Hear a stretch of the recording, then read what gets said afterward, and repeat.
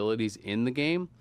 And he also, I think, was having to make up for some mistakes of his teammates in game. One of the things that I felt like he did a lot was, there was games where he could be doing pretty well in the 1v1, but he's having to drop waves to actually go bot and help them because their wave state is messed up or because they are, in a difficult situation.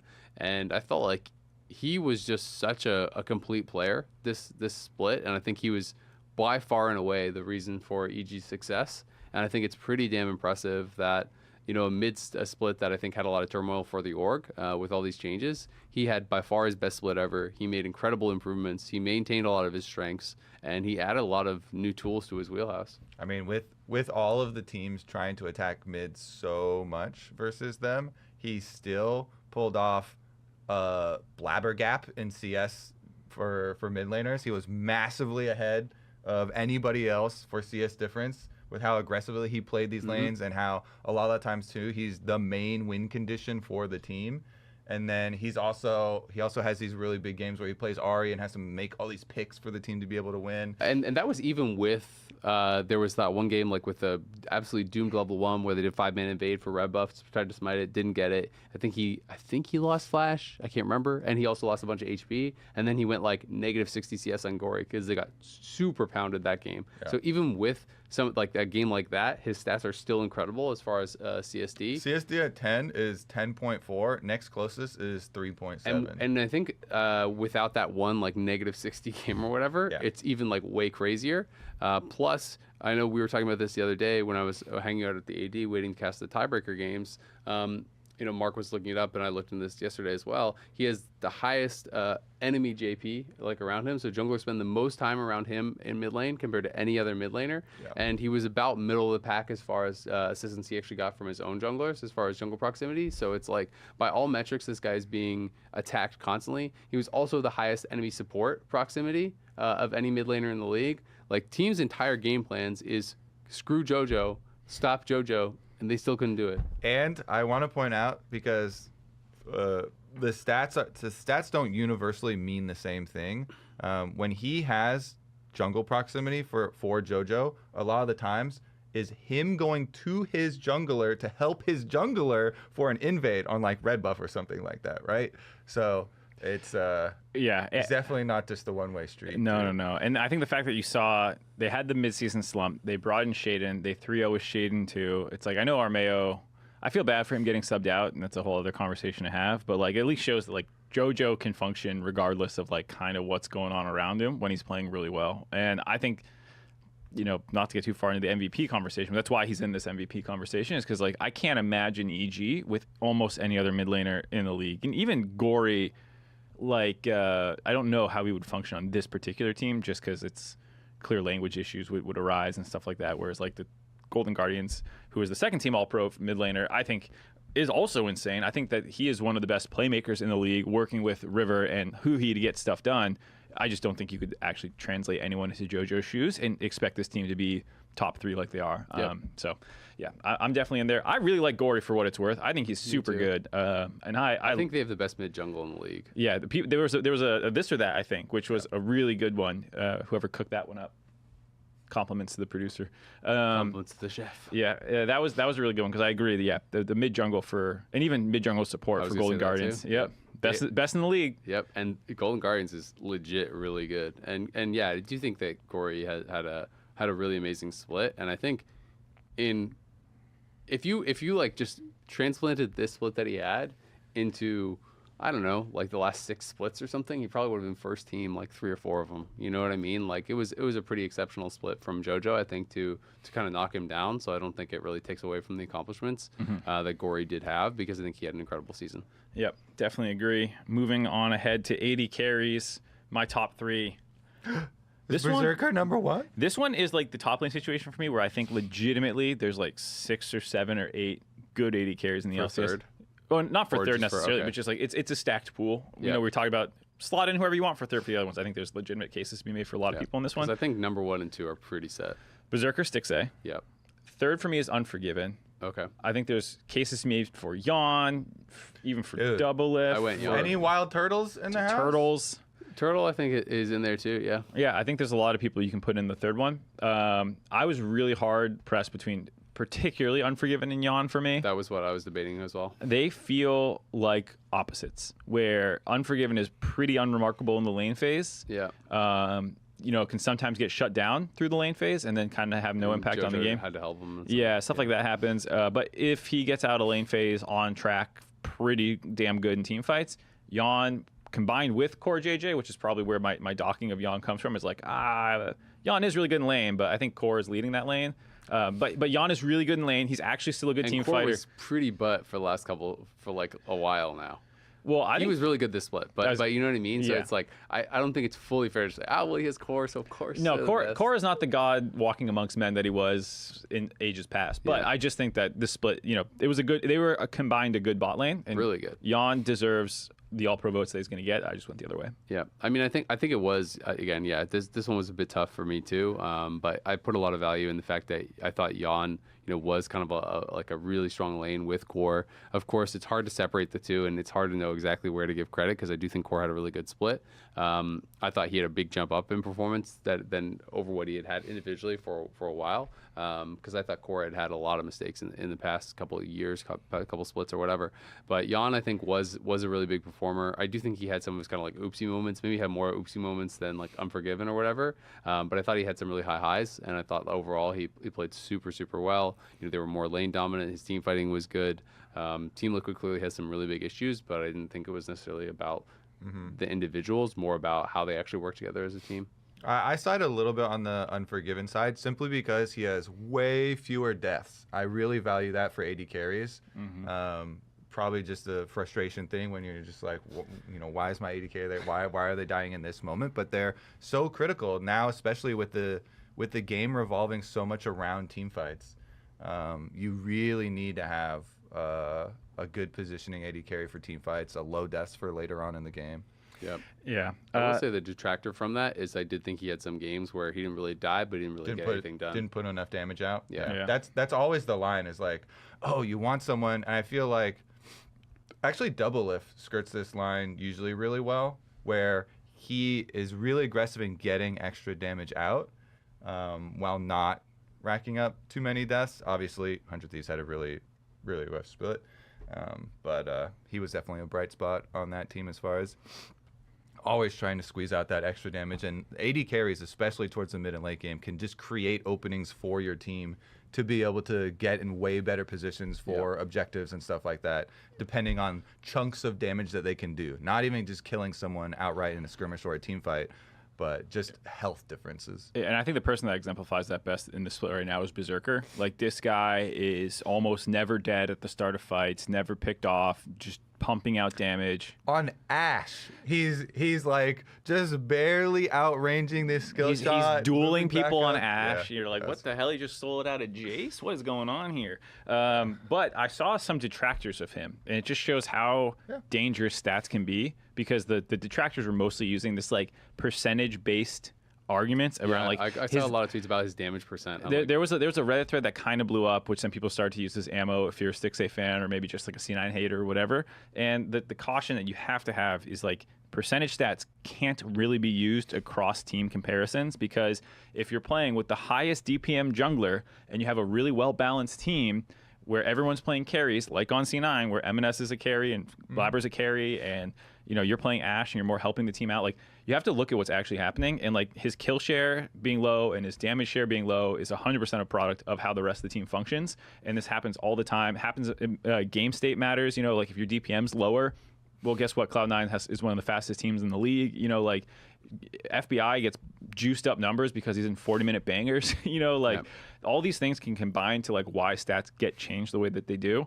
And the compelling case against Berserker for why he shouldn't be first team All Pro is just not there. And then eyeball test is like at the end of the day one of the things you have to rely on. And he's insane. The biggest thing people were doing this detractor was damage percent and DPM. He's like, I think second lowest in the league as far as DPM. He's just above Turtle.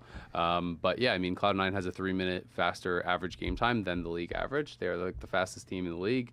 And as you said, so Blabber's #1 as far as DPM by quite a lot. He's like almost doubling the bottom of the league as far as DPM in jungle, so he's a very high damage percentage. Fudge is 4th in damage per minute for top lane, and if I recall, let me check up M&S. I can't remember if M&S is 3rd, right? So it's like you have guys that are all at or near the top of their roles. So like as far as the percentage-based stats, that really is going to kind of cut into that a lot.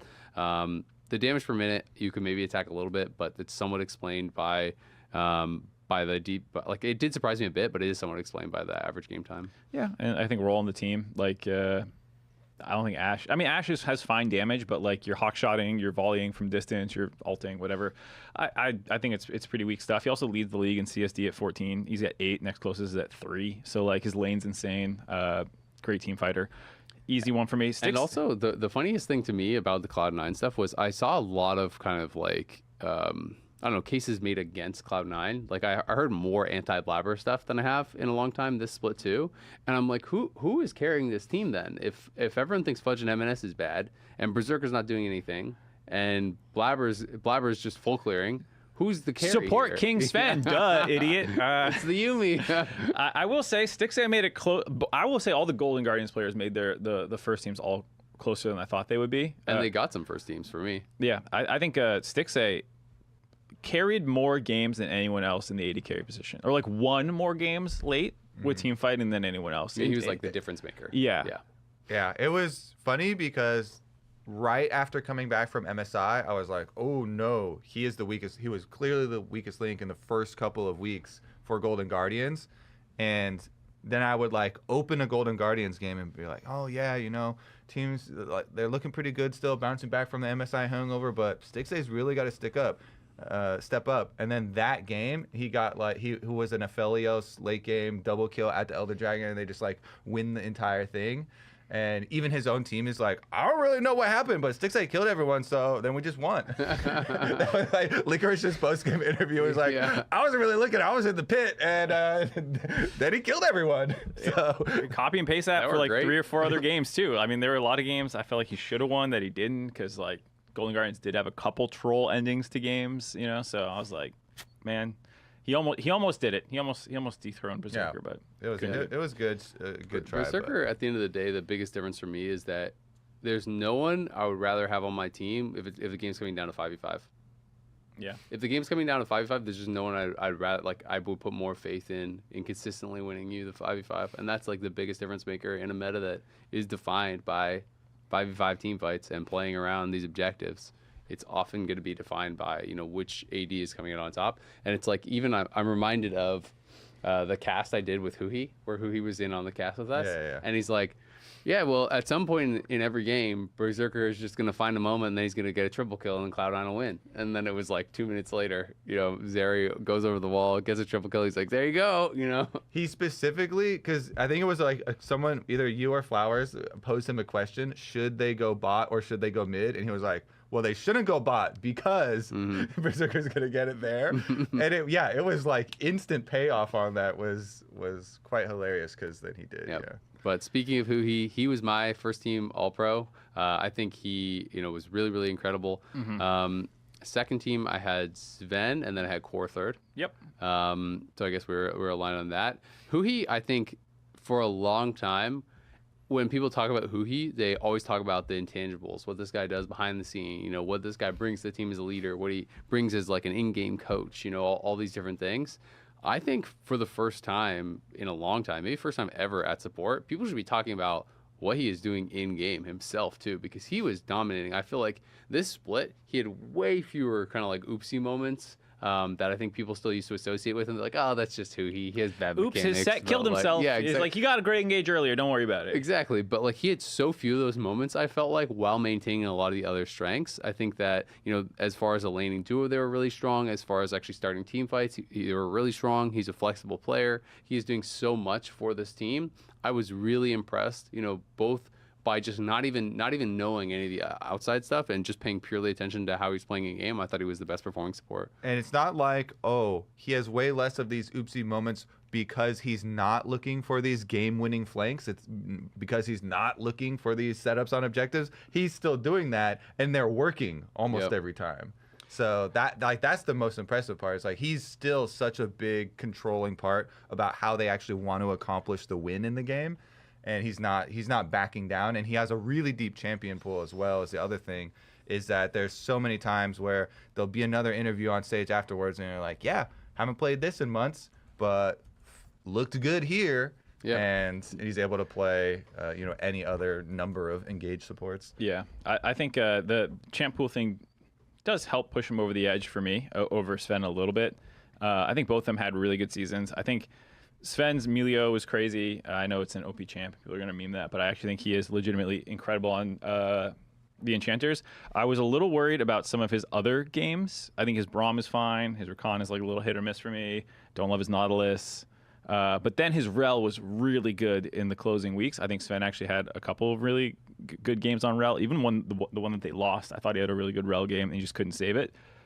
So he made it closer, but at the end of the day, I think who he just has, it's like hard to quantify, but like more game impact for all the reasons that you guys were just talking about, how much of like the leader on the team that he is. Really does seem like he contributes a ton in the draft with his flexibility.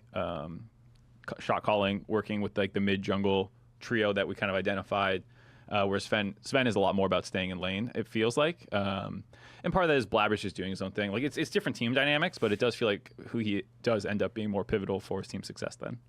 Do you guys feel like support was the weakest role this split? I think mid lane was the weakest role beyond the top two. Was there anyone in third for support in contention? I don't think. Ayla was good, but not like Ayla crazy. fell off kind of a cliff, I think. Yeah, the bot lane with him and Unforgiven in lane was not. Chime was good. Chime is actually good. Probably legitimately Chime was very good. I think I considered Chime. I considered Ayla briefly. Yeah. Are we Not forgetting Ignar. anyone? No. Yeah, no. Chime's a really good call out. I think he Yeah. was good. But I think the top TSM's three was. bot lane is just good. Yeah, TSM's bot lane is legit. Like TSM's pretty solid across Yeah. the board. I think top is the one real inconsistency. Yeah. But just good, not great for most of their positions. That's how I felt. Yeah. Yeah. Core JJ, monster in lane, it felt like still made a big playmaker, but the team's inconsistencies, it's like hard to separate Core from them, even though I don't think he's probably to blame as much as the rookies or Summit or even Pioshik a little bit. Like he's probably the least inconsistent, but they're still happening. And you're like, I don't know what to do with this. I mean, it's the TL problems are weird because at the same time, it's like they haven't won in a long time, and they've had kind of similar like mid-gamey issues for a long time, and Core has been on every single one of those teams. Yep. Right. So at a certain point, kind of is his fault, right? Like at a certain point, like he needs to be a catalyst to fix it, or the coaching staff needs to be changing the way that they're approaching the game to try to fix it. Like something is clearly wrong because they can't fix this problem. It's the same thing they've had forever. You're such a crazy good early game team. You're a scrim beast, and you just absolutely drop the ball in these mid and late game situations at a pretty like consistent pace. So I do think it's fair to detract from that.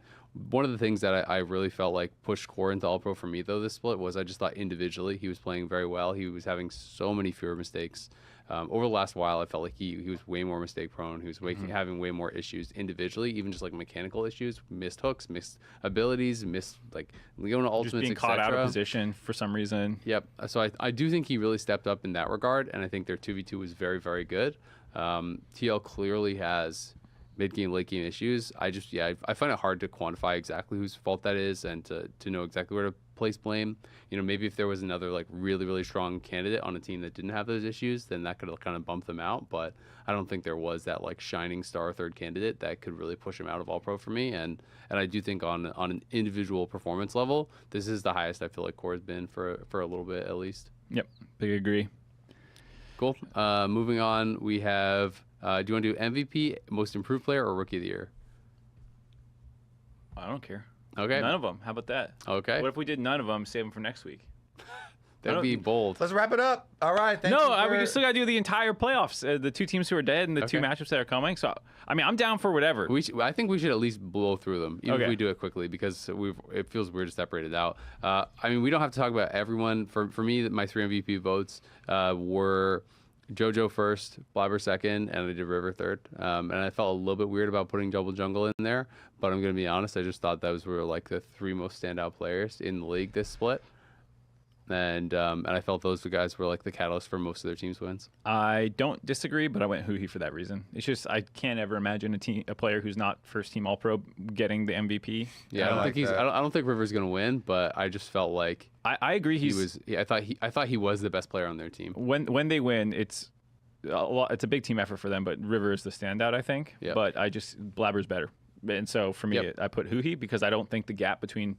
Funnily enough, I think like the gap between Blabber and River is bigger than the gap between River and Huhi for like importance for their team's success. Yeah, I feel like Huhi is. I mean, because MVP, you can also start to take into account all of the like intangibles that everybody's always talking about with him. I feel like it's massive for Golden Guardians. Every time you talk to any one of those players, they're like, Huhi just yells at us. He tells us what to do. Like, Huhi is taking such a deep hands-on approach this time. It's like he's built up more and more confidence over the years of his super long career. I just feel like Huhi is peaking right now.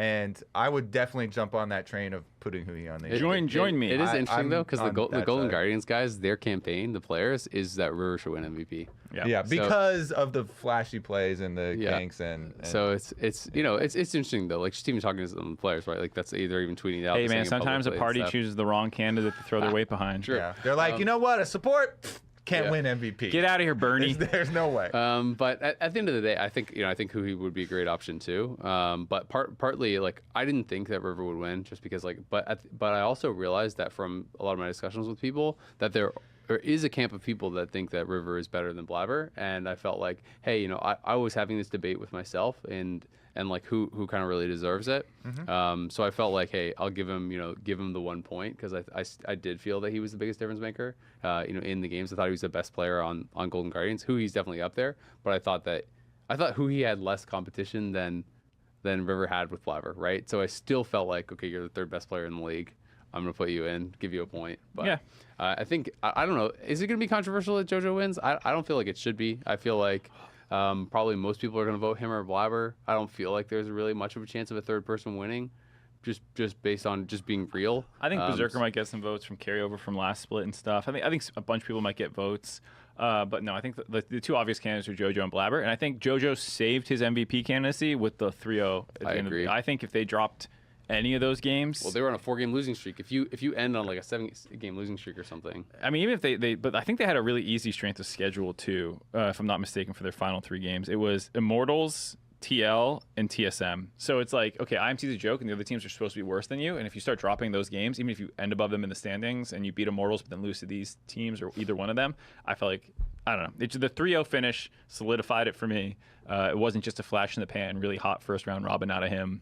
Is legitimately, I think, the best performing player in the league. I think he's the best performing player in the league, and especially when you consider, you say with MVP you have to consider all the other things going on. When you consider the fact that he is their shot caller, that he is stepping up and being a leader in game, that he is fixing a lot of the problems, gameplay issues. If bot lane is making mistakes and whatnot, he's fixing those for them. He's taking the most pressure. He's on a team that really has no stars except him, and he's still performing the best. Like, I think when you combine all that, it's actually insane. And I'm really, like, I don't want to be hyperbolic, so I'll just pose it as a question. Do you, like, when is the last time you think like we had like this level of kind of, I don't know, like meteoric rise from an NA player? Oh boy. I mean, the first thing that comes to mind is Bjergsen Yeah. Original Bjergsen, right? Yeah. Because the Bjergsen definitely had it. Because the rises of players, I don't feel like there's been another one that has had, like, the ascent has been that much. You think about, like, the other greats, right? Like Double-Lift or something like that. Way Double-Lift for a long, because he was on CLG for so long and didn't win. And so then, like, it makes it feel different because he was already. Yeah, JoJo came in year 1, was already really good. Won Rookie of the Year, right? In his first year. First split championship too. Won championship. And now is I think he's going to win MVP in his second year. Yeah, I mean, like bad split in spring though. I think there's been other players who had like that flash in the pan, like Tactical, for example. I know people are going to meme this a little bit, but like he subbed in for Double-Lift, did a really good regular season, had a good I feel like it's not playoffs. No, I don't think it's close either. But I was going to let him finish, but no. All right. He's nowhere close to being. Well, like you an asked the MVP question. Next time I caliber just player. won't answer because there's not a good answer. Here we go. We're going to move on ahead now. So then that is No. We got 60 minutes. We got to do the job. We got to talk about playoffs. I don't care about MIP because I also don't remember who I voted anymore. Most improved. I believe I did Licorice, Insanity, and I want to say I did Huhi for third. Licorice because it's over the course of the whole year for this one. For what it's worth. This and Rookie are both of This the was years. of the year, and I think a lot of people are gonna be like, "Well, Licorice is really good at MSI. What are you talking about, little bro?" But he was awful in spring, and I thought he was like. I remember talking about him on the dive as like, this guy is actually like I'm a big Licorice fan, but like he's maybe the worst top in the league. He looked really bad in spring. So I do think his individual performance has been an incredible turnaround from talking about him in spring as the literal worst top laner in the league to I voted for him for first team All-Pro and felt really good about it in summer. Insanity, I also think was pretty incredible. How much of a difference maker he has been for TSM, and the difference between now and the previous times he was in the LCS, I thought it was pretty night and day. And I think he just on an individual level for the reasons I was talking about earlier. Cool. Rookie of the year skipping. Rookie of the year is pretty weak. I voted Jan, but let's be honest, there's not that much of a competition. I did Jan and then Busio, and then I think I had APA third. I was gonna say I'm just gonna throw it, even though you only played a very few games. I'll just throw APA. Boom. There's like a couple more people that were even qualifying. Like Tenacity's not here anymore. I can't even remember who else it was, but it was not a very competitive cast, I don't think. Nope. All right, so two teams dead in the water now, Immortals and FlyQuest. And Immortals really bumping up against the troubled waters. They have, technically, as far as people can remember, engaged now in a rule that is supposed to be in the franchising era, which is if you finish bottom two for 5 out of 8 splits, you are technically able to be reviewed by Riot and removed potentially from franchising. Yeah. It's never happened before. It probably won't happen here. And it's been a while since anyone's like confirmed that this rule is still in place. Who knows, exactly where in the team participation agreement it is. The rule was only even to make it possible. Yeah, it's like you can be reviewed if you're really not trying. Yeah, my understanding is Riot votes and all the teams have to vote. So like everyone has to kind of want you out. It only makes it possible. The chance of that actually happening, I feel like is. I think the chance of it happening is none. But I will say that they have had an awful run. This is from 2020. This is just regular seasons from 2020 to now. 8th, 10th, 7th, 7th, 10th, 9th, 9th, 10th. Right. So the peak was 7th. To be fair, in one of those playoffs, they finished 5th, 6th. But that is the only one that was in summer 2021, I believe. And that's winning a single best of 5 across 3 years now. Yep. There's other budget teams. Yeah, I mean, like people crap on Dig. Say what you will, they've had a couple times where they finished top half of the league. They had a little splash in play-ins or block in that one time. They've had moments. For Immortals, they are a very sad story right now, and I don't know how they're going to turn it around because it becomes this like cyclical problem where like up and coming talent do not want to go to Immortals. I've heard people behind the scenes say this outright. I think you can even look at Kenvi as a case study of like maybe Kenvi wouldn't have worked out anywhere, but certainly wasn't going to work out on Immortals. And I mean they've tried so many different players as well. Like I can't remember the exact stats, so I'm not going to just kind of pull it on my butt. But like basically they have been changing players more than almost any team, if not any team in the league. So they have been swapping rosters around constantly. They've been cycling through players constantly. None of it's working. So clearly there are some serious issues like on the organizational side. But I mean, at the end of the day, it's like this level of performance is just terrible, right? Like they need to fix it. They need to make some changes because again, like there are teams that are budget rosters that are doing very, very well. CLG was working on a very small budget as well. From what I've heard, CLG was spending less than Immortals when they got 4th, right? It's like, so you can do it. Of course, you're not necessarily going to be winning the championship if you're on a budget roster, but they need to do better. Yeah, it's depresso a little bit. I think tactical, bright and shining star for me. Mm-hmm. You laugh, but I mean it, man. I'm just remembering your cast. Yeah. But yes, I 100% agree. And it was made more clear even this final week. Like he completely stepped up again. So it's really nice to see because Immortals is such a like dark and doomy place, right? For him to come back, and he's a very confidence-based player. Yeah. But for him to be playing, well on that edge, maybe back being paired with Treats again does help in that, like, just feeling comfortable or whatever. But he looks so much better than he has in quite a while. So I'm happy to see that. Yeah, definitely. And I hope get him a team. Yep. Yeah. That's what I've been saying. Gonna keep saying it. Get tactical team, whether it's on the Mortals or not. FlyQuest, maybe a lot of people are talking about it, like biggest flop for a roster ever. I think so. I think so too. They spent the most in the league. The only comparable thing to me is 2020 spring Team Liquid, where Double-If was just totally mentally checked out and they got 9th. It's also like Vitality and stuff. Like there's yeah, I was elsewhere, thinking but even LCS. just here, Yeah, and LCS. I think that's the only other one, and that was not like. It was your star player not really trying, like getting complacent a little bit. He went to multiple international tournaments in a row, getting juiced up for spring. That's where this infamous spring doesn't matter thing came from in the first place, was like justifying it a little bit. And then immediately Double-If bounces back and wins summer with TSM, and Team Liquid with Tactical become a top 3 team and go to Worlds. So like clearly it was just like this one-time underperformance.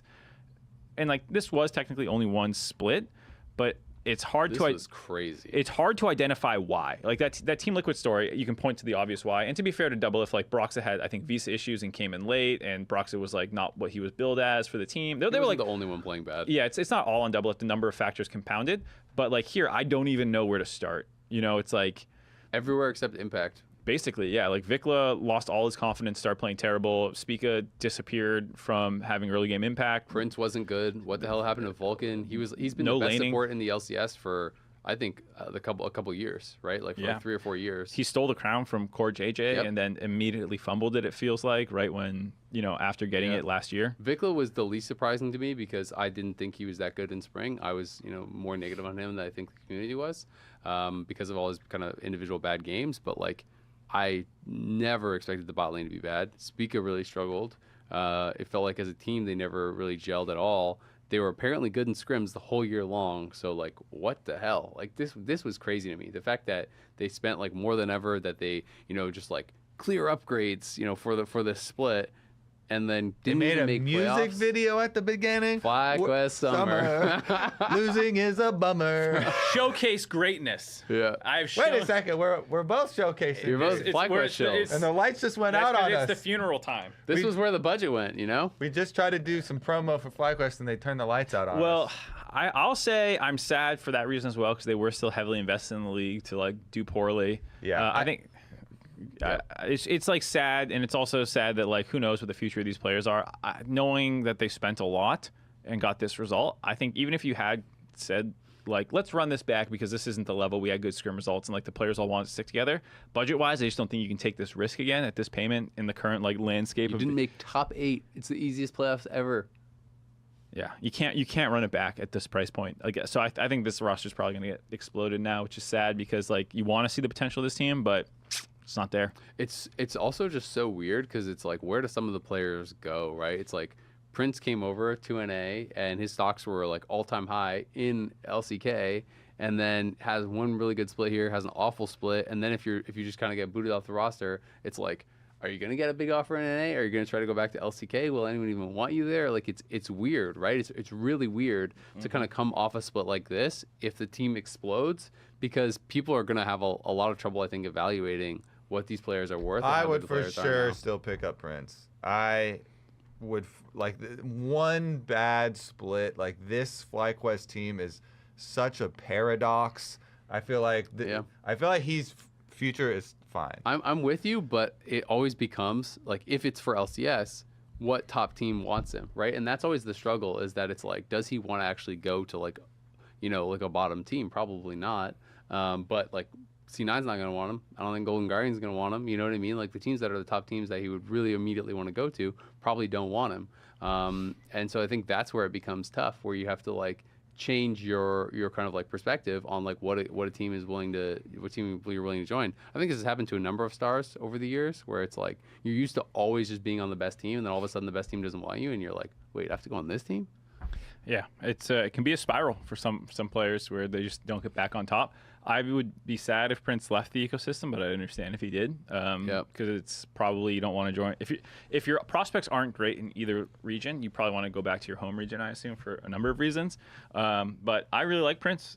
Even on the last week when we were doing the He's really fun. what was the Soul Fighter day? Yeah. I was dressed up as Zaya, and like he was in the makeup room at the same time, and he started like jokingly hitting on me and being like, "What's your number?" You know, and I was like, "I'll tell you after you win the match." And like this, like he's just a really fun person to be around, and so like, I'm gonna be sad if like he's not there anymore. Yeah, it's funny. So the last day after they were already eliminated, not in playoffs, and they were about to play. Like I always go to the restroom. I saw him going in, and my default whenever I see any pros, I'm always like, "Good luck." And I said, "Good luck," and he stopped there and he looked at me and he was like, "Good luck." And I was like, "Oh shit!"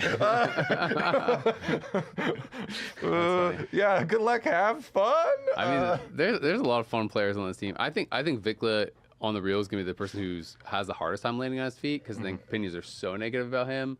But I mean, Impact has been good in this league forever. Someone's gonna want him. You know, Spica, it's obviously sad because that guy's a content machine. You hope that he's gonna land on his feet. Vulcan as well. Quietly has like, kind of gone off socials because they're doing so bad, right? But like he was such a fun player to listen to and see the trash talk from for so long. So I hope these guys can bounce back. Yeah.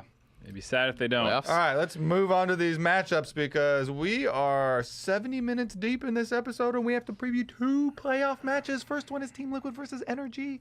This is actually super hype. They were 1-1 in the regular season, 4 and 5. The 2 most inconsistent teams squaring off. These TL is games, not inconsistent. They're consistent. these games have to be bangers though, because Team Liquid, so many times they get big early leads and the game gets crazy. Something happens late game, they lose.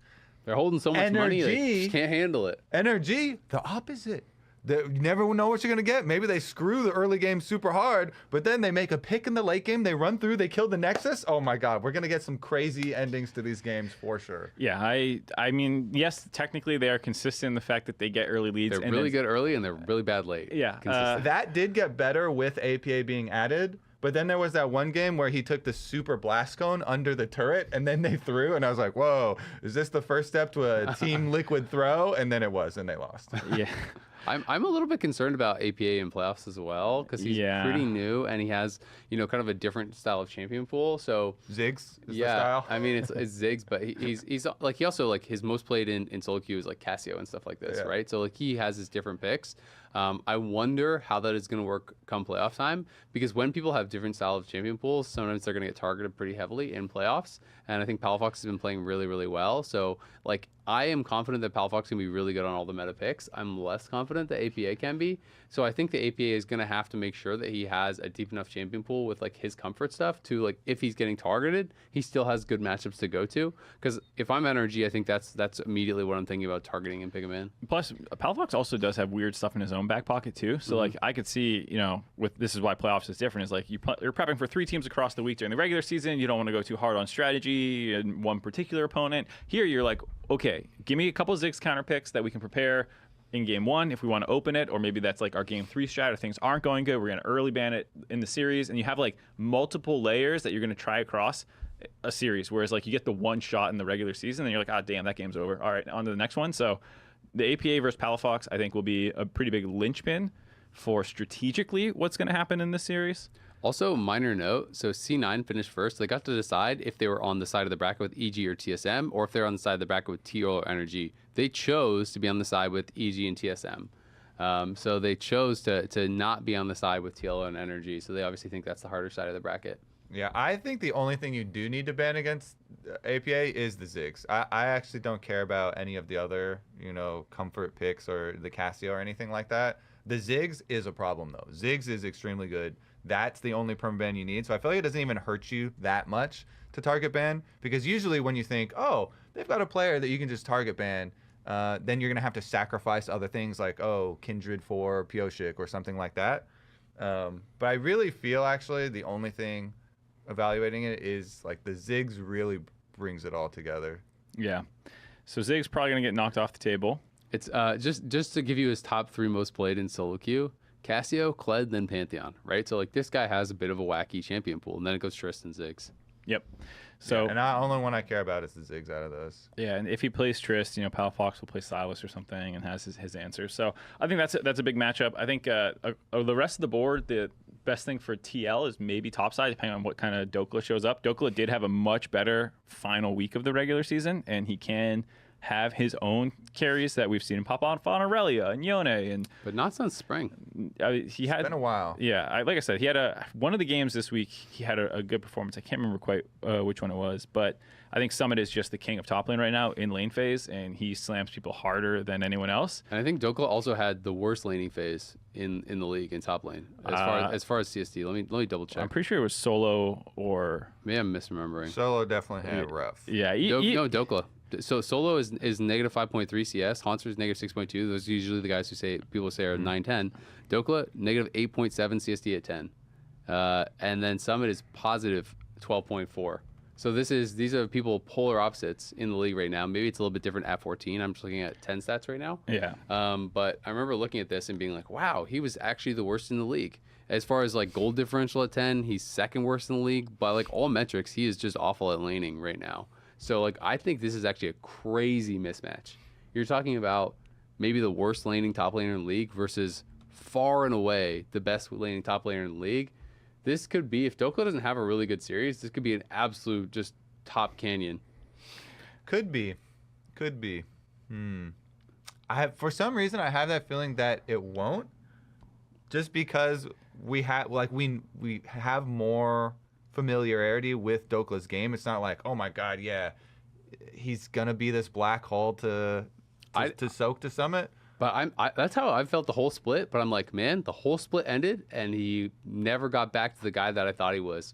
I think it's like, so now I'm at the point where I'm like, you have to prove to me that you're that guy again. Well, so a couple things for the Dokla lane phase thing. He hasn't died as much in lane as like a Solo and Haunter, who have like multiple first blood deaths, as well as way more during the lane phase, way more ISO deaths. So while I think he's better than Solo and Haunter. Yeah, but I also think he's not like getting giga gapped in terms of getting solo killed and stuff. Like he actually doesn't have a ton of ISO deaths. He's not making like the back-breaking mistakes, which is one of the things that happens to Summit in playoffs and has happened even when on like the great C9 roster is like, okay, you're winning by 15 CS with like a pretty lane-centric matchup, and now you're going to team fights up 500 gold, but you're also getting inted. Like he still makes these mistakes. Like this can happen, and so like I think, yeah, it's obviously going to be Summit favored in lane phase. But if he's not making the back-breaking plays, I think it will come down to like long game time, because this, like you said, this is the Team Liquid problem. If they don't blow people out by 10K at 15 minutes, they lose a lot of games. Yeah. The thing is, like, I agree. Like, it'll be an early lead, but the more interesting part about this matchup is how the teams play through mid game. I mean, because Energy has similar problems too with the FBI, where like FBI, I think his highs are high, and he manages to get himself in a good positions, fairly often. But I do feel like I don't have that much confidence that he'll like, if he has a lead, there's certain players who are like, okay, they won the game. FBI is not one of those. He's had a lot of moments where he is really far ahead and makes a bad play and dies, and then all of a sudden the game kind of flips on its head, right? So I think both these teams have some of those struggles. If you want to put on like the Energy favorite hat, it's definitely the Energy has played kind of like up to the level of their competition, right? Like they play really well against top teams. Against top 5, I don't know what the actual season ending record was, but I know at one point it was tweeted out they were like 6-2 versus top 5, and then they were like horrible record versus bottom. I think it only got better because then they beat C9 again. So it's like versus playoff teams, Energy has a really good record. So like maybe they really will just like rise to the occasion and play incredible in playoffs. And I think if that's the Energy that comes out, I think Energy at their best, I think will beat TL, because TL has never really shown to me that they can fix their mid and late game problems. But it's hard to know for sure what Energy is going to kind of come to the table. Yeah, I feel like you're going to look like an idiot either way with the prediction in this, because it's like you predict Team Liquid and it's like they troll a bunch of late games, they end up losing the series. How could you believe in this team? They've never shown that they can like keep it together over a stretch of time, so of course they're not going to win best of 5. You predict NRG, Team Liquid just steamrolls them in the early game. It's like, how could you not predict this team? They're so much better in the early game. So I feel like this is one of the series where I really have no idea what's going to happen, because the variance for both teams is so high. I kind of lean NRG just because we've seen them challenge C9 in playoffs before with this group of guys. I have a little bit more confidence in them. I'm a little scared about the APA situation. I'm more scared that the APA situation results in a loss than I am about Dokla getting gaps resulting in a loss. Yeah. I think that top is going to be a huge gap. Yeah. I think that Summit's going to smack him, but I do agree with what you guys are saying in that like Dokla losing lane every game to Summit doesn't necessarily equate to a loss. Whereas I think if Palafox is running over mid lane, like if they can create advantages there, that then affects I think Pioshik, exactly. that can affect bot lane. Spreads out to the rest of the map. Speaking of the junglers, these are two crazy ass junglers. Speaking of the jungle, these are some crazy ass motherfuckers. This is actually two really like they've been playing psychopath junglers here. Both Pioshik and Contracts have huge variance here. And I'm very high on Pioshik right now, but like going up in a best of series versus Contracts versus Energy, like this could easily, like you're saying, oh, how could you not predict it to go this way? I could easily see jungle being like, oh my god, massive jungle gap one way, and then next game it's actually massive jungle gap the other way. It's just so funny though, because if you talk about individual lanes and stuff like. Teal's early game is just so good that you just start thinking about, if you go about lane by lane, you're like, of course Teal are going to win. They're slam top lane. Their 2v2 buys way better. AP's been playing great. And, like Pioshik's early game has been so good. Like, of course they're going to slam them, right? But then it's like, you really have to temper that when you realize that it's like, yeah, they always do that, but then they always have these other issues. So I do find it like to be a really hard to predict series. I agree that like any prediction, you could come out looking like an absolute buffoon because Teal could just have that early game and then not make the mid game mistakes, and they could crush Energy. Summit doesn't get picked off in the late game. That could happen. 24 isolated deaths in the regular season, number one of all players. The best was the Dokla casting the Team Liquid game, and when Summit died, he's like, "Oh, I've never seen this before," and now they're playing against each other. I mean, there are players that people's entire strategy around that player when they start losing becomes go kill this guy because he's going to give you some freebies, right? Yeah. And Summit is one of those guys, but at the same time, plus 2,241 gold is Teal's average at 15, which is absolutely absurd. And to compare that to Energy is negative 463, which is more like average-ish or a little bit below average for the early game. Yeah, I mean, I definitely see it. Team Liquid early favor, and then Energy have had really strong mental. Like I say, a lot of these games stick out in my head, maybe, that they're comebacks. So maybe it's not like such an impressive thing, but there have been a decent amount of games where Energy is losing, and they still win the game. There was one of them I casted. The gold graph had 1 pixel where they had a gold lead. That's all they need. And then they won the game because they even when they're down, when they're down, they're up. Maybe it comes from being non-rational gamers and having so many. Let me finish. Sorry. What was I even gonna say? I don't even remember now. You said they're always down.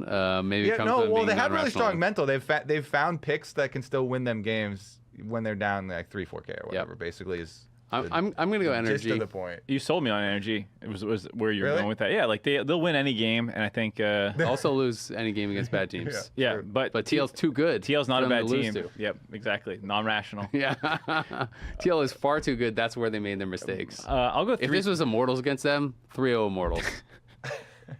I'll go 3-2 Energy. I don't know how you feel. Yeah, that's how I'm feeling too. But I honestly, that's just me saying, I don't really know. This one could go either way. I don't know that it's actually gonna be a 5-game series. I hope we get a 5-game banger. I wouldn't be shocked if either team 3-0'd each other. I understand. All right. TSM versus EG, 3 versus 5. I think 6. Oh, excuse me. Yeah, you're right. They're both listed at 5 here. I just read the thing. I didn't use my brain. So I felt like this a couple weeks ago. I would have felt a lot more positive for TSM, but I think TSM has been on a pretty big downward trend. I think that EG, after their 3-0 with Shaden, I think are looking pretty hot. One of my biggest concerns for TSM is top lane. Absolutely. I think Hansar has really been struggling. He was on his 6-game streak of Renekton where they're looking pretty good. Ever since then, Renekton is first round banned against them every single game. Every team is doing this. Every team has recognized this as a huge weakness. And I've heard this from multiple top laners that they think that like Haunter on Renekton and Haunter off Renekton is like a massive gap in performance. And so unless he can really step up on something else, I think that is a huge issue because I think Revenge is playing well. I think, even though Insanity had a great split, I really do favor them heavily in mid. It's the guy I voted for MVP. I have to.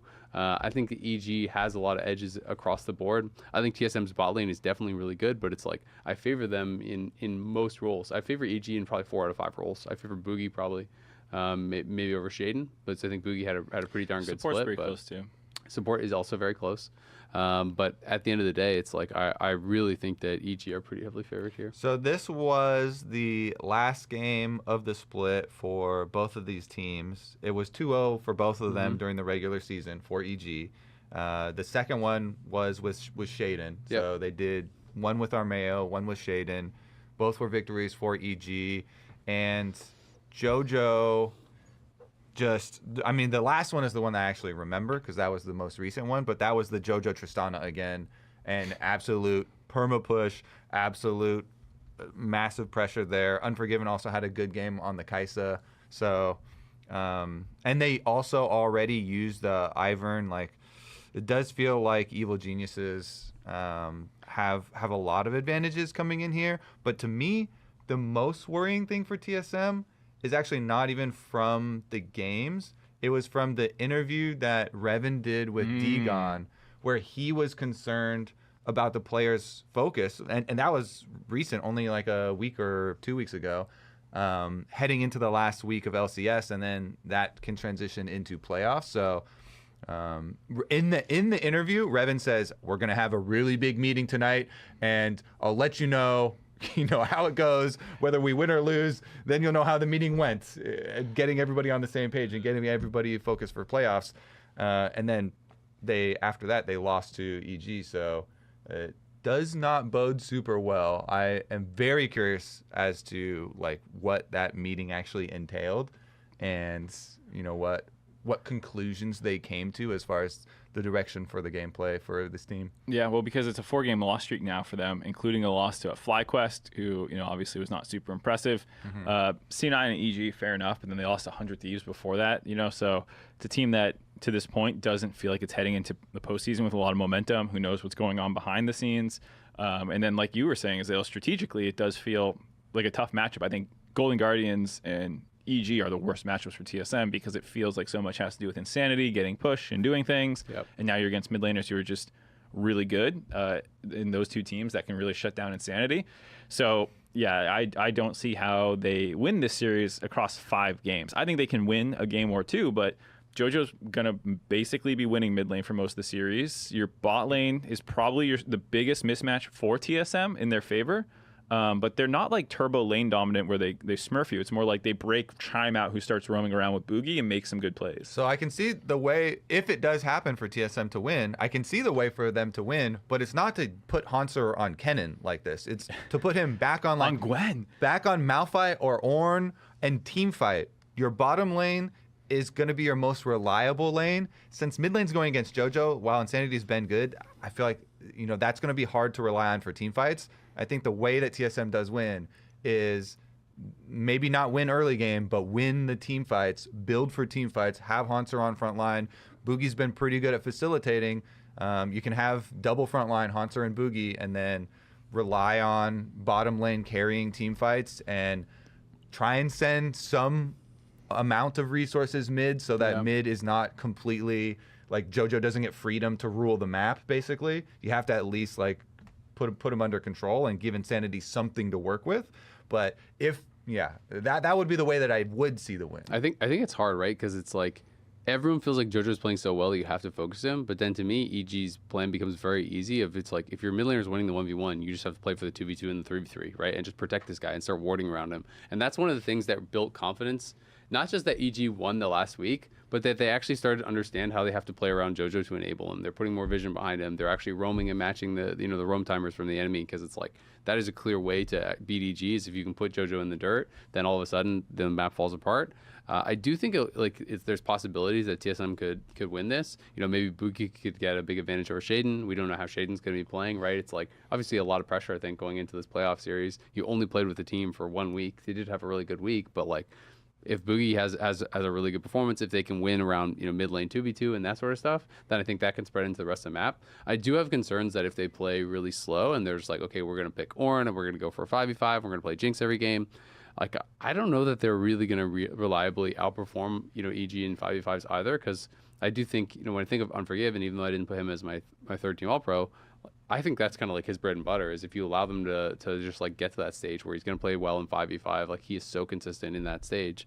And if Haunter is always taking the losing matchup against Revenge, then it's like I could very easily see losing control of the top side of the map pretty quickly, right? It's like if we're just going to blind pick tanks and you're playing into Gwens and things like this and losing push, then you're probably going to be losing Heralds. If JoJo's winning, then you're losing top side of your jungle, and like it can really start to snowball. So I'm definitely concerned for TSM, like what their game plan is going to be, but it feels like no matter who it is playing against EG, you have to have a real plan for JoJo, and you have to have some way to answer him. So maybe it's a clever pick from Insanity. Maybe it is just playing heavy, drafting heavy for 2v2 between Boogie and Insanity, and counting on the fact that you can win out there. But I think if JoJo is kind of given freedom, I think EG's going to roll him. Even then, like, it's 5-game series. You can't just do that once where you have a clever pick. It's like, okay, they're going to adapt now. What are you going to do for the next 2 games, assuming that they actually answer this somehow? So that's why, for me, I really don't think mid-jungle is actually a way to consistently win against them, unless Shaden just, like, shits the bed somehow, and they don't support JoJo at all, and they're just never playing around him. I think it has to come through bot lane, because I do think, legitimately, if, like, Chime and Turtle play hella aggro and are just, like, burger flipping games all the time, like, that's, like, yeah, just fight to the death. Let's go. Like, maybe that's actually the best way, because I haven't been very impressed with Ayla and Unforgiven's decision making under pressure too. Especially, it's like the FlyQuest loss sticks in my mind, where they just like jump on the other guy because like Armeo's kind of around, but like, what are you doing? Because they just took jungle and you had no sums. Like, it's such an obvious don't go for that play. Just the sums thing alone is like, you shouldn't take this, and they did. So they have some very questionable decision making, and like maybe you can pressure them there. My biggest concern is always just that it's like, JoJo has just shown that he just rolls every mid, feels like 1v1 if you allow him to do it. So it's like, not that is the easiest way or the most consistent is to play 2v2, but I just feel like if you don't, JoJo's probably going to win mid and then he's going to go bot, right? Like, that is the problem. And I think that is the difficulty of dealing with this team, is that the JoJo problem is not an easy one to solve. So, I'm pretty EG favored in this one, but I hope that, TSM really can make a good series of it and, and show us something surprising.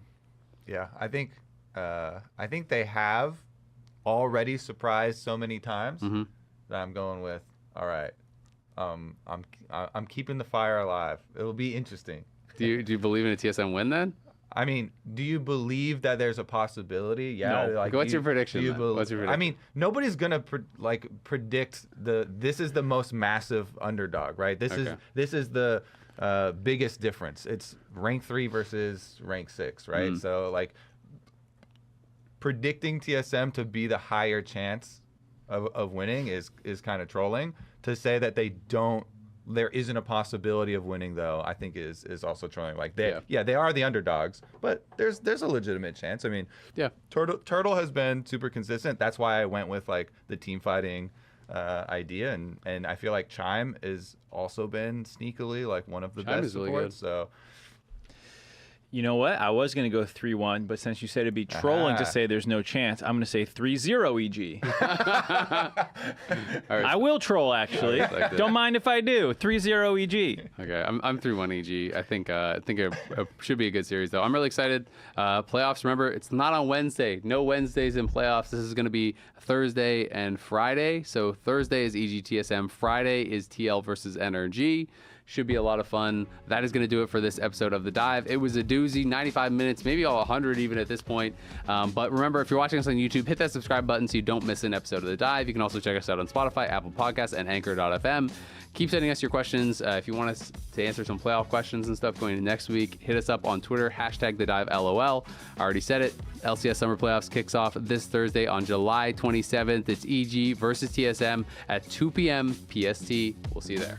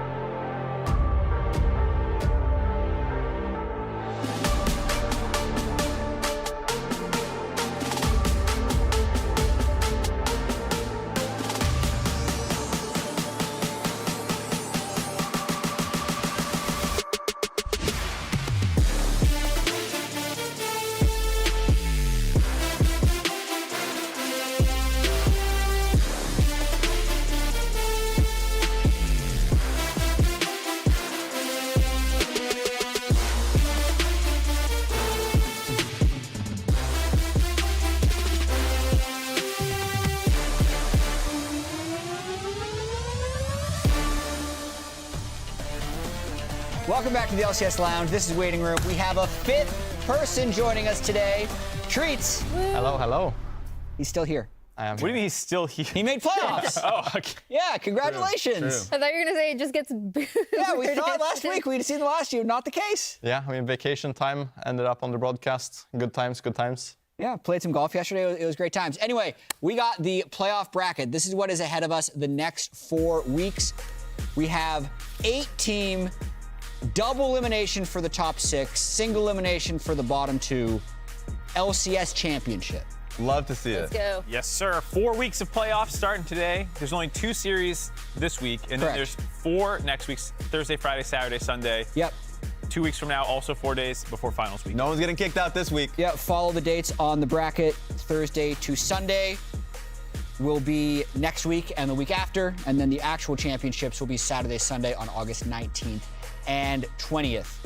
Also of note, this entire playoff bracket will be played on patch 13.14. 13.14. Yep. 13, 14. The biggest things of this patch, Arena was introduced.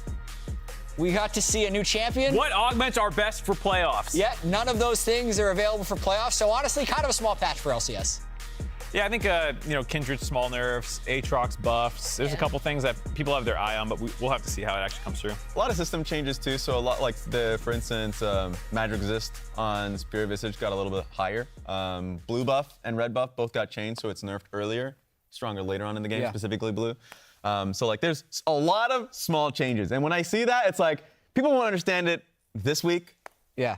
Maybe not next week, but then you'll start seeing bigger, like people are like, actually, Aatrox is pretty good in this specific matchup, and you'll start seeing a lot more like noticeable differences. So I'm looking forward to seeing who innovates the fastest. We might actually see Hanser play Aatrox today. Yeah. Oh. Maybe. Or revenge. And I also feel think like revenge we're gonna have a whole month on this patch, so we're gonna spend more time talking about it if it does end up having a big influence later on. Yeah. Biggest news this week, I think, was the LCS All-Pro. So let's take a look at this. Let's Get go. him up there. Celebration for the All-Pro first team. Congratulations, Licorice, Blabber, Jojo, Berserker, and Huhi. First thing I want to point out is first team for Huhi in his career. Long career. Pretty Yeah. crazy, like from mid lane, in which he and CLG were like the best in the league at times, but like never really got the recognition, of course, like behind Jensen and Bjergsen for a long period of his career. Now in support, gets that recognition. Yeah, I think he had a really good split. In general, when I played here in NA last, I thought he was a really good support. Him and Stixxay were a really big threat in the bot lane, I think. And now I think every other support has kind of dipped his level, and he kept going up. So I think this was definitely his best split so far on support. Yeah, let's roll through to the second team and then third team before we open up to a wider discussion. Summit making the first Team Liquid appearance, and then the rest of the Golden Guardians showing up. First team and second team All-Pro. Does that make them the best team? Should. In theory, they got all the best players. Yeah, let's see the third team then. More of Cloud9 popping up in Yeah, third all team. of Cloud9 first, second, or third team. EG and TL. Those are the 4 teams that have representation. Golden Guardian, C9, TL, and EG. Yeah, no Energy or TSM players made the top 3. They did receive votes, though. All of the full voting breakdown can be found on lolesports.com, including basically everyone who filled out a ballot, everything they voted, if you want to go and compare that. But I did want to talk a little bit with you, Treats, about the differences between maybe your perspective on the voting from what the players and coaches did versus what the results ended up being. And also what was funny is the Discord All-Pro that we did last week was exactly correct. Yeah, that's crazy, yeah. Speaking of your All-Pro votes, it says tacticals, but I heard you basically mind controlled him into half these votes. So this is really Treats' All-Pro votes. Yeah, I mean, Tactical was like, I need some help on these votes. These are yours. Okay. Yeah. I think in general, they're pretty similar, right? I think for some of the roles, it's kind of swapped around. So for us, River was a huge factor for Golden Guardian's success. I think he just kind of makes or breaks that team. When he has a really good game, he's just completely 1v9. I think Blabber is Mr. Consistent in that sense, and River is kind of the X factor. I think also for top lane, I think top lane was also kind of up in the air. Both Fudge, Summit, and Licorice, I think, can be put on first place. I think for us, Fudge or Summit took the first place. Other than that, it's pretty similar, right? Emily? Yeah, I mean, I think the big thing here that stands out in terms of there are two things. One is Fudge first team and Licorice third team, but then the other is, and I saw a lot of community discussion about this, the difference between the fact that Broadcast heavily voted, or I think we all did, put Blabber 1, River 2, whereas like most coaching staff and players put River 1, Blabber 2. So as someone who's kind of done both things, where do you think the biggest difference is? Because I have my suspicions, but I wanted to ask you first. Maybe it's also the thing of knowing that Blabber is really good, and I think River kind of coming in as a strong force, like forces him up in the rankings, so to say. I think it's also just the fact that Golden Guardians without River would be a way weaker team. Obviously, so would be the case with Blabber and C9, but I think Blabber being a known factor and then River coming up and kind of smurfing NA, I think is the biggest difference for me. And he's just also someone, I think when you're drafting against River, it's very scary. If he sees a good Jarvan angler, like he might just pop off this game. He only played it like once, but the threat was always there. Yeah, he has the big threat for sure. It's also worth noting that they had the closest point differential, I think, between first and second team. It was like 93 to 85. I don't remember the exact numbers, but it was like within 10 points of each other, so that was very close. I also see the Insanity respect. Also the JoJo Insanity. That's the matchup today. Yeah, that is a good matchup, and I think both of them popped off, right? I mean, Insanity for TSM, every time he got subbed in after the Ruby situation, he came in with a lot of force and a lot of cool picks as well. And I think he just kind of made that team go from meh to like very solid in a lot of their games. So that will be really exciting to see today. And I think the one that had a lot of variance was top lane. And it felt like a question of who you valued the most in a top laner as JoJo's going off. Trying to break his keyboard. Mid laner energy, huh? I see Kelsey just laughing at him in the background. I'm looking for the caffeine. There's nothing there yet. But like, what do you value in a top laner? Because Summit was the easiest case for that, who excelled in lane, but then past laning phases where people docked him a lot.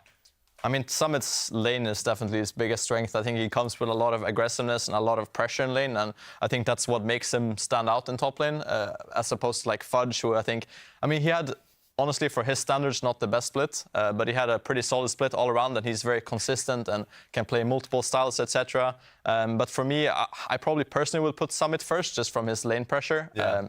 But what I personally value is, honestly, consistency. I think top lane is the Mr. Consistent role. If you can play multiple styles and be consistent, then you're the GOAT. There it is. I also think it's just worth noting that every voting group has its own little biases. Like Broadcast doesn't see scrims, doesn't play against them. We see what the camera sees as it moves around the map, and we miss like most of laning phase for most pro players.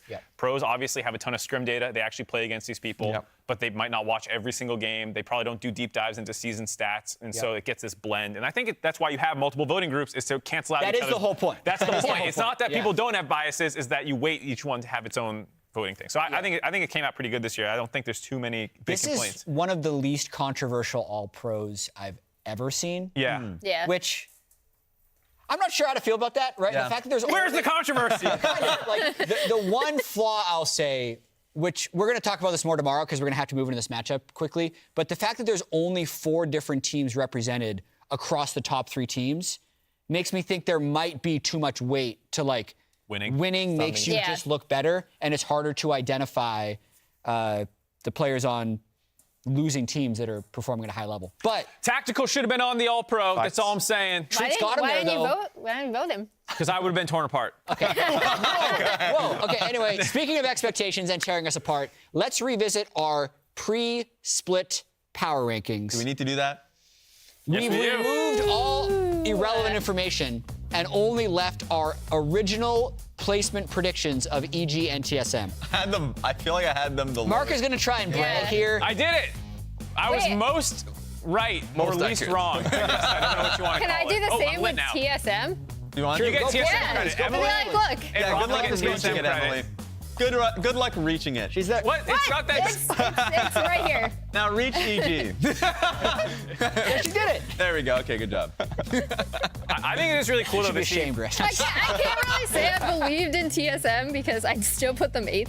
Yeah. But hey, I mean, even put for them us higher. who are the believers, we're still like 2 or 3 points or positions lower than a lot of these teams end up being. And I think it's cool that this is our first round matchup that we're seeing in the winner's side bracket. 2 teams that people basically completely slept on. Yeah, and I think part of it was all these teams ended up harnessing the motivation of expectations and using it for the greater good of their team. Like, I definitely felt a lot of nobody believed in us from TSM at the very start. Like, hey, we're actually not the worst. Or even for EG, the fact that every player on this roster had something massive to prove. Yes. Because they all struggled in spring. And we actually went through all 6 players that played for EG and where they were in spring versus where they are now. So on the very right, you see now 3rd place, 12 and 6, but each individual had some rough stuff going on in spring.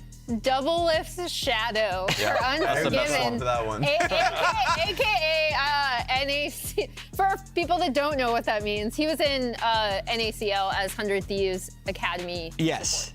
Yeah, so it could just say NACL 100 Thieves, but Yeah, but no, someone wanted to throw in a little dig there. yeah. Treats, what do you think of this? I mean, I think it just kind of goes to show how much of a resurgence you can have in your career. Like wherever you come, it's the same with Stixxay and with Licorice as well. I think you can kind of go up and down in your career, and it's natural, right? And I think a lot of these players kind of were on a dip, but now obviously they've showed that they can get 3rd place regular season and come in with a lot of force in the league. I also think it speaks to like how important an environment is and like finding the right group of players, because all of these guys are clearly talented, but for whatever reason, a bunch of them were not finding success in their previous positions. Some of them might not have been given the opportunity. Some of them had the opportunity and just weren't converting into wins. I like Revenge is a perfect example, you know. And so I think it is really cool to see how much. Well, maybe it's not cool. Maybe it sucks that so much of your success is environment versus like actual individual talent. And you can see what happens when you do get the right group. Yeah, there's definitely a level of individual belief that hopefully players can take from stories like EG or even players like Huhi or Stixxay. So I am rooting for actually both of these teams. Unfortunately, one of them has to lose today. And someone else that is going to be playing today, Emily, has a bit of backstory on him. Oh yeah, so Wild Turtle is 2 kills away from breaking the all-time LCS kill record. And because of that, we are going to do Draw My LCS Life Wild Turtle. This is incredibly abridged. Jason Wild Turtle Tran began his LoL career in 2011. He actually played top lane and mid lane before playing AD carry, which ended up being his role. He got his name from watching 2 turtles fight each other. And this also translated into him going wild and being super aggressive in team fights, so then it became a part of his playstyle as well.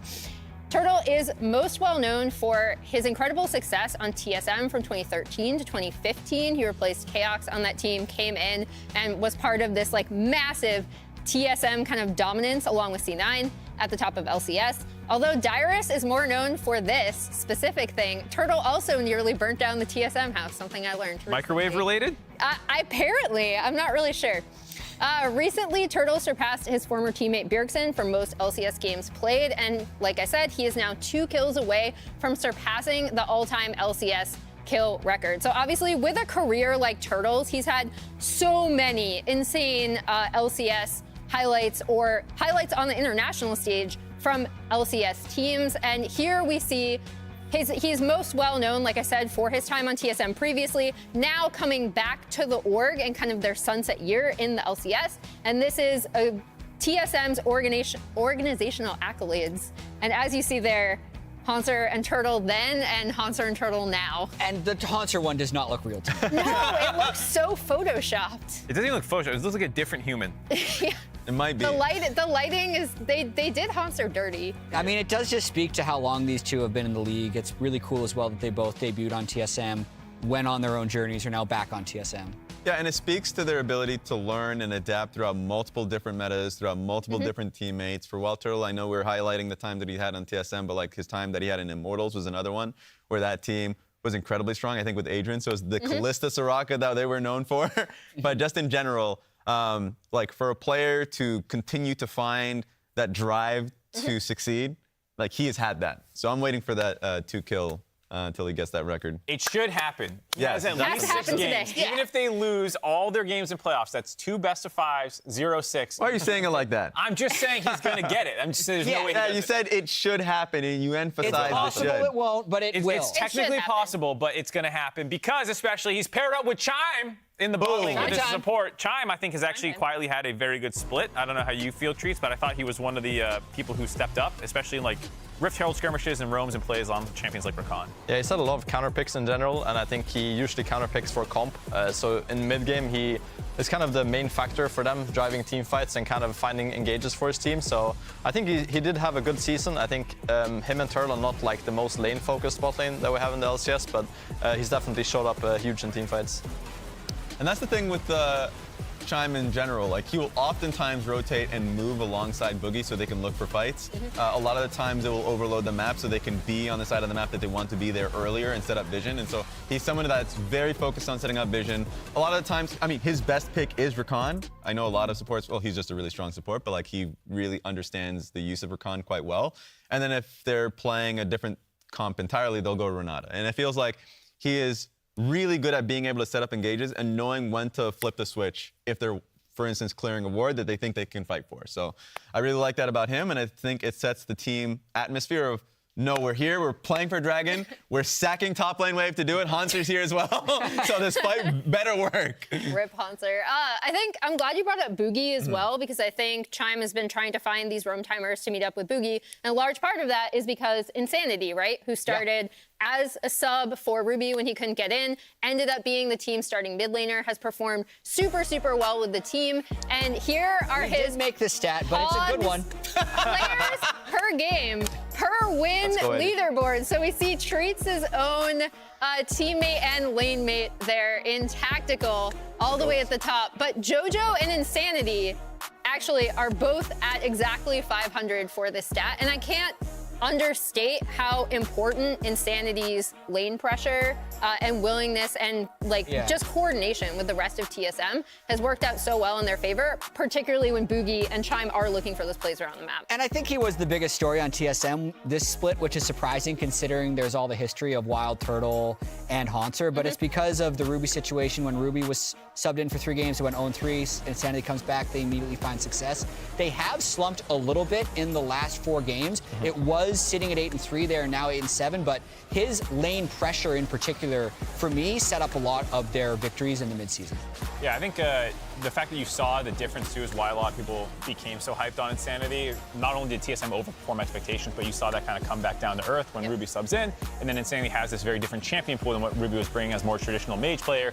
Insanity will have a lot of marksmen that he can play and champions that can kind of have their own agency.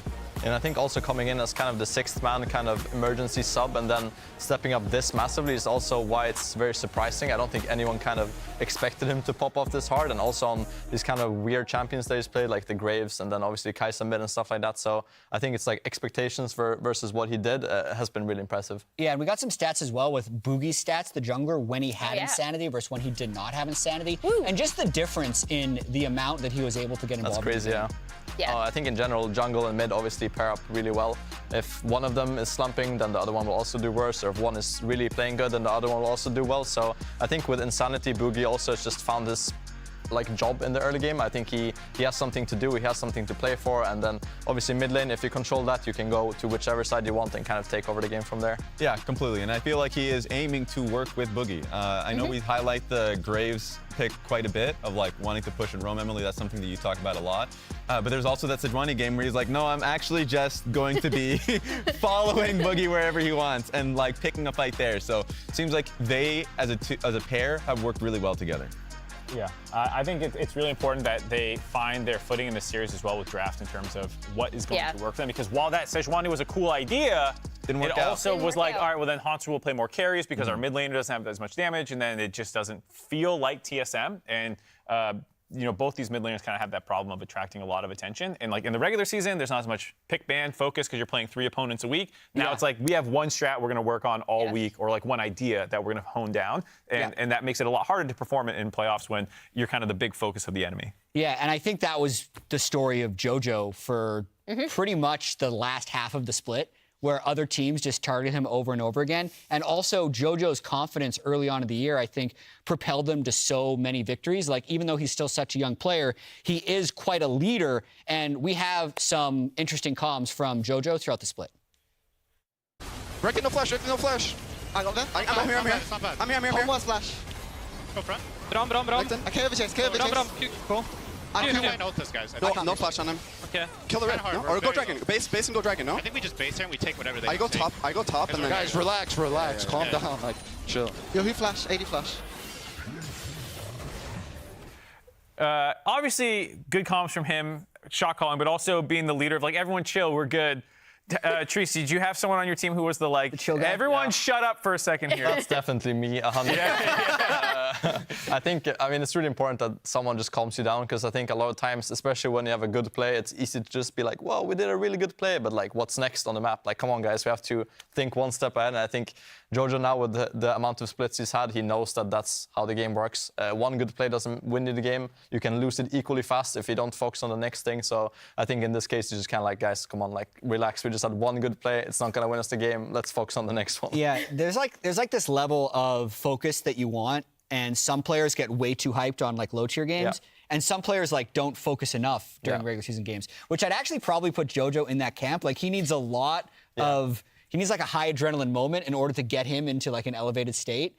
But I think like that works really well with this team, because Revenge is a super hyphy player. Yeah. And I think they can balance each other out pretty well. But we did want to talk a little bit more about Jojo, and we kind of have Jojo procs, because this is about how much not only his team plays with him, but more so like how much opponents try and target Jojo. Yeah, you can see for his own team's jungle and support proximity, he is top 3 in the league. But more importantly, in terms of opponent attention, he is #1. And that, I think, was contributing to that kind of downturn you saw after the first 3 weeks. Jojo smurfs those first 3 weeks. Everyone then goes, he's the only threat on this team, we think. And then they start camping him. And just so people know, like even though the opponent and stat percentages are lower, like that's normal, because That's map literally position. the opponent jungler and support are around him this percentage of time in the early game. Yeah, and I think in general, when you play against Jojo, it feels like kind of a black hole in the mid lane. It's like either he will just win the game alone, or if you camp him, maybe you can win the game against him as well. So he definitely creates a lot of just pressure around mid. You want to shut him down because he's so obnoxious to play against in lane. I've heard that from my own mid laner. He's Obnoxious to see in lane with the emote. Yeah, it's just Does Lulu mute the emotes in the chat? I hope so. I have. Do you? Of course, Jojo is muted from your other. Just mute all chat, mute emotes. Yeah, and then just hope for best. He's definitely had. I kind of value players on pressure, and I think he's just a mid laner with the most pressure straight up. He just makes the game all about him, and he also just backs it up with insane carry performances. I think the most important thing to me that I've seen from Jojo as well is just his attention to detail in side lanes. I know it's something he talked about previously last year about wanting to be better at. Like he's like, when I play against these international mids, the things they're always good at are recognizing A, where they can come in team fights, but then also B, when they can leave their lane to affect their other lanes. And I think you've seen a lot more of that from Jojo. Once he does get that pressure in mid, you see him roaming to, especially the bot. Yeah, and that's what he's mentioned coming off of internationals of like, oh, the biggest lesson I learned was just moving more. Like moving and being able to help the rest of the map. And he did that at his own peril. I forget which game it was. This is like the last week where he literally moved bot lane to help them out. Otherwise, their game was doomed. Yeah. But he lost 2 waves for it. So there are going to be times where that happens, and it really helps his team win the game. But obviously, his stats going to look worse. So I think he is definitely first team All-Pro for a reason. Yeah. Might be MVP Pyong soon. So Well, I'm interested in see where that goes. We'll see. He did help his team to 3 wins last week, which got him Player of the Week, and Emily sat down with him earlier. Take a listen. Welcome to another MasterCard Player of the Week interview. I am joined by our Player of the Week this time, Jojo. Congratulations. Currently, you are not only just received first team All-Pro mid, but also are an MVP frontrunner. You've had an incredibly excellent split. I know you've been asked this a lot, but what do you think the main difference is between your performance last split and your performance this split? I mean, honestly, everything. Like, my performance and everything this split has been better than last split. I think last split I was just, I don't know, I'm just dumb. So I was just not taking it too serious, which I shouldn't have, obviously. And I was also bad in a lot of aspects that I wasn't improving on fast enough. So I think this, but I realized I really need to improve on whatever it is I'm bad at or is a strong weakness that teams know so that they can't really exploit me. Yeah. In terms of things, I think a lot of people around you, including your teammates, have said you've not only improved on, but you contribute a lot to the team with is communication. More specifically, you've now had to work with 2 junglers. So what's that been like in terms of how important mid-jungle synergy is in the game right now, kind of telling both Armeo and Shaden what you need from your lane and then also what they can do for you. I mean, playing with two junglers is obviously different from playing with one. They're both really good, obviously, so I think just playing with them and communicating with two different junglers and telling them what I need and also what they need is really important, right, if you're playing mid-jungle. So I think it should go back and forth. I think at the beginning, when I was starting off, they weren't asking enough for themselves, kind of. So I had to tell them, you know, just play for yourselves more and I'll help you, you know. So, and as like time goes on and we got better at just playing for both mid-jungle or side lanes, that's just how we got better, you know, so yeah. I think you can see that in terms of like your specific attention to detail with your own side lanes as well, especially bot lane. Going up against TSM today, where do you think the biggest mismatch is? And then for TSM, what do you think an opportunity is for them? Biggest mismatch, I mean, it's got to be like mid or top, honestly. Just because I'm not saying they're bad. I think I'm just really good. Mm-hmm. And also, I think Haunter, we know how to exploit him well. So I think that's kind of a mismatch in its own. Obviously, my bot jungle is good, but their bot jungle is also fine. If they win, I don't know how they can win today, honestly. I think we just have to play bad. Like, I think they just have to hope we suck. Because if we play our game, there's no way we can lose, honestly. So if we just have an off day, I guess people are nervous or something, and we just, I don't know, are shaking on stage and can't play, then I guess we can lose. But besides that, I think if we just play how we normally play, I mean, I might regret my words, but I think we'll just them, so yeah. 3-0? I mean, it should be. Yeah. All right, cool. Yeah. Well, thanks for taking the time. I know you have a game to get ready for. Congratulations on winning Player of the Week. Back to the lounge. Very insightful. Playing with two junglers is different than playing with one. Heard it from the man himself. You're going to nitpick that, man. He gave us the most fire prediction. I'm kidding. It's just Unless we're just shaking on stage. I wouldn't kill me. Unless we vomit on ourselves, we're going to beat them 3-0, yeah. Predictions. Let's do it. JoJo's prediction. Let's see what everybody else picked. Mark, did you pick TSM? I swear to God. Who knows? What is a 0.5, Jet? Wait, I think I have less to explain. Jet, what the hell is a 0.5? I thought everyone was going to be 3-1 or 3-0, and I wanted, like, it's somewhere between the two. You wanted to win. What the? That literally doesn't make sense. What the? That's like a no within prediction. half a game, no matter what. Can we restrike Jet from this graphic if he's going to troll like this? Because I'm going to assign probabilities to all outcomes next time, and I'll have like, this one's like a 40%, this one's like a 22. I'm not even pointing at Jet at this point. Either they're going to have a good draft or like an early game lead, and it's going to feel like a win. You have to say no to talent when they have stupid ideas, and I would know this better than anyone. I mean, JoJo sometimes says his junglers should push back more.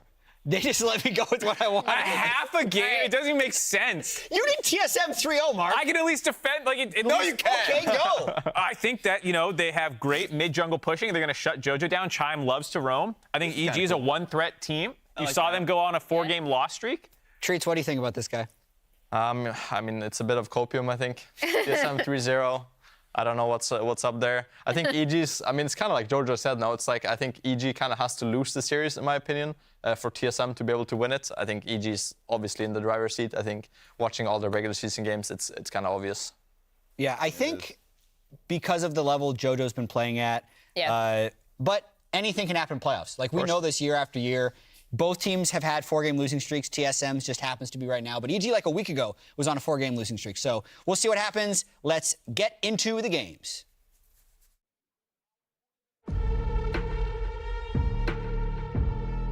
Playoffs provides the opportunity for you to make a name for yourself, for you to make a legacy. It comes down to 1 best-of-5. That can just decide if you're going home or if you're continuing on. I think we all know we have the potential to win, especially this split. I think there's a huge difference between regular season and playoffs because I feel like that's when everyone's watching. That's when the games really matter. Testing your limit and seeing how you can improve. In playoffs, if you play bad, it doesn't matter if you get better because you're out. They don't want to give him no opportunities now. JoJo leads the engage, and Quinn is already in the dirt. Double kill to JoJo, could make it a triple. JoJo is absolutely smurfing. stakes are much higher. You're playing for much more. You're playing against the same team for a multitude of games. I just think the best games of my career have been in the playoffs. Even more here. Jensen's going for more onto Boogie. He throws down the Riptide. Chime and Wild Turtle both get locked. Jensen goes golden and the root onto Tomo. Yeah, the initial burst was good there from Dignitas, but Turtle cuts through them.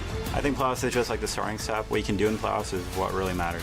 Stixay jumps into the middle, but he's gonna be shut down. Douglas got his gun. Energy just made trophies out of the Golden Guardians. It's a 5-for-1, and they got the soul. I think it just depends on how well players can take these high-pressure moments. Just winning the championship and going to Worlds and versus the best teams in the world, that's what makes playoffs special, you know? Ladies and gentlemen, welcome to the LCS playoffs. We are kicking things off here with this first best of 5, and it's TSM going up against Evil Geniuses. I'm Captain Flowers. That's Kobe. Treats is going to be joining us a little later on in the day for a TriCast, but it's just the two of us here for the first time. I'm hoping we get a banger series in front And of what'd you think of the setup where they stare down? I like it. We get some trash talk directly across at each other with the new setup. We got the round. But let's face off, because these two teams, not only, is the analyst desk pretty heavily favored towards EG, as is the fan vote, but these two teams also played their last game of the regular split against each other and then are facing up here first round of playoffs. That game, of course, did go to Evil Geniuses. They were 2-0 in the regular season over TSM. That was the big Jojo Pyun. Back on Tristana again, and mid lane will be a big topic as we get into it. But looking at the pick bans already, top lane is another really big issue with these two teams. Jojo mentioned in that interview a little bit how they feel like they know how to exploit Haunter. And they already have banned away his Renekton, banned away the Rumble. Personally, I feel like TSM are always better when Haunter's on a tank anyway, though. Put him on a Scion, on an Ornn or something. Well, Haunter's played a lot of Renekton, and he's played some Malphite. His champion pool has not been the deepest here so far in summer. It's like they've built a beaver dam in the pool. There's not a whole lot of water flowing through there, but that's what I want to see. What can they do to overcome that? With the bans being Renekton, Rumble, LeBlanc, Ivern, Jace, and Tristana, it's Kai'Sa locked in first on the blue side. Yeah. This champion is absolutely dominant on the tier list right now. If it ain't banned, blue side's picking it first almost every game. It's because it's so versatile with the builds right now, being able to go the static and AP versions. You have poke damage, you have follow-up if you want to build a dive composition. It's so good. You can play it in multiple roles as well, mid and AD carry, of course. On EG, it is flexible. TSM, they answered with splitting up and stealing away the Rel, so you don't get the double there. The Kai'Sa Rel, the preferred 1-2, both of them flexible, but TSM obviously revealing immediately they want Chime's Rakan. It is his best champion, I feel like, even though his name is Chime. A lot of his highlight plays are these engages with the Rakan. So TSM getting some dive of their own with both Rel and Rakan. They show they have really, really strong engage from support and jungle. Exactly. They have the two roles both locked in. That's normally one of Rel's strengths, is she can be flexed back and forth between the two, but TSM are going to sacrifice that to get both of these as priority picks. Meanwhile, for EG, they're saying you have two different champions with predictable engage dashes. We're going to pick up the Poppy, steadfast presence there to deny some of that, and Jojo will be on his Ahri. That means that TSM has the opportunity to lock in the Xayah for themselves, complete the Xayah Rakan combo here, and now we're into the second half of the bans. I'm expecting EG to look at the mid lane with their choices here, Insanity being one of the pop-off performers of TSM this split. Yeah, Insanity has been the key to TSM's success. Their little stint with Ruby was a pretty big bump in the road for the team, but they're trying to get back on track here in playoffs. Towards the end of the split, also ran into a couple of rough patches there. Insanity is going to have to take a couple bans here. I'm assuming EG can double ban that mid lane. He is one of the mid laners that has a lot of more off-meta, let's say, picks from mid lane. Of course, he had the Graves, but they're also banning out the Cassiopeia here. Jojo doesn't want to have to deal with that into the Ahri matchup. Yeah, the Ahri can have a real tough time if you're counting on being able to use Spirit Rush to get out of a bad situation. All of a sudden, you're standing on a pile of miasma. Things get a little more difficult, but yeah, honestly, these two teams have both been a tale of two mid laners for me throughout Summer Split. Insanity making it so TSM's not there in that bottom three like so many people were predicting them when the Analyst Lounge was, the LCS Lounge, one day I'll get that name right. When the Lounge was talking about where we all had them in our predictions at the start, TSM was at the bottom, EG was sort of in the middle, both overperformed compared to what a lot of people expected. Yeah, and I would expect TSM actually to save their counter pick for Insanity further down.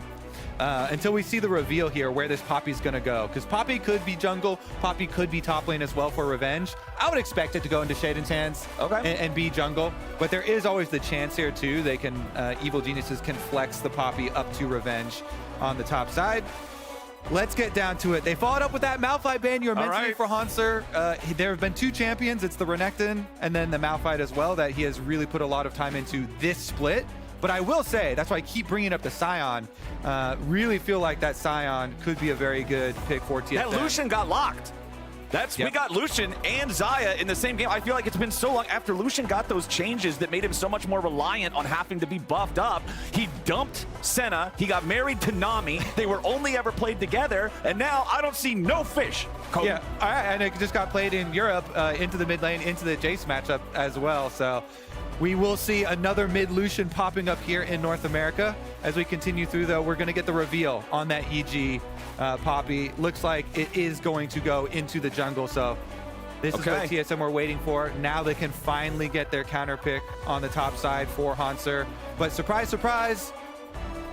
Wait a second. It's got to be a tank, right? Okay. Yep. All right, we got the hold on here. Hold on. TSM definitely a lot more success when they do set up these 5-on-5 team fights with Hanser on one of the main tanks, even though he does lose CS in lane phase for the large majority of the matchups, still able to be a big team fight presence for them later on. That's what they need from him. But they put a little bit of a gambit here into Insanity on the Lucian mid. Might require some jungle attention.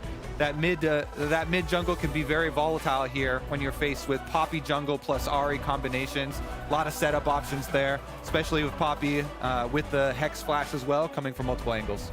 All right, draft is wrapped up for the first game, so viva LCS! LCS in Espanol is the official Spanish language stream of the LCS. This new viewing experience is live on LA's Twitch and YouTube channels right now. You can scan the QR code or go to lolesports.com to learn some more if you want to check out this series over there, or if you keep it right here, we're more than happy to have you. But the teams are just about ready to take to the Rift for the first time today. We've got plenty of engage on both squads. That's what I like to see. I want to see playmaking. It's a PvP game. We don't need no 10 minutes of farming. Put on the Circle of Fire if you have to, but I want to see both teams coming out the gate ready to go in this one. And both teams actually have a couple of defensive options too. You mentioned the Poppy for peel on the other side, the Xayah self-peel there as well.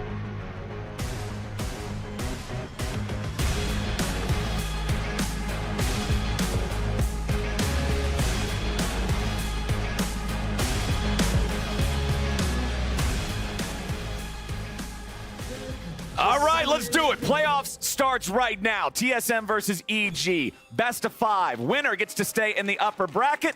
Loser loses that first of 2 lives they've earned for themselves and then only gets 1 more shot. Evil Genius is coming in as the 3rd seed in the regular season. TSM finishing at 6th. And I think the important thing is also what you mentioned at the very start of the draft. These guys played each other just in their last encounter of the regular season, and it went EG's way. It certainly did, as did both of the regular season matchups between these two teams. The first one, of course, was with a different jungler for Evil Geniuses. That was before the swap, bringing in Shaden.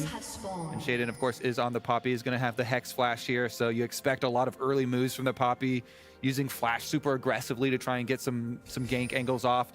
The Analyst S was mentioning at the start of the day, a lot of the JoJo stats, as impressive as they are, some of the most impressive ones are the opponent jungle proximities of both opponent jungle and opponent support.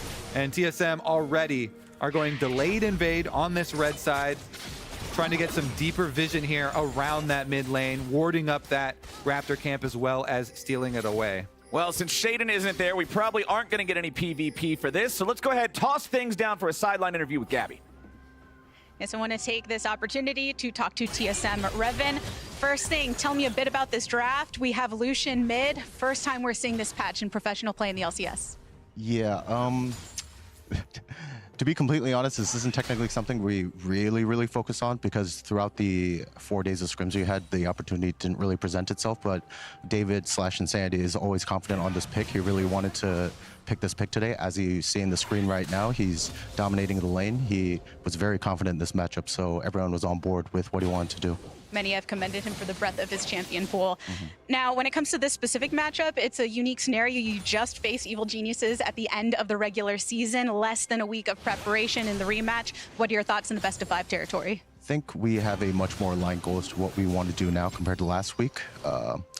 Pretty much the entire 1-2-3 phase of pick and ban was.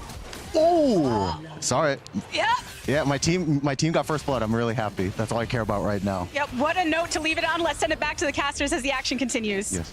We got Boogie now in a problematic position as Shaden's coming in, trying to stop him from getting away. Insanity moving over to protect his jungler as they leave, but no, Shaden! He might just get shot to bits by Insanity. That last auto attack doesn't quite have the range. Now Insanity is in JoJo's clutches. The charm connects. I don't believe TSM's mid laner should have any way out of this, but he dodges away. The relentless pursuit getting him out.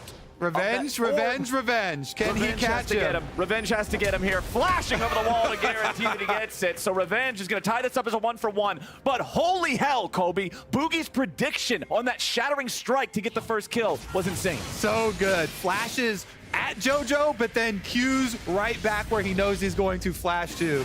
Really nice stuff there. Boogie getting active early.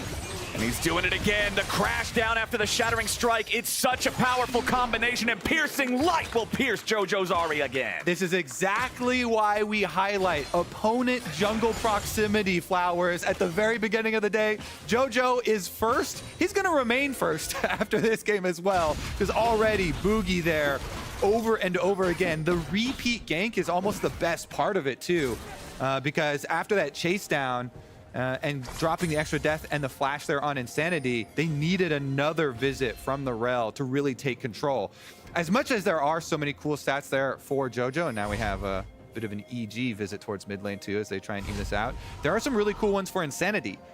Insanity actually has the highest kills per minute of any player in the LCS, and just goes to show how proactive he has been for TSM and what a big part of TSM's unexpected success for this split he has been. That's my favorite kind of stat, kills per minute. Maxing out on the action in a game of League of Legends the way that Mark Merrill intended all the way back in 2009. That's the way you should be playing it. Insanity, 31 versus 13 in the farm department because of the help that he's been getting there, that extra pressure as well as the early lane control that he was getting just in the 1v1. And if Lucian gets ahead of the curve of the game, we know what this champion can do. Yeah, and you mentioned it too at the beginning, you know, the changes to Lucian where they decoupled Lucian from having to play with supports that buff him up to get full value out of passive, and you can activate it on anybody with CC on your team, CCing an opponent around you to get that extra little bit of burst damage. JoJo, though, gonna scrap together as much of the CS in front of tower as he can to try and catch back up as we get another visit. Look at this. There's just gonna be wars all game long, fought over the vision on both sides of mid lane. Boogie now finds the extra control ward in the pixel brush here that Chime walked over, and they continue to back up Insanity in mid. TSM really trying to enact that game plan that so many teams used against Evil Geniuses and just full attack on JoJo in the early game to see if they can actually put a stop to his carry power. I mean, I know Mark was trolling in the LCS lounge when he was talking about TSM 3-0. Trolling? Yeah, I know. It's hard to believe, but I know he was trolling when he said TSM 3-0, and he's talking about the ways that they could do it, you know, talking about EG always revolving around JoJo, teams exploiting that. That's what put him on that mini loss streak. But there is some truth to it, right? There is this whole focused JoJo, and you can cripple EG through that angle. Always a little bit of truth to the troll, Flowers. Yeah, every troll is rooted under a bridge of truth somewhere. The bridge of truth here. Boogie is that bridge. You know, he was the one, multiple ganks towards mid lane. He's also the one paying some attention here to the bottom lane. By the way, Wild Turtle and Chime on this lovers duo. Well, it's going to turn into possible 3v3 here pretty quickly, though. They did see him clear out the ward, but all the vision right now controlled by TSM through the river, and EG trying to make sure they don't lose out completely. But with mid push, wow, they still actually want to fight this? Yeah, Chime jumping in, but immediately right back to Turtle with the battle dance. It's the TSM. The slow from the Ocean Dragon is so annoying too if you're trying to fully kite it. But it looks like JoJo's saying, hey, I gotta push this mid wave. He's not coming quite yet. So while the rest of Evil Geniuses wanted to try and contest there, bottom side, trying to poke around a little bit, they end up just watching the Dragon go over to TSM while JoJo's able to push back out on mid lane, catch up on a bit of CS. Yeah, that's the advantages in mid lane being translated elsewhere for a very early dragon take from TSM. 7 minutes into the game here, up about 800 gold, plus the Drake. It's Ocean at the start. That one feels awesome to get when you take it early like that. Helps everybody's laning phase. Guess what? Hanser is so happy right now on top side. It's especially good for top lane. So much extra sustain for the Ornn up here. And he's been doing quite well CSing up against Revenge in the early stages. It's just the tank-on-take matchup, but against the K'Sante, always have to watch out for those K'Sante angles to emerge. And Ornn's one of those champions that's going to have impact later on in the team fights. Even if he does fall behind a little bit in terms of the farm, like, you know, he's down 5 or whatever, it's no big deal. But a massive Ornn horn in the middle of a team fight can totally just change the flow of a game. And I'm counting on Hanser to give us at least one of those big ultis in these later team fights. Yeah. Plus, he always gets to open up his little Ornn shop and offer you some expensive wares to upgrade your items later on into the game. Give you that little bit of extra scaling. Ayla and Shaden here are going to double roam up, but it is matched by Boogie and Chime, so the numbers are here for TSM if they want to fight it. It just looks like TSM have made the call. We'll keep Xayah bottom side, Wild Turtle, push bottom lane, see if you can get a plate and try and deny that minion wave. The Kai'Sa has showed all the way on mid wave, and so they're going to have JoJo teleport down there. Let's get a look at bottom lane, please. Thank you very much. As Ayla is forced to flash, but JoJo did use his teleport to get down here. So he catches the wave. EG don't lose out on the experience of the wave, but Turtle is still able to get a single plate for himself. Yeah, Turtle sidestepping the charm there too, making sure he doesn't have to spend either the ulti or the cleanse if he would have got caught by JoJo, so can easily just walk away from that one. TSM off to a very nice start here the first 9 minutes of the game, but now that Herald has been picked up by Evil Geniuses, there's a lot of potential to swing that gold right back into your favor with a good usage of that, especially if it's not just the drop it and forget it, take 1 or 2 plates, but if they decide to overload a lane, really make a play, put it on the back end of a dive or something, we know that that gold lead can swiftly disappear. Certainly can, and the price ends up being the single plate. Most of the wave was caught, but they did also lose a lot of their red quadrant of the jungle. So now you can see Shaden here on the Poppy moving into River. He went all the way through bottom side, trying to get the Scuttle Crab for himself since all his red camps were taken. Oh, he smited early. Yeah, that's a little bit bad as Boogie can now jump in and steal it away. Chime using the quickness, zoning out Ayla and JoJo from getting involved in this whatsoever. TSM going in the right angles at the right times to guarantee they're able to secure that crab. Yeah, that kind of domino effect, Flowers. You lose out on a bunch of your jungle camps first, then you're moving in, early smite on the Scuttle Crab, you don't end up getting it, Boogie slips in, he's able to take it away from you, and all these little things really do add up. TSM with just over 1,000 gold lead in addition to the extra dragon now for themselves versus Evil Geniuses, one of the teams quite adept at early game usually.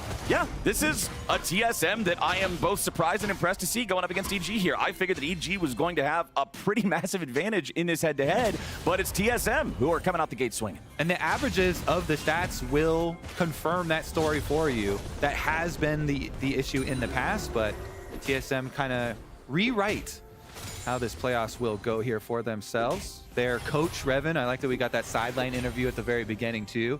He talked about some of the struggles with getting on the same page as of how to play out the game, and feels like they're much more aligned right now compared to the end of the regular split where they definitely were struggling. And certainly looks to be paying off here already in the first game of playoffs. I'm telling you, man, in this early game at least, hold on now. Revenge going all out here, forcing the flash out of Hanser. Goes for the flash, follow into the Q3 knockback. Revenge really wants to take this one all the way. Uses the footwork to get out of the way of the Ornn horn, but Hanser can still escape in time. But what I was going to say is the distance of the jungle gap in this early game is looking like an Olympic event, man. Boogie's been a part of that lead in mid that's already translated into multiple different games for the side of TSM, and Shaden is still 5 camps behind him too. Yeah, Boogie's certainly been underrated for a large portion of the regular split as well. Ayla and Shaden aren't done though. There's a pretty strong forced invade here from EG. They get a couple wards for themselves, but that's about it. All right, meanwhile, Revenge getting some time in the top lane to beat on that turret. Has taken 2 plates off of it already. Even though he didn't get the kill on the Ornn, he still forced him back long enough to guarantee some extra money through that. As Shaden goes for the engage on Turtle here in mid. Instant cleanse from the TSM AD carry. As Boogie's also going to show up here. Tries to use the crash down, but gets interrupted. He's still very tanky. He's not too worried about this one. Ayla and Unforgiven backing away now with Shaden as Chime approaches from the side. They got that control ward in the river there to disable some of the TSM vision, make sure they can keep an eye on if TSM is sending in more reinforcements for this ward placed down over the wall into the pit, because they know it could be an early Drake stacking angle here for TSM. All right, let's see if that cleanse will be missed. If there is an actual dragon fight here. Shaden does have the ultimate on Poppy too. If you can get a good Poppy ultimate to change the numbers, that gold lead might actually be fightable. Sanity being a point of escape there for Chime, as now Boogie's in the middle of everybody. He's going to die before he can even use an ability, as Chime locks him down and Haunter's going to fire back to get a kill. Now Revenge stuck in the front of everybody, and Insanity's got the firepower to bring him down, making it a 2-for-1 TSM. The double 80 carries here for TSM. Not only are they going to win that team fight, they're going to be able to push on mid while they take the dragon with Insanity. No jungler required because both junglers are down, so no smite steal will come through either. And they've got the DPS. There is a ward in here for Evil Geniuses, but nobody's really got the possibilities of stealing except if it was a W, and you see the recall right now from Kai'Sa. No Kai'Sa W comes out, so TSM claim dragon number 2 flowers while increasing their gold lead as well. Here's another look. Boogie gets caught, as you say. Everything used on him, and they do get the first kill for Evil Geniuses.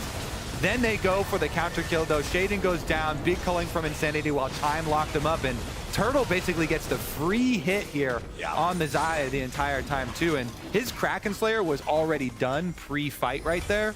He was able to get a lot of DPS as well as Insanity out there, and those 2 AD carries definitely combining to turn it around. Now, after Dragon's been taken, turn your sights up towards the top for spawn of Rift Herald number 2. Boogie finding the angle on Ayla. Haunter ready to provide some backup here. Ayla waited on the flash so that he could use it to dodge away from the horn and not get hit by the second half of the knock up there. So he escapes. TSM forcing out that flash from the enemy support could provide them another opportunity to make a play now. Yeah, they want to keep the pressure up here. Deep invade, control wards here through the blue jungle of Evil Geniuses. Boogie and Chime trying to support the split pushing of Insanity, while Turtle mid. Unforgiven, dropping the killer instinct there. I mean, you chunks Turtle, but that's a pretty important cooldown to not have available here. They must just be counting on not needing it for an upcoming fight. Although the Herald is going to be spawning here, I believe, before he has that back off the CD. Yep, Herald number 2 probably should be a hard force here from TSM. They've got the items to do it. Evil Geniuses move in first, though. Even without the killer instinct, they're able to get wards up now. Hex Gates will allow the answer a little bit quicker for TSM, and Haunter's gonna run up while Revenge has teleport. There is no ulti on the Kai'Sa or the Poppy. If TSM want to fight this, Evil Geniuses is very well going to have an uphill battle. Ayla gets knocked up into the air. Jojo jumps over the wall, tries to use the Everfrost, not going to find a valuable target there. Turtle now having to deal with Revenge off to the side. Ayla dropped below half HP as Shaden leads the charge. Insanity with that Kraken Slayer. The Lucian's DPS potential is really high here. Keep your eyes on Boogie, leading the way with Shattering Strike. Shaden wants to go in, but a Magnet Storm on the 2. The feathers fly. Revenge will die. TSM have found the first kill, and Evil Geniuses is sent packing. You could see on the minimap TSM's communication around Haunter's positioning there. Really good kiting from the 4 members of TSM up to the top side while Haunter was too far away to ult. As soon as Haunter, you see him into the river, close enough to follow, then they go for it. And it's a magnificent engage there from TSM. Nice wombo combo. Boogie on the rail, sets up the big blade caller. Chime goes in and flowers. This TSM, at the end of the regular season, they were on a 4-game loss streak. Yeah. People had started to lose faith in them, said, oh yeah, you know, they kind of flamed out here. They had a good stint of it there, surprising a lot of people during summer, but now they've lost it, right? Coming into playoffs, game number 1 here, really big opening. Huge stuff from TSM in the first game. And back to what I said earlier on, talking about a tale of 2 mid laners, Jojo got voted first team All-Pro. And I'm not saying that was the wrong choice. I'm one of the people that voted Jojo first team All-Pro. And I think one of the conversations was more so around who's going to be third, because I think Insanity and Palafox both had some believers, had some faith in them. Unfortunately, like you said, TSM ended the split on a slide. So that's kind of going to hurt your chances of getting those votes and being one of the guys that's picked for that. But Insanity is showing up with some All-Pro levels of play here in this one. Certainly is. TSM as an entire squad looking pretty good. Not too many moments where they've actually let Evil Geniuses get the upper hand in this one either. Just a couple of little small kind of counterplay cross-map plays that they were able to pull off. But Hauntzer's done really well for himself too, him being the most picked on member usually. It looks like that will continue. Yeah, but he should be able to get away from this, I would think. I mean, he's Ornn. Revenge wanted to get the angle to use the all-out and knock him back. That's why Haunter flashed there. Did not want to have that extra displacement that could have potentially resulted in a death. Instead, EG with their overloading of topside. Yeah, they're going to take the tier 1. Problem is, now we're racing for turrets against a Rift-Herald and a Fed Lucian on the other side of the map. That is not a race you often win. Haunter might even be able to interrupt Revenge's back here. Nice. That's going to further disrupt the tempo for EG as Boogie, Turtle, and Chime pushing into the tier 2 in mid lane. Now Haunter going to get stopped, going to get bopped, going to get dropped. Evil Genius is picking up an easy one there in the 2v1. Yep, they finally get that tank, Flowers. Try as they might, Haunter can't get away this time around. He already used his flash, ult down as well, but his team got 2 towers bottom plus the charge on the inhibitor tower, so that thing is so low. It can easily be sieged down, as well as the hard push towards mid lane for them. So net gold positive still for the pushing squad. We call turrets standing gold on the map. Well, that tier 2 in mid and the tier 3 bottom are limping gold. If TSM hit them even a little, they're down. Now Boogie's going to get locked up. This could be dangerous for TSM, but Chime is ready to follow up and engage on the enemy jungler, and Insanity immediately bursts him down. Halo with a massive flash into the pulverize. Whoa! Where's the extra damage? They don't have enough to kill anybody just yet. JoJo's going to die. He gets the shutdown on Insanity, but he's traded, and the rest of TSM will absolutely bulldoze the remaining Evil Geniuses. All right, that's got to be Dragon number 3. Evil Geniuses only have Revenge and Unforgiven around to try and steal this one. TSM with another one, Flowers. I thought Insanity had lost his mind dashing into the middle of the squad there, and he does go down, but he's the only death, so worthy sacrifice there for TSM. They're able to get number 3. They're well on pace for an early Dragon Soul, controlling the entire map, and here it is. It starts out again as a pick onto Boogie, but he's able to jump away on the rail after getting ignited, and then they instantly turn it around, killing Shaden. Here comes the dash in I was talking about. Oh, he got head-butted. Nice little move there, tries to get back out. He goes down. JoJo in trade though, so easy for TSM to run it over afterwards. Evil Geniuses is struggling in this game, man. Initially, you start off just thinking, okay, very EG favored matchup we got here today. TSM has a good early game, okay, but EG will probably come back with some of that classic team fighting in mid game. It's just not happening. TSM's on sole point with a 4K lead before 20 minutes. Really impressive stuff here, TSM, with their whole game plan in the early stages too, revolving around Insanity. There's always a couple of options when you're playing a team like EG. Do you want to attack their strength, or do you want to avoid their strength and attack somewhere else? TSM said, you know what? We know JoJo is getting a lot of votes for All-Pro. We know he's probably getting a lot of votes for MVP, but we're going to attack him, keep him down, building up Insanity. And Insanity has really paid them back. This Lucian doing a lot of work, huge DPS from Insanity. And TSM said stop the count. They're tired of us. They don't want to see that no more. They're saying Insanity was robbed, and Insanity is playing in a way in this game that he is set up to lead the way and carry this team to a dub. Yeah, and of course a lot of the thanks is to the supporting cast. You know, Boogie with the early gank, and Chime with some visits as well. But let's see, now can they play it out here versus EG? It's only just over 20 minutes here as we approach minute 21, but they've got full control of the map, full stacking on dragons, and they're starting up a little bit of a Baron bait too. They've got really good turn. Rakan has flash ultimate available. They've got Ornn Horn, so TSM can draw them in and look for an engage.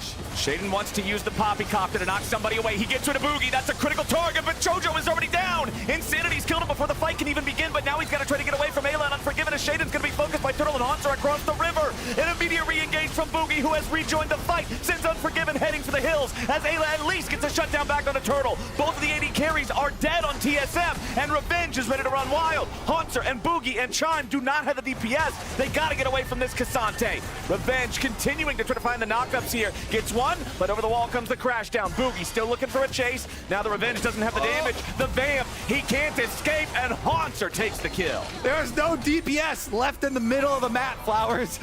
Unforgiven was the only one alive, and he went up towards topside to push that wave out. So they end up chasing down Revenge in the end, but here's another look at it. like we're saying, when they're starting up that Baron, they're just looking for the turn the entire time. Nice little flank around the top side to get their first kill. Hanser then cleaning up the second kill onto Shaden. But look at this, you mentioned it, they go straight for the AD carries. Both AD carries for TSM killed. Evil Geniuses have their first sign of success here, real big success in a team fight. But Unforgiven was so low that even though he did not die, he was as good as dead, only at 100 HP there on the Kai'Sa, so he went topside, and that's why Revenge eventually got chased down there. They had no DPS to follow it up. Ayla with the flash pull, and Turtle's in danger. Massive engage coming out from EG, but a bigger turnaround from TSM. EG don't have the damage, and TSM just got themselves a Baron hand-delivered on a silver platter. Unforgiven and Revenge are the only two left. They gotta try to stop this, but how are you gonna do it in a 2v5? The Smite's ready to go for Boogie. Shaden's one of the 3 dead. No chance to steal. EG just got their kneecaps knocked in on that one. And Hanser at the front gate there, just pressing S, standing menacingly in front of the Evil Geniuses, not allowing them to even step close to contest. Unforgiven at least gets the mid tower there where objective bounty shutdown, but that is a small drop in the bucket. Here's the engage. You can kind of tell what EG are thinking. They're like, oh man, we're so far behind. We just have to take any opportunity that comes to us. So as soon as they saw him there, they try and go on Unforgiven. Jojo knows it, as soon as it happens, it all ends. He tries to fall up over the wall, but really good protection from TSM. They have the rest of the members there. They keep him safe. And now with Baron buff, we've got Dragon Soul arriving shortly. And now Hanser's gonna lead the way as Evil Geniuses try to disengage from this one on TSM. The big thing about that last fight too, and the reason why I don't fault EG for going for it, you could see in the replay, the cooldown timer on Wild Turtle's ulti was only 3/4 of the way resolved. He still didn't have the ability to try to disengage it with the ult, meaning that they thought they could burst him, and you saw how close he got, down to 200 HP. But again, that's just the gold diff in action, as now that 5,000 lead is allowing TSM to try to force this Drake and an early Hex Soul. Shaden does not use the ulti, lets that one expire. It's gonna have the cooldown mostly refunded. Ornhorn summoned up. Revenge going in to try to disrupt it, but now Jojo's locked down the Magnet Storms, bringing in multiple players from EG, and Boogie's got their first kill back onto the Poppy. Unforgiven drops Revenge right beside him. Jojo and Ayla have to run. TSM don't lose a man other than nobody at all. It's TSM all the way. Remember that turret from a couple of hours ago? Well, we're right back to it now, and they're finishing what they started. TSM starting us out with a banger in playoffs. Steam rolling. Evil Geniuses, we're just about to get to 25 minutes, and they've got Soul, they've got Baron coming inside the base. Ayla, man, that ulti can't protect you. Not when it's 5v1. Jojo's gonna drop. That'll end it. TSM with a dominant win in game number 1. Shaden's not gonna slow this one down more than a second or two. It only took 25 minutes, and TSM slammed them. We get the Wild Turtle smile in game number 1 of Focus TSM. Clear game plan, attack Jojo, attack him hard, and they never let up on the pressure. The double 80 carries, Insanity always playing really far up in these team fights. So much DPS output here, and the front line doing a lot of work for them. Boogie extremely active on the rel early to get them into position to win. That jungle gap, again, was massive. I feel like we never got to see any huge plays out of Shaden. Even early on, I was talking about, hey, Boogie was responsible for that lead in mid that, together with Insanity, translated into taking Drakes, even stealing away minor objectives like the little scuttle crabs, just having so much control over the map. And then you're looking across the screen, and what do we got? Shaden's got no KP. He's behind 5 camps at the same time. Boogie was just everywhere all at once, and Shaden couldn't keep up in this first game.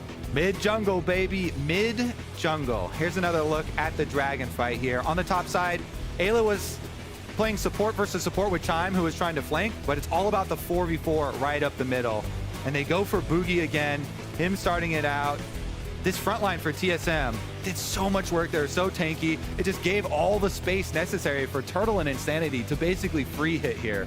The double AD carry, man. 1 gun for each hand, and it's TSM playing it right. Let's go ahead and head on over to the LCS Lounge to break that one down. Thank you very much, Captain Flowers. We're here with Treats to break down what some might call an upset in game 1 for TSM, and it all started at level 1. Yeah, I think TSM's plan in early game was just really clear. It was counterpick mid with Lucian, have a lot of pressure mid, boogie, look for a mid early play. And I think just from the level 1 ward that EG dropped, and then it got cleared here by Chime and Insanity. And I think when you don't show any more than just to support the mid, it's kind of like, oh, there could have been more people here, but we're not sure if they're invading. So when I start rolling this clip now and we see Boogie walking into the bot side jungle here, he's gonna go for the 3 camps, and then meanwhile this play is going on. Mid lane is kind of a disaster for EG, I would say. I think Insanity just found a lot of good trades, and Lucian early game, as we all know, level 2 power spike, etc., really strong. So after Boogie is just clearing all these camps, he's gonna go Raptors to red, and then obviously to Golems after, and look mid. And he's just, meanwhile he's doing this, he's always looking mid for sure. He's just clicking mid, seeing the health, can I dive, can I go bot lane, etc. He probably sees that mid lane is really low, and obviously I think Insanity is also calling it. He's like, I'm kind of having good trades on mid now, you can look. He goes for a play mid. He has a really insane flash predict coming up as well with this Q. Jojo Pyun is kind of doomed after this, I would say. He's 0 health under tower. Boogie outplays him. First blood for TSM. It's already really huge. Yeah, I liked your point too that you were saying off camera. I'm gonna steal it. Was that this is something that actually TSM does all the time? This kind of like late invade, and the fact that they weren't ready for it was a big exploit out of them here. And it could have gone even better. Like what you don't see on the tail end of this play is because we're following Boogie for this is that Insanity dies, but he was very close to getting a 2nd kill, and so he ends up dropping during this time. But it very easily could have been a 2-0 Insanity at this point, and this whole time he's wasting the mid lane wave because Jojo's chasing him out of the jungle. Yeah, now Jojo's wave is coming back. It's pushing out now towards TSM, and Boogie knows this. He stayed on the map. Jojo has to crash this wave or his game is over. And obviously TSM know this as well, so they come in for the repeat here and kill him once more. So after this game, it's already been 2 ganks mid. The wave is horrible now for Jojo once again. Insanity and Boogie have gone 2 kills. They're up a lot of XP and a lot of pressure. So in general, just a really clean plan from TSM. And I was surprised to see the Lucian counterpick work out, but they had a plan and it worked insanely well. So I think for the next game, EG will probably draft a slightly stronger early mid jungle 2v2. Because in this game, I think Boogie just kind of ran away with the game. I think it also speaks to what we were kind of talking about at the top of the day, where teams know that Jojo's the biggest threat. So get counterpick for that, early paths that focus on ending up near mid lane and actually trying to exploit that. So really cool stuff there. We'll see if EG can rally, figure it out, have a better plan for game 2. And as we get ready for that game, we have some exciting news about the finals. Thutmose, a contributing member for the True Damage when that came out, will be performing his hit song Run Wild live at the LCS Championships in New Jersey. Run Wild is also the theme for the summer playoffs, so take a listen.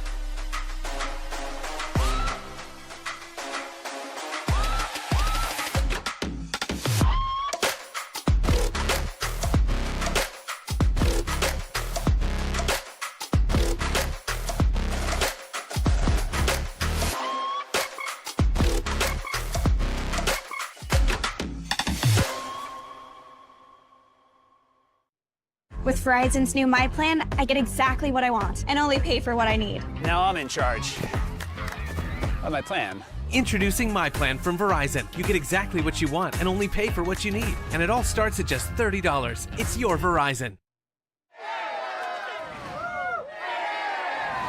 Red Bull gives you wings. Red Bull gives you wings.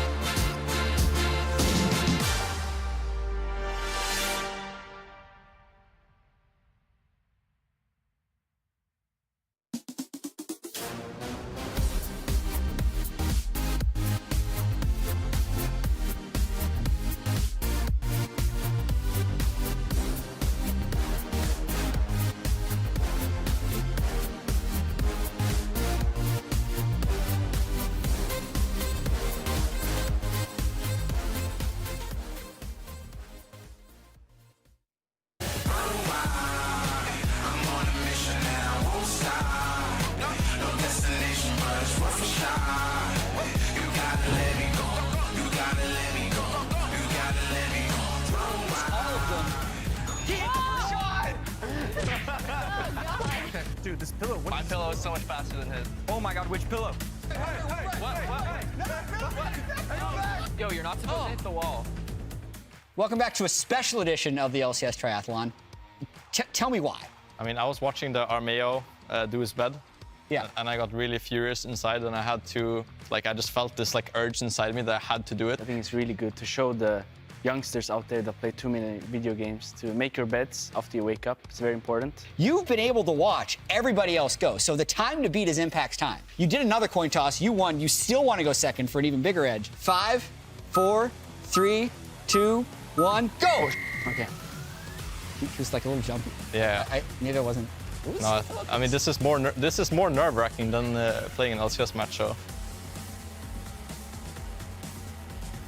It's My dad taught me to do it like this, but I'm failing him right now. He's disappointed. No, you're doing good, bro. Don't worry about it.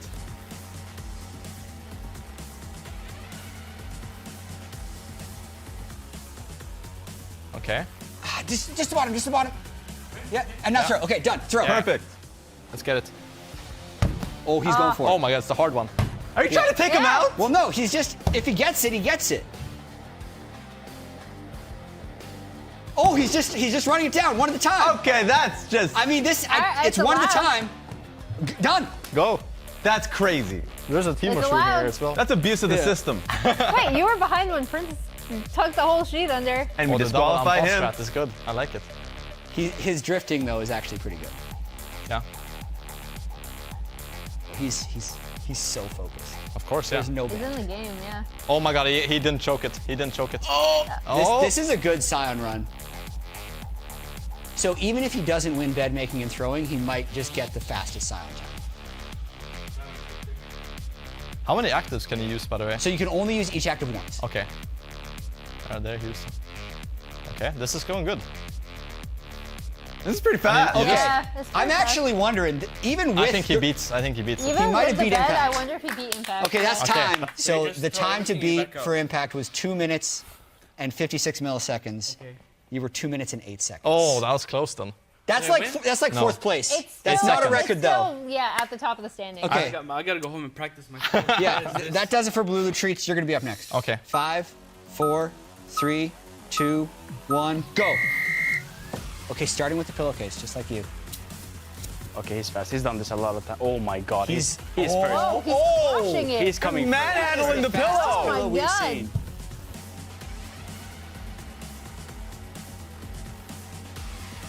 He's got. I saw him practicing the little flip up. That's backwards. It's upside down. That's fine. I'll fix it. Well, that was quick.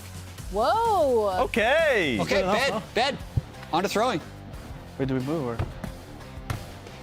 The throwing is getting you guys. Throwing is the worst. I'm just gonna throw them all fast. Yeah, he's Don't going. throw at me, bro, please. I'm just gonna throw them out. Yeah, he's getting him. It'll be amazing. Oh, it's in. I've got it. Go, go, go, go. Okay, Speedway. I think it's possible. I think he's on pace. He even did the double imposter. Yeah, the control V. It's the support timers. It is. He's got it in. Only Revenge and you have done this trick. That's pretty decent, by the way. Oh my God, it's a disaster. It's okay. It's okay. Don't choke, don't Oh, he choke. can still make this corner. Oh, he didn't make the corner. Okay, it's okay. All the way to the edge, all the way to the edge. Nice. Okay, a bit worse. You can't do that one, can you? You can. Oh, wow. No one's done it. The final stretch. The final stretch. This is close. No. Not getting in. It's easy. Okay, time to beat. 2 minutes, 0.56 by Impact. There it is. With the unfair advantage of watching everyone. That was more stressful than the LCS game for sure. I think that was 2:15. What do you think? 2:15. You think he's slower than you? Yeah. Okay, what's the time? 1:47. Was The that bed was so 1:45? fast. How slow was I? Because this is For really Sweden, slow. for Sweden, Okay, guys. For Sweden. Yeah. Me and Owner were just doing it in the back room before our games. No. My coach was asking me, do you want to 1v1 and warm up? I was like, no, we need to do We the need final speedway. Okay, thank you very much, you two. Thank you. For playing with us. That'll do it. Get for it. 147. Hot. Damn, man, that was a speed run of a bed making if I've ever seen it. You turbo smurfed the pillow. Got that pillow in there so quick. Felt bad for the pillow. It was really funny. I mean, actually, it was really stressful because there was so much pressure. Jad kept telling me if I don't nail it, then I'm choking out of my mind. So I had to smurf it. It was really fun. All right, well, that was an absolute performance on the triathlon. Ladies and gentlemen, we got treats joining us here for the cast for game number 2. Me and Kobe back again. Of course, it's time for the second game between TSM and EG. EG selected to swap it up and play on red side this time. I think in general, the mid-jungle last game for TSM was performing really well, so swapping to red side probably means that EG wants to counterpick mid or jungle. I think mid has more value, so I would expect them to do that. But in general, the first game was way more explosive than I thought from TSM. They kind of play slow games, at least when I've played against them. And last game, they just went out of the gate, just hammering down mid lane the entire game. So I'm excited to see what EG are going to do to kind of balance the game a bit and kind of make it more stable. Yeah, I mean, a lot of people were worried about this series being a stomp the other way.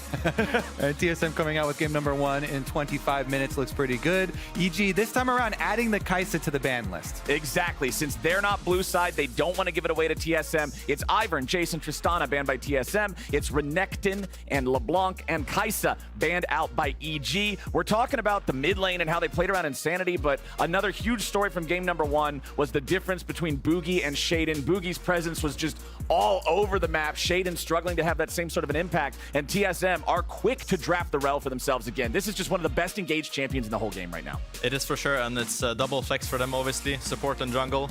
Boogie had an insane game 1, but it doesn't mean that Chime can take it as well, so I think when TSM draft, they always try to draft as many flex picks as they can and then kind of figure out where to go from there. And obviously, when you see Rel, you're also thinking Zara Khan. It's a very high prio bot lane for both these teams, and that's what I'm expecting them to do. Yeah, I like it for 2 reasons. Both because the Xayah is so good with counter engage, but also breaking up the Rakan plus Rel engage. Chime and Boogie together, the wombo combo of engages they got were just very, very impressive. So nice little, I think, answer here from Evil Geniuses. Yeah, remember that in game number 1, it was the Rel plus Rakan first rotation for TSM on the red side, and then finishing it out with the Xayah in that first half of the draft. Let's see how TSM wants to go now that they've had those 2 picks that they got in game 1 denied from them. I think top and AD carry makes the most sense to pick here for TSM, so they can hold their Rel flex. And also, I think Hanser doesn't have a lot of crazy counter picks in general. I think for him, picking something like Renekton or Rumble makes a lot of sense. So if I'm TSM, that's what I'm looking for, and they obviously lock in the Jinx as well. Yeah, very quick here for Wild Turtle. Definitely one of his preferred AD carries. Yeah. With the Jinx, very good at sniping with the skill shots as well as carrying those team fights for later. I'm very curious here. Okay, we got the Sejuani lock-in early, so they do secure jungle first here for Shaden. They definitely want him to have a comfortable champion for himself and to be the main engage. Yeah, now with the Sejuani already locked in, I think Revenge is going to look for a melee counter into the Rumble. Something like the Yone or something along those lines, maybe even Irelia, and then kind of save mid for last for Jojopion. And you can look for something like a Sylas or something else that synergizes with Sejuani. So I think it's a very smart draft adaptation here from EG. If you're TSM, do you want to ban out those things? Well, okay, I guess I don't even get to finish asking the question because TSM has said, yes, we do want to ban out those melee counter options. The Yone taken off the table, as EG have said, you know what? We saw the Lucian one time. We don't want to see it again. Yep. There's a lot of 2v2s that you can take to duel up on top side too with the Sejuani. So we'll see how deep Revenge wants to go in his champion pool. Obviously, Revenge is like a legacy Riven player, has a whole bunch of different ones. His most played in professional play is Aatrox, and Aatrox got big buffs on this patch. AD Aatrox at least. So we'll see what they go to. The Cassio going to remain banned here against Insanity. They do not want to let him get his hands on that again. Yeah, and that's the Sylas as well that I mentioned. I think it's just a really strong pairing with Sejuani and probably good into what Insanity wants to pick as well. I'm not sure what Insanity wants to look for right now. I think they want some more kind of... I don't think this champ is pickable, right? It's not pickable. It's a little... You're not allowed to actually lock it in, but you can hover it, I guess. But it would be pretty good with the Sejuani. I have to say, the champion right now is in quite a healthy state, I guess we'll say. Jojo, I mean... the R is for sure just comfort, you know, always going right back to this. So he's very comfortable blind picking this. Yeah, and I think after Sylas is out, maybe he's just saying that it's the best Premier pick left up for him, and they're kind of It's kind of interesting because I think this also says that the Rumble is a flex for TSM. Otherwise, it would make way more sense that they save mid for 5 for EG. But I think they're kind of double flexing the Rel and the Rumble. Yeah, I mean, Insanity really loves anything pushing hard in mid lane, so mid Rumble definitely would be viable there too. And they go with the Thresh, so it is going to be, again, Boogie, the Rel here. The Rel jungle did do a lot as far as the engage for this team. I think they need a little bit more security. Time like shouting out his own name. Yeah, I think something like Azir or kind of a good front-to-back champion would be good here. I haven't seen Insanity play a lot of Azir, so he's going for the Lissandra instead. Okay. Kind of like a wombo combo team here. Ooh, also, the quality of life changes for Lissandra on this patch were pretty power positive. The passive getting a big bonus, so they actually have multiple reset values now. If you get a first kill, you get a Thrall from Lissandra to explode, plus you get Jinx to get excited. And I feel like they have a lot of possibility of going for that burst 1 kill, get those Lissandra ghosts roaming around, exploding. They now chase you into brush as well as not stopping or pausing. But here's our counter pick. We're talking about Revenge having so many melee champs you can play on top side to try and play with the Sejuani. And it goes with the Jax, the big carry. All right, we at least get to see that melee matchup into the Rumble. And hey, a reminder to everybody out there, tickets are officially on sale for the LCS Championship in Newark, New Jersey on August 19th and 20th. It's not that far away now. Head on over to Ticketmaster.com right now to claim your spot, and hopefully we'll get to see you there. We might see these teams there. It just depends on who can make the run, come out on top in these best of 5s. I love when we go from best of 1s to BO5s, getting to see the adaptations from draft to draft, which brings me to, you guys are talking a lot about the actual impact of Lissandra mechanically in the game and in the team fights. I'm thinking about the mental games, because what is Lissandra known for? The famous line, back to Lissandra. This is the champion that players say that you go on after you just get smacked. Well, Insanity was the one doing the smacking, but now he's on Lissandra. What happens if you get beat by Lissandra? Your mental is shattered. Oh my God. Subverting the expectations here. Instead, he's taking back Lissandra and taking back the memes. Honestly, though, I really do feel like it's such a good place on the patch right now. And Ahri's pretty short, like mid-range champion. Definitely could work quite well into it. Yeah, I think he just saw a lot of melee / close range champs on EG, and he was like, I think Lissandra is a good pick here. I would look for something like Cassio or Azir. Cassio is already banned, so Azir would be my option, I think. I also always specifically love it into Rakan. Rakan is one of those hard engaged champs that you can actually focus and blow up, and when he's trying to come in, if you can mark the Rakan on the flank, and if you are able to catch Ayla, just boom, completely burst that Rakan down, you deny the engage, and you get your resets for your team comp. Yeah, and even with Merc Treads on Rakan and unflinching, it's not enough to stop you from clicking R then W, and then a hook comes in. There's always something else to follow it up with as well, so it is definitely annoying to play against Lissandra as Rakan. So let me ask you this, Treats. Looking at both of these lineups, if you had to play one of the roles, either the Thresh or the Rakan, which one would you think is the more favorable here? I think Rakan is a pretty easy job this game. I think in general, EG's comp is kind of just, they're very good at absorbing a lot of pressure. They can take a lot of pressure and then counteract. So I think I would prefer to be Rakan. I think Thresh has a pretty tricky job this game, to be honest. I think he's kind of on Jack Spiel duty for Wild Turtle. He's just gonna flame away every time he jumps in. I think that's kind of the extent of his job in this game. Well, I'm definitely got my eyes on Jojo to bounce back after game number 1, and I expect him to be ready for TSM to continue pressuring him. It's like you said in game number 1, Kobe, the guy has the highest jungle proximity for the enemy junglers, so they need to be ready to play around him and support him a little bit more, I think. Otherwise, Boogie and Insanity could just run away with the game again. And they've got a kind of a deep ward up here too, so they know they can surmise the Sejuani starting on bottom side, so already getting a little bit of info. And as we've got our level 1 trades underway already, it's time to toss things down to Gabby for another sideline interview, this time with EG coach Kelsey Moser. That's right. I've got Kelsey. This time around, Evil Geniuses going to red side. Can you tell me about some of the adaptation from game 1? Yeah, I mean, I think I knew there was a possibility they could go row Rakan. We thought there was a decent chance that we could play into it. I just think that, you know, there were some situations that we didn't react well to. So, you know, I still said, okay, you know, adapt, new draft, shake it off. We won't play into that again. And we went red so that they can't get that combo again. So, yeah. When it comes to shaking it off, can you tell me a bit about the mindset of everyone? I kind of heard Shaden saying more words than I've ever heard him say before in the makeup room, anticipating his reaction after Revenge, talking about waking up, being excited. What are the thoughts of the players going into this?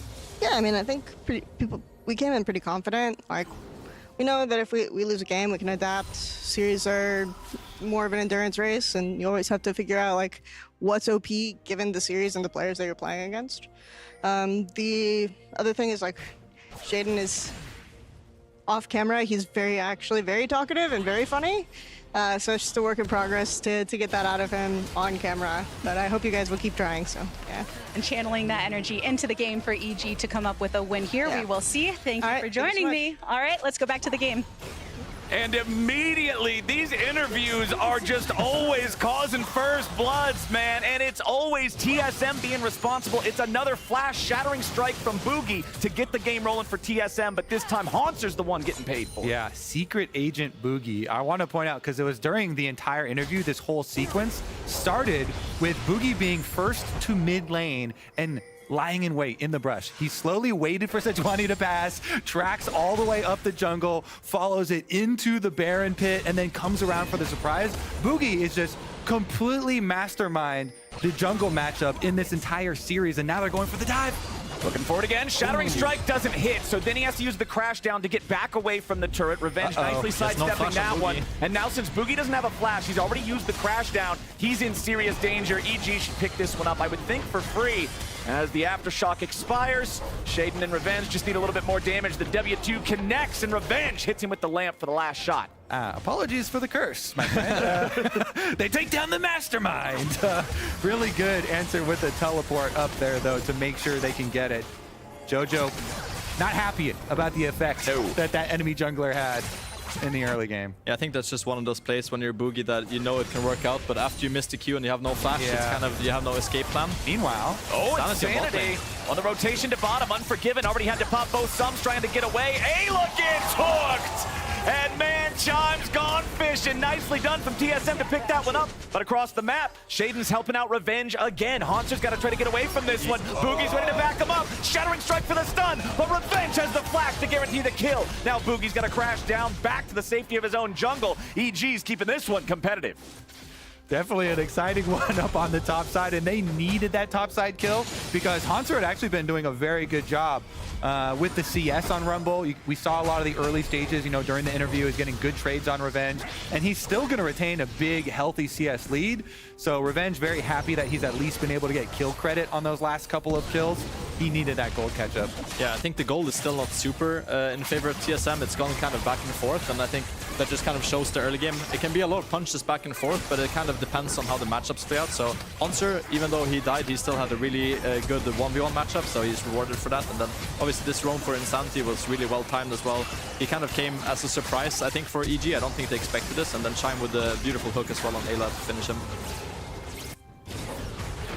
Chime secures the bottom kill. Then we get another look at the top side. We mentioned from draft, as soon as we saw Sejuani, we're like, all right, love it. Top laners with melee top laners, you always want to make use of that stun. Easy, quickly stacking up the passive, and with the health lead here, even though the Rel arrives, nothing you can do. Jax with another counter strike, and we're back into more. Back into the mid lane as the equalizer is dropped. Jojo does escape. The Spirit Rush enough to get the Evil Genius's mid laner out, but it also did cost the flash, so the Ahri is entirely immobile now.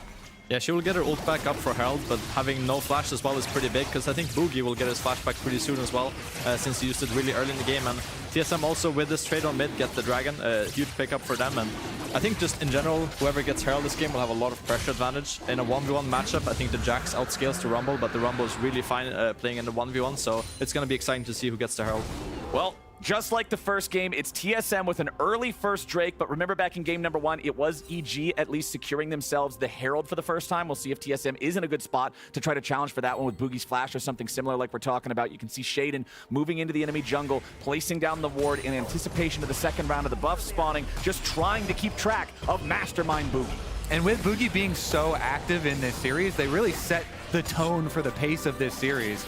Even with that topside one getting turned around and a couple of those kills going to Evil Geniuses, TSM still retain a meager gold lead for themselves, as well as still getting the first Dragon to start stacking. And we shall see how it actually transpires on the bottom half, because a little bit deeper of an attempt at getting some vision there, and the hover from Boogie on bottom side to make sure there's no gank. Yeah, if I'm Boogie though, I have flash, and top side has no flash for Revenge, Shaden, and Jojopion. So I think for this Herald, if Chime just moves over and kind of gives some farm up to Unforgiven, I think it's going to be a really good fight for TSM. They have Rumble, Lissandra, Wombo combo, Boogie has flash. I think it's a really solid fight for them here on Herald.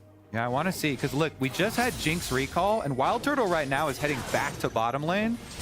As far as it goes, he wants to try and catch that extra wave that Unforgiven's pushing right now. So it will be the earlier move option for Unforgiven. I mean, if I'm TSM here, I think I want to start the fight before Unforgiven comes. When Unforgiven comes, they're going to have a numbers disadvantage, obviously. So yeah, I think Hanser is kind of caught here in the middle. If Boogie can help him out, that would be huge. But it looks like he's caught.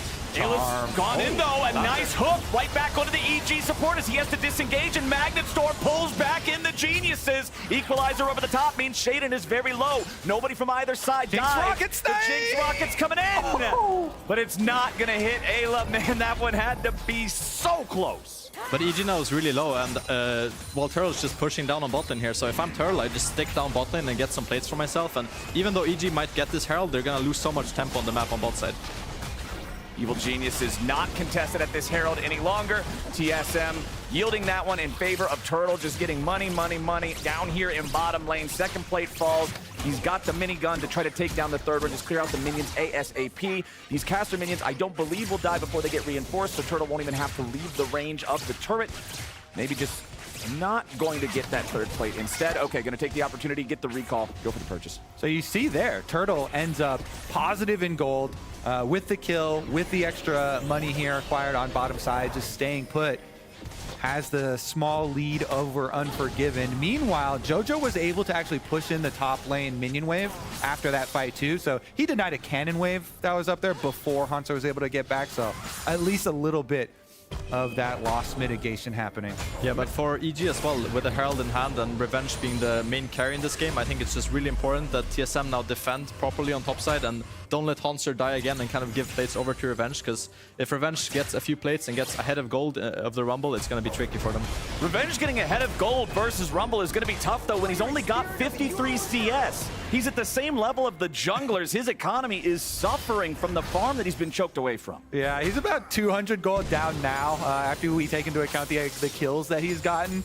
And maybe if you get, some more help from the Rift Herald plates, they can start to fund that Jax, because guess what? That's one of the places that EG were most confident in. You heard the interview with Jojo before the series started. He was like, yeah, we know how to take advantage and exploit Haunter. Now they're going mid though. Insanity getting locked down here, has to self-ult to buy a little bit more time. Boogie wants to follow it up. Insanity with a flashback underneath his own tier 1 turret, and Haunter's ready to come join these guys. Crash down into the Magnet Storm. Long range equalizer ready to turn this fight around as Shaden and Jojo try to get away. But Haunter's got the flash. Evil Geniuses disengage it too, and now they're ready to re-engage with the Jax copter. He pushes in to try to get the stun, but he misses it. Revenge with a minor outplay is now going to find the killing spree, but instead it gets turned around by TSM. They'll come out on top in a 2-for-1. Yeah, Revenge had a huge play there. If he hit that helicopter and then the ult on top, that would have been a huge wombo combo, but after missing that and then the Jinx rocket coming in, that was clutch. Yeah, that was so close there. Fraction of a second. And Turtle's just been throwing out the skill shots from bottom side. This rocket actually doing a decent amount of damage and getting them a little bit more. Let's take another look at how it started though, because it was off of this roam from Hanser trying to get some use from the Rumble ultimate. A little bit slow on it, so they didn't get the full damage, but then the flash forward chunks out Shaden, chunks out Jojo.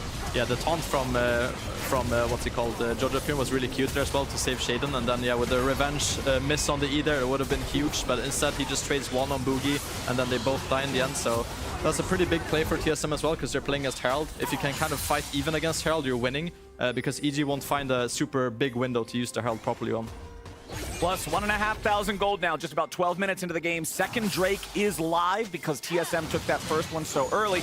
We'll see if we have a lot of attention immediately paid to it. Insanity's got the wave shoved out in mid. Lissandra, once she hits level 9, the wave clear is just so effective, splashing those icicles onto the entire wave as Turtle makes it down back to bottom in time to catch all the minions crashing into the tier 1. And you can see the Evil Geniuses bot lane rotating over to the Dragon Pit, rotating over to this bot side river. Jojo's also come down. They want to have control here, not just give this Drake away. Yeah, I think they're going to have to use the Herald mid because it's going to time out pretty soon. We're getting kind of close to 14 minutes too. So drop it mid with JoJo, get some turret plate money on him. You need to make up ground there now because we mentioned mid jungle this whole time. Mid lane right now is actually the biggest difference. Pre-Rift Herald charge, Insanity's got about 1,000 gold lead. Now with the extra split money on those turret plates, extra wave in, they try and help out JoJo a little bit. And Scuttle Crab Vision will be acquired by EG pre-Dragon. A charm does land. Okay, Insanity, 3/4 HP, ready to go back in on Shaden though. Boogie leads the charge, not finding a very valuable target here at the start, but Magnet Storm keeps him in the equalizer. They want to turn around back onto Insanity as a nice threat shot, but Unforgiven on the other side hits, but it's a shutdown for Revenge on the enemy mid. Insanity's out of the picture. Unforgiven dies to Turtle, but it's a 2-for-1 trade for the Geniuses. Revenge still has a full health bar, but he ain't slowing down. The play won't matter. A double kill back over to JoJo. He'll see if he can find some more. Turtle and Haunts are trying to kite it out, fight it out, but it won't work, man. Revenge and JoJo are finding the damage, and TSM just lost all 5 men. And the flash at the end there. Oh my goodness. Revenge playing on the edge of a knife with that Jax. Went back in, got just out of range. Turtle wanted it so badly, but can't get the auto off. Yeah, I think the target selection here from TSM was a bit off. I think going on Shaden is the wrong call here. They're very split and they don't have any damage to follow up. And you can see TSM, Hanser, Chime, Walter, they have no one to hit. They're just running away. And the entire time that's happening, Revenge and JoJo Pune is going to town. Yeah, so much work done by them. Turtle does snipe the kill onto Unforgiven. That's a good thing about Jinx into Xayah. Of course, you can always throw out your Jinx ultimate after the Xayah ults, but that was the only little bit of happiness for this squad, because look at this play. Able to get the stun onto the Rumble first, and Revenge still right up. Oh my goodness. Oh, that shield from Ayla as well saved them. Quadra killer for JoJo. So about that mid deficit for EG, that has turned into quite the lead now. The other way, 800 gold for JoJo and the advantage. A quadra kill will do that for you. A lot of work done by those EG solo laners. And hey, the big thing I'm looking at here, the Lissandra not having any sort of meaningful impact in that fight, really. Unfortunate for TSM, but Evil Geniuses now in a great spot. They stop any sort of Drake stacking, tie up that objective count. They're plus 2,000 gold. The Rift Herald's about to spawn for the second time, and I think that these guys are going to feel confident in their ability to take a fight. Yeah, I think for TSM, it doesn't really work for them to just scale up this game. They're playing against Ahri, Jax, and Xayah, who all scale really well, and I think they need to find a lot of wombo combos to win this game. If they kill one target, it's not enough for EG. They have too many carries, so for this Rift Herald fight, we need to see TSM go for the big wombo combo. Shaden engaging onto Hanser immediately as JoJo's in the middle of the fight, but he's got to be careful. Unforgiven still free firing on the side, and Hanser's already been killed. Into the back goes Ayla with a nice knockup 1-2. TSM are already crushed, and EG aren't done. Turtle tries to kite it out, but he can't get excited. A triple kill over to Revenge as JoJo goes over the wall and Chime hooks a wolf. EG got another ace for nothing. That TSM just look completely discombobulated now. They're stuck in the middle of the river while the collapse from EG is coming. And if you're the ones relying on a teleport, you have to be the ones proactively teleporting early. But look at this, how late the teleport comes in from the Lissandra. Boom, the engage from EG is already underway. And it's almost first kill before the Lissandra even arrives. Hanser is dead on arrival there from the Lissandra. There's no way you're making your way back into this team fight. Yeah, but EG also walked in and engaged first, right? Even though TSM had the control. I don't think that's allowed to happen. TSM has to pull the trigger faster with TP and kind of send it, or else it will get collapsed. And now there was a quadra kill for mid lane. Now there's a quadra kill on top lane. 8 kills on Revenge right now. That's a bit crazy. Yeah, I don't think he cares about that CS deficit anymore. He's just farming champions, man. The Jax is locked and loaded. 13-5 for EG as a team. 5,500 gold lead 16 minutes into the game. These are the kinds of gold leads you see in those stompy solo queue games, man. These are the ones where you're feeling like, we'll just have to go next. It's feeling so doomed for TSM right now. Yeah, and you can see the confidence that EG had after the previous team fight. That's why they just run straight in. They engage while the teleport is channeling. Get such a lead in there, and it's nice to see for a player like Revenge, where people for so long were like, oh man, he's really good, but hasn't had the right opportunity to fully shine. But having a good playoffs game here for himself. Yeah, now EG is playing with 3 lanes of prio. They have Herald and they outscale. So for TSM, I think the best that they can do is just kind of farm up and wait for an objective fight and hope that EG kind of messes up, because in a 5v5 situation right now, EG is stronger and they win on side lane. So for TSM, yeah, they just kind of have to pray on this one.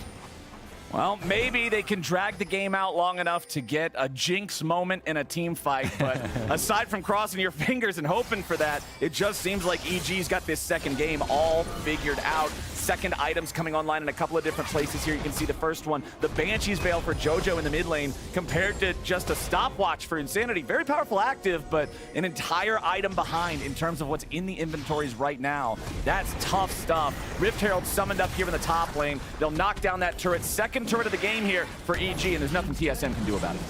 Oh my goodness, they already found him. Sheedan just leads the way, and Ayla's finding the quickness to try to follow it up. A nice hook from Chan brings him back underneath the turret, and TSM may have found an angle for a fight. The Herald's not going to get the charge off onto the tier 2, but EG disengage, having only lost their support. You have to be ready to counter when you're so far behind like this, like you're saying.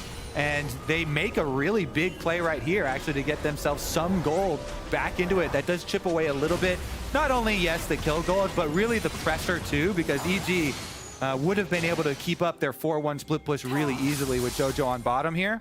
So nice little bit of relief for TSM. Yeah, it feels good to get some relief, but now Dragon is spawning and it's kind of on to the next like, play already. Oh, another test already? Yeah, now you have to fight the 8-1 Jax and the 4-1 Ahri. So I think if I'm TSM, just give this one up, right? You don't have ultimates, you can't really fight it. It's going to be a hard one to fight anyway. So I think you just kind of have to wait for the Dragon Soul point and fight there or on the Baron. Other than that, you just kind of wait for EG to make mistakes. And back to what you were talking about earlier, Treats, you were saying how, you know, you can't just blow up one guy, there's too many carries, right? Well, the second item for Revenge here with the Sterix Gauge, trying to prevent dying in that potential Wombo combo from TSM. I like this itemization because it makes it so difficult to stop his rampages in these fights. Yeah, and if they don't find this reset with Lissandra and Jinx, I think it's really hard to kind of get a grasp of the team fight on the side of TSM. So the Wombo combo is getting harder. The more items come in, the more tanky that EG gets, it's going to get harder and harder. Nice little efficiency buff to Sterix on the patch as well. Got more health, got a nice little advantage there. Let's see, though, because Sejuani actually doesn't have a lot of magic damage herself. It's just coming from, like, bombies, but went for the Abyssal to amp for JoJo.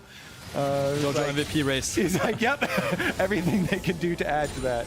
It amps for JoJo and also Revenge, having some magic damage in the base kit of Jax, too. I mean, more than most bruisers do, at least. So a lot of magic damage, yeah. Providing some help for both of those super fed carries. I mean, when we're talking about EG and the way that the gold is currently distributed, 12 out of the 13 kills are JoJo and Revenge. So making sure that he can ramp up for those guys seems good enough for me. Total gold on the left side, it's Revenge leading the gold count by about 70. But it's over his own mid laner, so they're pretty cool with that. Yeah, definitely a duo carry composition they're running here for Evil Geniuses, which makes it really easy to play side lanes. And you have to think, well, easily go 1-3-1, Revenge on top side. They've got both teleports ready. Both their solo laners have such big advantages. They can pressure on both side lanes while just holding middle here. And now you see Shaden and Ayla being able to move in from the mid lane pressure. So nice little map control here from Evil Geniuses. Yeah, they're taking good space here on the top side. And if I'm on the TSM side, I'm trying to think right now, who can we focus, right? You can't really kill the Jax, he's too tanky. Sejuani has Aftershock. There's an Ahri with the Banshees, and then there's a Xayah with both Sums and ulti, right? So it's kind of like Rakan is your target, but he also has Merc Feds. And EG are on the Baron right now, so we'll see what TSM can do to counter this one. TSM need to try to stop it. Maybe Boogie can go in for the Miracle Steal, the crash down, but it won't find it. The engage locks him down, but where's the follow-up damage? Unforgiven staying alive, as JoJo can turn it right back around. Both enemy carries already dead. Boogie and Chime and Haunts are running back to the mid lane, but Revenge don't want to let him. He's going to keep the chase up. Boogie's still in range. Shaden and Ayla still ready to follow these guys too all the way in. Boogie tries to crash down to escape, but they get the kill anyway. JoJo is dominating, and Evil Geniuses are making mincemeat out of TSM. Yeah, I think also like EG just control topside, they know they're ahead, just start the Baron, right? Like what's the worst that could happen? I think that they know that they're this far ahead that they can kind of just pull the trigger and force a fight and the Baron. So yeah. I like this from EG coming back from the game one, having this much confidence. I always find those moments so funny because you're like, what's the worst that can happen? Well, we almost saw what the worst that could happen would be a Baron steal. He did get in there, and because it turned out, you know what, it's fine, EG, they get the Baron, nobody's critiquing. But if that was a steal right there from Boogie, I think people would have a lot more critiques as far as the setup from EG and say, you're kicking yourselves. You gave them an option to come back into this game, but they secure the Baron and they get the chase out on these extra kills here too. So now the game plan's super easy. push it right back out. You already had stronger split pushers for side lanes. Now you also have Baron to help them out. So here comes the siege on all sides. Yeah, the only question I have is how many lanes does EG want to play on? How risky do they want to play it? If they spread out on 3 lanes, it's possible that they can get picked off on 1. I think the safest one is just playing 2 lanes and kind of having Jojo Pyun between top and mid and kind of just hovering in between and seeing if someone is in pick range. So if I'm EG, I'm going to bot side here with Unforgiving, hitting the bot tower, and then Revenge on top, and then Jojo Pyun on mid, and then just look for whichever side is more vulnerable. Yeah, talking to a couple top laners especially right now, they just feel like, as we see a little exchange in the jungle, a lot of the players are of the opinion that it's super rare to actually be in a place to ever play all 3 lanes, even when you do have split pushers, because there are so many comeback mechanics. You know, objective bounties, of course, are up. So if the enemy team just full sends it at one of your sides and gets a picks and then could maybe snowball that into an objective bounty shutdown or something, that's how comebacks happen. And it's just really hard for TSM to engage on either side right now. They do have to send it on one side or they will just lose 2 inhibs, but they also just don't have a good target to go on. So I think if EG just plays patient here and don't give an angle, they will just get both double inhibs shortly. Nice hook under Revenge. He's the one going to get focused first, but he gets the counter-strike down. Equalizer over the top. Now means Evil Genius is going to be burned a little bit, but there's just no damage from TSM to get him any lower. Evil Genius has absorbed the engage. They still have plenty of health left. They're going to force him to the tier 3.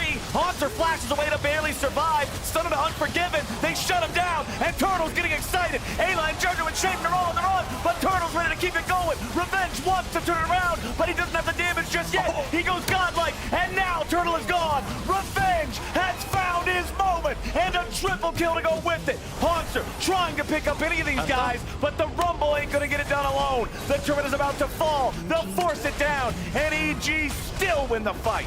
The Jax, the true carry for Evil Geniuses here. What a scrappy fight. They're still gonna get the inhibitor though. Their goal has been accomplished. Yeah, I think that was pretty slow reaction time from Unforgiven. I'm going to call him out there. I think he could have ulted that flash ult from Lissandra. He has the mechanics for it, but he didn't do it, and then it kind of started the snowball there for Turtle. So, I mean, everything is just about mindset in League, right? And I think for EG, if they think about only surviving, they will win this push. But I think they were a bit too aggressive and kind of going under the tower, which led this TSM engage to be pretty fruitful. So, Jax with a kind of insane cleanup there, but EG going a bit too aggressive, in my opinion.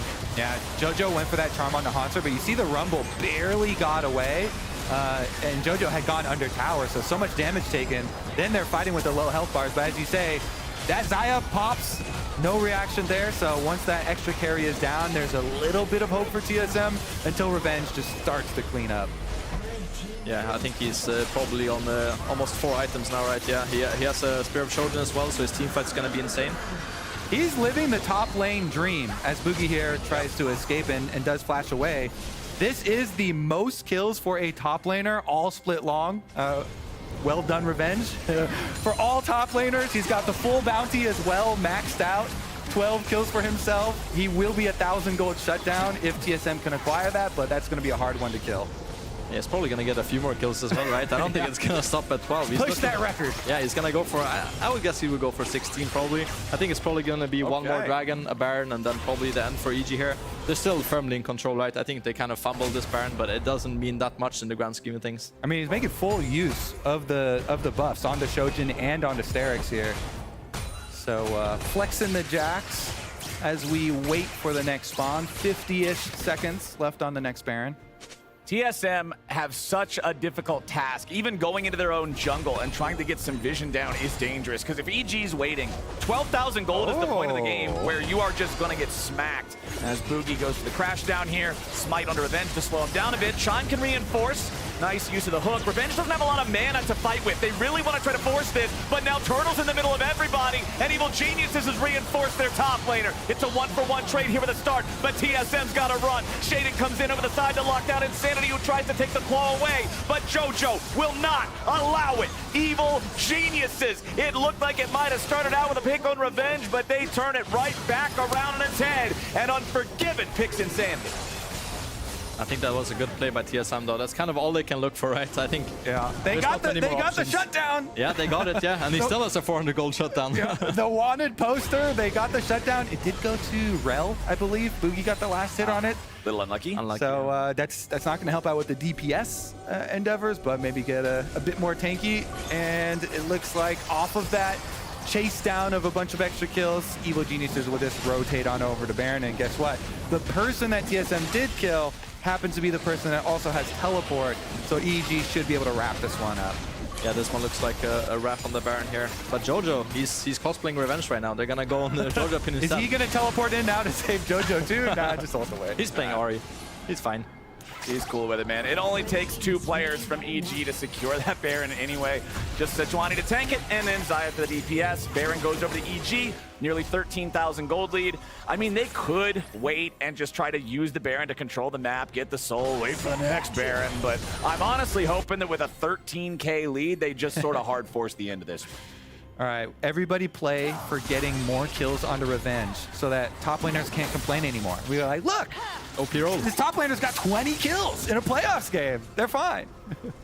He's really strong right now, and as you said, Captain Flowers, I think you just go topside right now if you're EG and try to end this game. You have big enough goal lead to die right now. I think that if they do the same play that they did on the mid lane, but on top lane instead, it's gonna work out. So just stack a wave on topside and then Look, they're sending 4, the Goon Squad down to Rome to try and pick off the second bounty from Jax. I think this time he's not gonna die though. He has mana and he has a stopwatch, so I think even if you send 4, it's a bit tricky. That's tough. I mean, they only barely got him last time, and he had, what, 50 mana to work with? So Evil Genius is putting the pressure on the tier 3 here on the top side. Insanity threw out the claw, but did not want to take that ticket. Figured it would just be one way. Evil Geniuses have the next wave coming in now to back them up as they lead off with Shaden's engaged. The charm onto Chime locks him down, and Ayla goes golden to stop any sort of a counterattack. Shaden doing the same thing now. Jojo gets locked up. Bit of a problem here for EG so far, but Revenge arrives and fixes everything real quick. Revenge gets a triple. Revenge gets a quadra. Where's that pentakill for Jax? Somebody sound off. Give it to him. Won't give it to him. EG's got to chase it down. Revenge! Pentakill for Jax! Boom! Evil Geniuses ended in style. That's 18 for Revenge on the Jax with a pentakill. Top lane. It's not balanced. Top lane broken roll, boys. 27-9. EG bounces back. Woo! Well then, this series already is really delivering for me, though. I like that the underdogs set the pace in game number 1. TSM came out super aggressive, and now EG answering. They woke up, they're like, you know what? Whoa, whoa, whoa, whoa, whoa. We can play this pace as well. They answer a lot of the early moves, and then the solo laners absolutely take over. Yeah, Boogie struck first this game as well, but I think EG was really fast on the bounce back, kind of helping Revenge find his footing. The early game didn't go as planned. He was down a lot of farm, but he came back insanely strong. Way better game 2 from Shaden as well. We saw Boogie spamming those ganks early, but we saw Shaden doing the same thing, going up top, facilitating his Jax. I was updated. This is not only the most kills for a top laner in a game this split, this is the most kills for any single player of any role. They're coming. They're all there. I'm bot wave, by the way, guys. Guys, don't be scared. Why are we so scared? We have everything. We have bot wave, okay? Why are we getting bitched, guys? Don't be scared. He's found on a flash. Guys, look, just walk up. Yo, Josh. Yo, chill. I'm getting wait. Yo, guys. Slow. We're getting turrets. Bot 2. We're fighting. TP. I have stopwatch. I got Jinx. I'll kill Jinx. Don't worry. I'll wipe them here. Look me. Look, Charm. W on. Penta. Kill him. I'll flash him. I won't take. Don't take. Give me. Flashing, give me. I'll catch him. It's Q and 2. I'll catch him. Okay, this guy has 8. I can slow him for you? Yo, emo. No, actually, take it. Woo! Pentakill! Thanks, guys. 1v5 pentakill! Hey, all right, and with that, let's head on over to the LCS lounge to break it all down. High emotion. What's up? Wow. I love comms. Lots of emotion. I love comms so much. Dad is dying right now. It's incredible. It just reminds me of dies of cringe. The things you get to hear. Oh my god. So that was a game. 18 kills, Quite a bit. Let's do it. You got a stat on that It's one? not a playoff record. Jensen had 20 in a playoff game. Yeah. But it's damn close. It's- 18 kills. Yeah. This split, the most was 9 in a game for a top laner. He just got 18. Want to just play this? Let's play it. Let's go. let's Let's get to those 18, baby. How It did we started get off here? so rough for Revenge. He ended up down 30 CS. And it wasn't just that. It was the first attention he got from his jungler. Shaden ends up pinched here. Boogie cuts him off. Hanser collapses, gives the double buffs over to Hanser. During the coach interview, by the way. During the interview. And then he has to survive all of this pressure to eventually get to those 18 kills. Yeah, Shaden definitely trying to... They recovered a little bit. Game, right? They recovered it pretty well.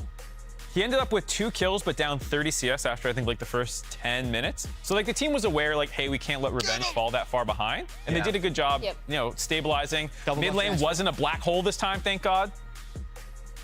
I would say TSM was very active in this early game. Right? Yes. Like, it looked like they took a lot of the momentum from game 1 into the early game of game 2. And Shime had a really strong, like, first 12, 15 minutes.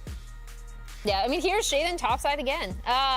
And this is happening at the same time the bot play is happening. We're just showing them separately. But, like, this is also, again, how Revenge was able to get back into the game was pretty important. Yeah, this was a constant, and I do like what EG did there. Even when they were attacking Boogie's, basically look for top lane gank, like Jojo Pyun had TP'd there just in case he needed to be there defensively. Like, they were there at the right place at the right time. This was a really good play from TSM. It just felt like even though Hanser was getting the ultis off, he wasn't nailing kills up until this point. Yeah, I think Hanser had some good ults, but they weren't able enough to actually turn things around. I think Revenge looked a little rough Really right wanted there. to go, yeah. That's the worst he's going to look. Still got a kill for it. I think JoJo's Ahri was actually also incredible this game. While it wasn't the one picking up a lot of the kills, he was starting off a lot of fights, finding a lot of key targets. Here was kind of where the game started to go completely sour for TSM. And I think the big problem, I don't know if you want to rewind it a little bit, Sure, just a little bit. Rez, is that this split fight, I know they pointed out on cast a little bit more. Yeah, so pause. Yeah, I'll just pause it one more time. Just go right back. Boom. Whoop. So TSM's damage dealers are over here. So even when Insanity is able to get lockdown on the other side of the fight, Yeah. Turtle and Hanser are here. So they're not able to respond, and then obviously Revenge gets the shutdown. But that was really important towards why this fight ended up going the way it does. Unforgiven already has escapes on Xayah, even though Turtle is able to get kind of the final tap onto him there. This is the biggest one fight for EG thus far in the game. And this is the clean play, where making this dive happen, Revenge getting this kill, then being able to back out. Excuse me, Jojo gets the triple, and then the re-dive here. Oh! Quadra for Jojo, a whole team playing well. Oh. Turtle kind of knowing the game's over with that one. It's a high pressure The situation. back-to-back quadras, too. This game, we saw 2 quadras and a penta. Yeah. And this is something that I've noticed throughout this particular game. Evil Geniuses were on Rift Herald, on both Rift Heralds at the right time. It was TSM that was having to walk into them, and it was like you're walking into a charm, you're walking into a Sedge ulti. Like, a lot of the times, it was just very difficult for TSM to actually get in the river and contest for the objectives. I gotta say, too, for people overreacting to the post-match thread in the first one, excuse me, that's whose MVP is this? That's my MVP. You know what? Revenge is just stealing kills. He TP'd in late. You heard the team. You heard Jojo. You heard Jojo have to tell him, get into this fight so you can get these kills. Jojo Look even at the called damage. penta. Jojo was like, why don't you go get the penta, Revenge? Yeah. Yeah, look, Jojo with the actual damage percent, he set up all those kills. Revenge just shows up and takes some kills, man. He didn't do anything. Revenge had a very good game. He had a great Revenge game. had a great game. Jojo also had a great game. And I just want to call out everyone who overreacts to a single game where Jojo gets counterpicked and camped mid and dies a couple times. Like, there's a reason people are doing that to him. And it's because if you don't, look at that damage. That is a lot of Ahri damage. It's Ahri. With Everfrost, it wasn't even high Ahri. Like, just land your abilities, bro. Every time I listen to EG comms, I realize more and more how important JoJo is to the team. It looks like it's shooting the goats out of his mouth. It's the goat poop. Bang! It's not poop. No! Human centipede. The goat ray. The goat ray. So, Get us out of this segment, dude. All right, going into the next game, TSM has chosen blue. So any significance from that one? I think EG are happy with that, right? Because they were the ones who wanted red side. They want the counter pick for JoJo specifically, and potentially Revenge. So I mean, I think EG are fine with it. That makes sense. And we're heading to game 3. But as we wait, we'll take a look behind the scenes of how Samsung powers the LCS with their NVMe 990 Pro SSDs, allowing our graphics team to work on the fly and deliver cutting-edge graphics to the LCS stage. Hi, I'm Anthony from the LCS graphics team. We design and animate all the graphics you see on an LCS game day. So we need drives that can handle all that media at the speed of a live show. That's why we trust the Samsung NVMe SSD 990 Pro. These blazing fast SSDs allow us to quickly create fresh new graphics whenever the show calls for them. We generate huge graphics files for every show, so we need drives with a lot of storage space. And that's exactly what the Samsung 990 Pro gives us.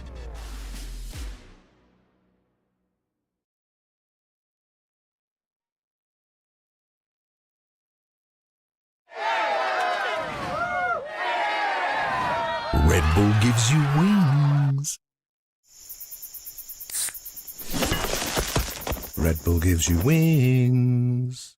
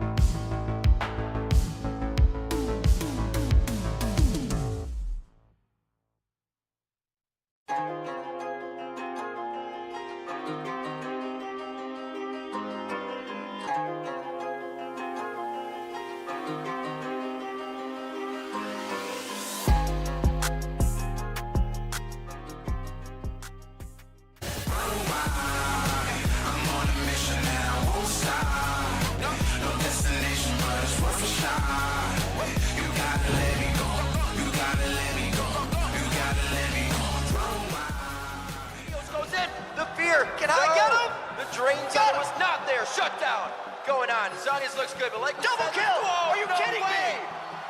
We thought the Zhonyas would be defensive, but it's enough trickery. They were considered some of the best in the world. Hi guys, I'm Reginald, best AP mid in the world. Their accomplishments earned them accolades and even animations made in their likeness. They were once at the top of the North American League of Legends Championship Series. They were flying high until the fateful day where everything came crashing down. I'm Jackson. I heard you guys need a new mid laner. Who the f are you? He's a teleport because of H-Slay's already in trouble. Bjergsen trying to go hard. The Igniter's on the first one. 3 minutes and 25. And while they tried to hang on, Not really the damage providers right now. Wicked can't do much without the team. High now takes down Vasily. This is going to be huge. The triple kill. Wait a minute. The quad kill coming up for High. Down on this bottom side of the map, but he doesn't have enough for it. High catches out nice one, surely. they couldn't stay on Cloud9 forever. I've been thinking about when I've been wanting to retire for a while now. After the end of the season, I was just thinking more and more about, like, would this be the time for me to step down? For many NA mids, it was like watching a slow-motion breakup that lasted years. Up until they lose the game, they're winning. So To date, only a third of LCS splits have had more than 50% of teams fielding NA mid laners. But all of that is about to change. Honestly, I'm not sure why LCS teams haven't taken too many chances on NA mids. I mean, I think NA mids this split are playing well, so I think it'll definitely change how a lot of orgs think. I mean, there was many times in like scrims even back then against Jensen actually. He went like 0-10 both scrims. I'm like, nice. And people were just like, I still don't know who the F this guy is. I mean, honestly, I never thought about if just me is changing the view of NA mids or domestic players. Probably a little bit, like it has to, I feel like. I think that there's been so much like team shuffling and so much like imports coming to the league that like team synergy has been mattering more and more. I think like just a lot of players, NA mids like happen to just have a lot of synergy with their team. Like Insanity has a lot of synergy with TSM. I have a lot of synergy with NRG. Jojo, I think, has just like been playing extremely well, like individually too, on his own. These LCS playoffs, the story of tragedy and triumph, while the LCS trophy looms in the distance. This is the story of 2023 LCS Summer and the potential return of the NA mid. I am that guy, yeah.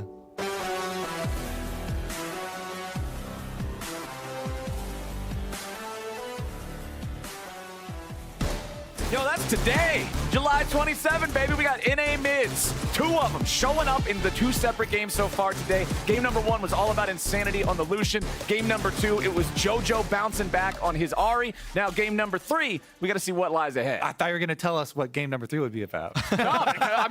I can tell you. Not going to leak? Oh, yep, not going to leak that. Not going to leak that. The script is sacred. It is forbidden. But now, let's go ahead and see how the teams are going to play it out. TSM on blue side, EG on red. It's Ivern, Jace, Tristana, Renekton, LeBlanc, band away. What does EG want to finish this with? Kai'Sa? Do we want to let him have a Kai'Sa first pick over on the blue side? I feel like that is really dangerous because while Insanity has played so many different AD carries mid, the Kai'Sa just feels like right now on this patch so good, so flexible. Whoa, they don't even first pick though. They go for the Rel side of it instead. Yeah, I think they know that if EG picked the Kai'Sa, you can go Zarakan as an answer once again. It's open, so I think that's what TSM is looking to do. I think EG honestly might just pick like Kai'Sa Rakan and just take away both parts of them. Yeah, exactly. I think that would be the smartest thing to do for EG right now. The Rakan has been so big. 100% win rate in the series. Yeah, that's kind of had a hidden power, I think. It's been kind of just farming, and then team fights obviously is where you shine, and I think both Ayla and Chime, yeah, kind of good Rakan players, so it makes sense that it's a high prior pick for both of them. All right, let's see if they want to go with that Kai'Sa. Maybe they just do Lovers Duo again, but that would be giving the Kai'Sa over. Looks like they are. Okay. The synergy over the individual here. Looking for the duo on the bottom side for Unforgiven. You mentioned last time, pointing out the one time he didn't get his Xayah ult off as well. So now he's warmed up. Yeah. Won't be missing that again. But I would assume then it is going to be a TSM that would try and pick it up before the next rounds of bans come in, because that's got to get banned out in second round of bans. Looks like they're prioritizing Jinx here over the Kai'Sa. I mean, Maybe they're thinking also that they could get Kai'Sa back 4-5 for mid lane for Insanity, but I mean, the Thresh Jinx looked pretty good. And I mean, I do really like the Jinx. We saw Turtle display it in the last one where you can force the Xayah ultimate out, then you ult her to finish her if she did it when she was low. But like I said, I don't think, you can expect a Kai'Sa to survive all the way to 4-5. Well, so far, we have a salty run back of the previous game, which is telling me TSM saying it wasn't the draft, it wasn't the brain diff, it was the hands diff. We needed to execute better on it. We can still pull it off. The big difference I'm looking for is I think Hauntzer looked way better in game number 1 on a tank. Game number 2, the Rumble wasn't at the same level. So if there's any change, I would want to see TSM switch up the strategy for the top side. And also when you see these 3 champs, you're not thinking of a dive comp, you're thinking a front to back comp, right? So you'd want something like the Ornn, something like the Azir, something like the Cassiopeia for TSM now. I think in the last game, they kind of had too little options when they fell behind. So I think with them going back to blue side, it's probably them just saying, we're just going to swap up our soul lanes and kind of draft an easier to play comp, and then EG can run it back if they want to. Yeah, I think the roles just line up better for TSM if Hauntzer is frontline and Insanity is DPS. Whereas last game, Hauntzer was DPS Rumble and Insanity is like utility mid with the Lissandra. Yeah. All right, well, JoJo's going to play the Ahri for the 3rd game in a row now. Evil Geniuses, 4 out of 4 champions so far, repeating from the draft of their previous game where they got a very convincing win. There's that Kai'Sa still up. We could just see Insanity go with that. He likes playing these marksman champions mid lane. She made it through, so I definitely expect lock in there and then have tank on top side for Hauntzer. They fixed the role assignments. Now this is what I wanted to see from them. And then we have the Fiora counter pick with the Sejuani. I mean, both drafts make a lot of sense this time around. I think Revenge having the counter pick again with the Sejuani will be huge, but now we have TSM on the easier front-to-back comp. What level would you put Revenge ego at right now? Coming off a pentakill and an 18-kill game for a top laner, insta-slamming a Fiora here. Yeah, it's an all-time high. It's at an all-time high, yeah. He is on top of the world after that last one, man. You love to see it. And hey, reminder, during the 2023 Summer Split, use your MasterCard to make a purchase from the in-client store. Save your card on file for a chance to be entered for a chance to win a trip to LoL Worlds 2023 or a set of 8 Player of the Week statues. You can see on your screen that goes from July 13 all the way until August 6. So time is running out, but it's also running out here on the draft. 10 seconds left before we get into the game. Gentlemen, which one of these comps do you like more? Oh, I would rather have TSM's comp, I think. I think with the AP Kai'Sa mid, it's kind of hard for EG to close the gap on them. I think the Rakan has to have a better performance than the last game, and they have to kind of send it more, so I prefer TSM. Yeah, I really did not expect the Kai'Sa to survive the second round of bans there. And since they got it, I feel like it's a good adjustment for TSM to have Insanity on one of his really comfortable AD carries, DPS champion in mid lane, have Hauntzer up on the tank on top side. So I think these are positive adjustments for TSM, despite how much EG were able to kind of stomp towards the later stages of the last game. Yeah, and in the first game, Insanity had Lucian as an AD carry, and in the early game, Kai'Sa as an AD carry.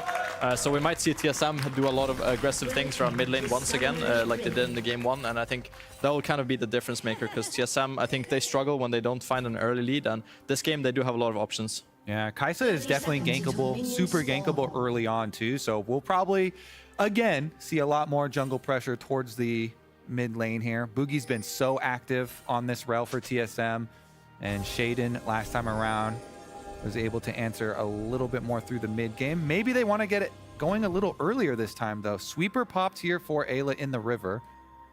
And remember back to game number 1, it was TSM playing from the red side that invaded, the late invade on the enemy red buff, but Shaden was starting with that Poppy on the blue instead, so he didn't get caught by anything. Maybe we will see another one of those delayed invades here in this game as Hauntzer's just keeping an eye on Revenge, but it seems that with the threat of the Fiora goofing around with them, Boogie does not want to start on that side of the map. Instead, now just going to be starting on his chickens, as Revenge is happy to trade with Hauntzer in these quick, snappy jungle skirmishes. And 5 gold off pinging the ward. Oh, yeah. Pinging the ward is my new favorite thing that was added to the game. It's a big dopamine hit, yeah. It's only 5 gold, but I don't know. I feel like I hit the jackpot every time. Hey, man, you ping 10 wards, free potion. 5 gold is a lot to some people, like me. support and jungle players. It's a support and jungle desk good. here. We need the extra. We need the extra coins. So let's see if Unforgiven and Ayla can make this Xayah Rakan work. Because remember, that was the conversation we had in the draft. Was, hey, is it worth breaking up the OP Kai'Sa for the synergy of the Xayah Rakan? And with Shaden starting on top side here for Sejuani, I really like to see Sejuani players make use of level 3. And if you do a full red quadrant clear, just pass through the mid lane. Even if you don't get a kill there, if you can blow Summoner Spell, that'd be amazing. Or even a chunk of damage would be quite nice. And it actually doesn't cost you a lot of time to transition through mid lane instead of transitioning from your Raptor brush over to blue side brush. And he's currently on that side. Do it, do it, do it! And Santi has no ward as well. He dropped on the bot side, so let's see what Shaden can do here on the mid lane.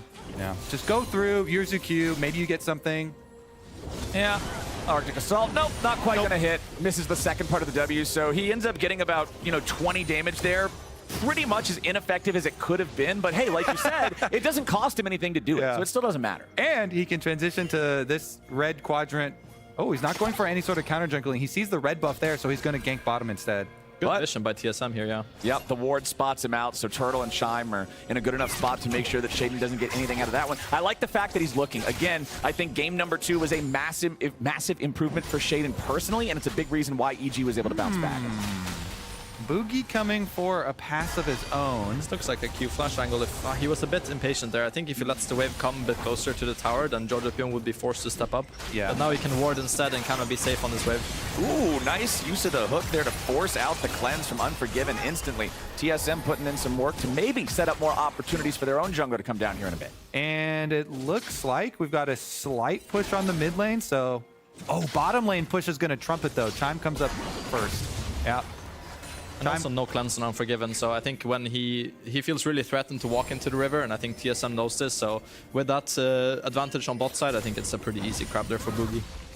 Boogie picking that one up without much of a contest from Shaden, who now has to go back into his own jungle. He only farmed up the blue in this quadrant, so there's still Gromp and Wolves available for him to take. Boogie does not want to allow him to take it for free. He could just yoink. Yeah. Yoink. Hello. It's an easy steal for Boogie. Nicely done.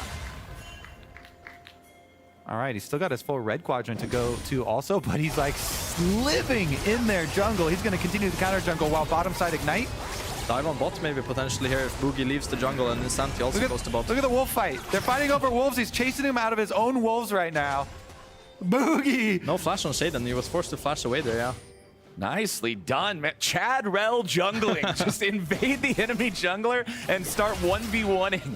And then slowly walk away with your heavy metal pants and no horse. But good move there from Insanity too. You saw the little like hover from mid lane too. Insanity trying to back him up. A lot of team play, as we just saw the little segment on North American mids. And Powerfox mentioning a lot of the synergy between these North American mids and some of their players, and Insanity backing up his jungler there too.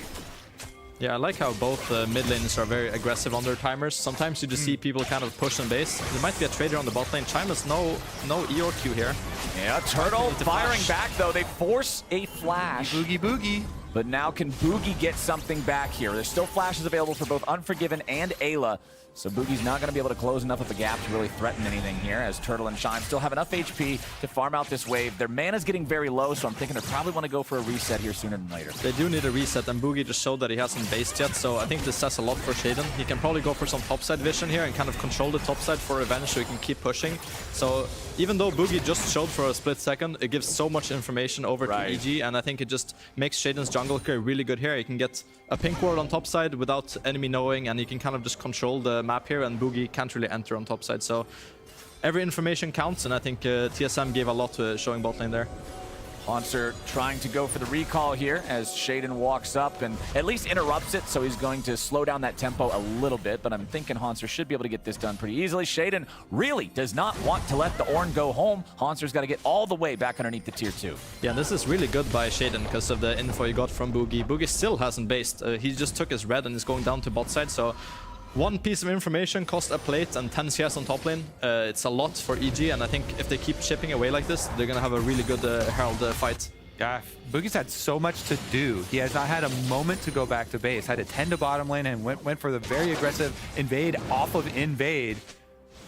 He still has his potion ready, but I believe there was a ward over there that saw this start too. Yeah, and EG will react to it. This is risky from the side of TSM. I don't really like it. Jojo Kun is level 6. Boogie has no items. Shaden has a full Bamis here, so if I'm EG, I'm very happy to take this fight, and I think Boogie should really just back off and take his base and just kind of be done with it. Definitely reaching pretty far here, but they're going to stick around to fight it maybe. Unforgiven on a ward on the top side. Ayla and Jojo both having the opportunity to potentially set something up here with some CC, but Boogie's coming back in. They're not just going to give the Drake away, but maybe they better think better of it. The nice engage coming out from Boogie, but there ain't enough follow-up damage. He has to be saved by the Lantern, and Unforgiven is bouncing the feathers around. The Dragon is taken by the Evil Geniuses, and now they're looking for more of a fight. A little bit of poke, not going to connect there from Wild Turtle, and a charm from Jojo pulls in Sean. He gets a play back, and it's support for nothing so far. Kaise into the back line with a Killer Instinct to at least make it a 1-for-1, but it's more TSM players dropping. Turtle falls to the Spirit Orb, and Jojo gets a triple kill. Unforgiven and Shaden trying to chase down Insanity. You guys said it. That play was dicey. TSM tried to roll the bones, and they lost hard. I was about to bring up, okay, maybe TSM are just staying around because Rel is really good at stealing dragons right now with the amount of damage in Q. You can Q smite and outsmite Asejuani, but then they go for this. They go for the engage. He goes for the Q play into the W crashdown, but there is very little damage following it up. And so they Lantern back out immediately. Yeah, I think Boogie, with the amount of jobs he had, he was kind of making a bad decision here, I think. I think he kind of forced his team into this situation. And in general, with the buy advantage on the jungler and the no flash on support as well, I think this just looked EG favored from the start. I think it was very desperate from TSM, and they got punished for it. Yep, Boogie's health bar, when you look at it, it looks about as vulnerable as Wild Turtles. I mean, you're going in, that's your front line, and then just the way that everybody falls there. Insanity just barely getting away. Evil Genius is now with a 1,500 gold lead. What were we talking about earlier? The top lane control through Revenge that's going to enable easy Herald control, and now that's the next step for Evil Geniuses. Yeah, the snowball effect of that dragon fight is going to have huge repercussions for the entire rest of the map. You also get first Herald and first Dragon, and top is winning. 2 plates for Revenge, pushes them off. Should be able to get away here, no problem too. That is a large amount of unanswered plays. EG going to continue. Yeah, Insanity's gonna fall here, yeah. Evil Geniuses, man. No, nice save. Chime was coming up through the jungle to give the Lantern to Insanity, get him out of there. But the pressure being applied from EG is going to result in even more plates and more gold over in the mid lane. Chime with the flash over the wall, chasing after Unforgiven here. Yes, Death Sentence hits, but there's nobody else to back him up. Chime just went in by himself and died. That was the entirety of the play. Nobody else from TSM is in range. I have to wonder what that was for. I think it was also like good acting by Unforgiven. He's like, oh no, don't hook me. And he stands there and he allows himself to be a play for Ayla. Ayla just ease over to him and then is able to get the knockup. So I think that was like well acted by That was a good bait, yeah. by Evil Geniuses. Unforgiven, nice little job there, baiting for his teammates. Lets the Rakan come in, and they highlight why they picked that and went for the duo synergy, because his teammates waiting up here out of the fog of war. Whereas from Thresh's point of view, you're like, oh, okay, I'm going to get a hook on an isolated AD carry and my jungler's going to come over. No problem, but EG again making another play here as Jojo with ults. Ooh, Insanity tried to use the Killer Instinct to dodge away from the Spirit Orb, but he still takes the second half of the damage! And Jojo with the max range, both parts hit instantaneously. He's spamming some emotes at him. Jojo is in the zone right now. Yeah, I mean, he got 3 kills out of the dragon fight. He was so fed. He already had Everfrost, and now another one off a solo bolo here. Let's see if they give up anything, though, because Boogie over the wall. Chime. No hook. There's only 1 minion here, so TSM don't have the time to try to jockey for position around this turret. It means Evil Genius is going to stay safe there, as Revenge, with the Herald in the top lane, can just hard force down this tier 1 turret. It is not even 11 minutes into the game, and EG is nearly up 4,000 gold. Yeah, and top lane has kind of gone a big lead now from the Herald. I think just taking stock of everything, it's just been a massive goal lead for the side of EG. They're up, yeah, almost 3k gold now, and it's just in general, when you're playing this front-to-back comp, you can't really afford to be behind because your silence are going to be very weak. You have an Ornn and you have a Kaisa against an Ahri and a Fiora. Silence are very, very tricky, so when you're falling this much gold behind, you kind of have to keep fighting to keep the game alive, because otherwise you're just going to bleed out on side lanes and fall further and further behind. Yeah, the solo laner is going to get super fed again. We all remember what happened last game, and here was the beginning of the fight that we didn't see. There's JoJo making use of the Everfrost that we talked about, him getting a super early mythic off of the dragon fight, making this possible. And then Sandy did dodge the charm, but not the last Q there. The max distance also going to instantly get the pullback damage too, so enough to get the kill and escape. Now EG are kind of in the same predicament as they were last game because they're winning. Oh, Sanity is caught. Yeah. He's just dead. Yeah, there's nothing to even say about it, man. The teleport's right in front of him. The charm couldn't even be missed at that point. A lantern to provide a save for Haunter. Chiming him, though, they're in some trouble. It's the sacrificial lamb roll from Thresh to try to get Ornn away. 2 more kills over to Evil Geniuses from this entire sequence, and now they've got a massive minion wave ready to crash into the tier 2. They're pushing even further. The Ornhorn comes out, aimed at Revenge, but he can just sidestep it. Another nice charm. TSM are lambs to the slaughter for Evil Geniuses. Revenge gets caught out a little, has to flash away before the chompers can activate. Dude, nowhere on the Rift is safe for TSM to hide from JoJo. That one also gets another flash as Haunter has to escape from it. But we just went directly out of a replay of JoJo 1v1ing the Kai'Sa, getting the kill on Insanity, into a live play of him teleporting to the other side of the map, and now we're going to get another one. Why are TSM players continually walking into the charms? I feel like we have just seen so many dudes walk up top lane into a big pink projectile. That's what the entire last 60 seconds has been. I am perplexed. They've been smitten. JoJo charmed the entire team. he AoE charmed them. He got the wrist. Yeah, it's one of the arena buffs. Charms now AoE hit the entire team. Nice augment. Yeah, that's a pretty potent one. But man, JoJo's just taking over the game. 6-0-1. He has 3/4 of the kills, and he's only not participated in 1 of those. Another attempt here from TSM. They send 3 bottom towards one of the split pushers, but Revenge backs off for now. They got vision confirmation of both of them with the Scryer's Bloom, then the control ward here. And Revenge is trying to bait. His team is coming, but Boogie won't take the bait for long. Just kills the ward, takes the lantern out. TSM, man, struggling to find any footing in this game. It feels like they're not on the same page. We're seeing people walk up alone. We're seeing people get caught. We're seeing this instance over and over again. JoJo is so far ahead that your jungle is a dark and dangerous place. Evil Geniuses are making TSM learn it the hard way, and now they're going to take down their second turret of the game. I think the only upside here for TSM is that EG only has 1 dragon. So if you can stall this game for a long time, you can kind of have a comeback angle. But right now you're losing side lane and you're losing mid lane again. So there's not really a lot of options for TSM. I think they just have to play a bit more defensive, give up some more space. I think they're contesting too much vision in their own jungle right now and kind of getting punished for it. Yeah, you better watch your back too. JoJo might head up to the caster desk and hit you with a charm pretty soon here. Revenge having some fun as well.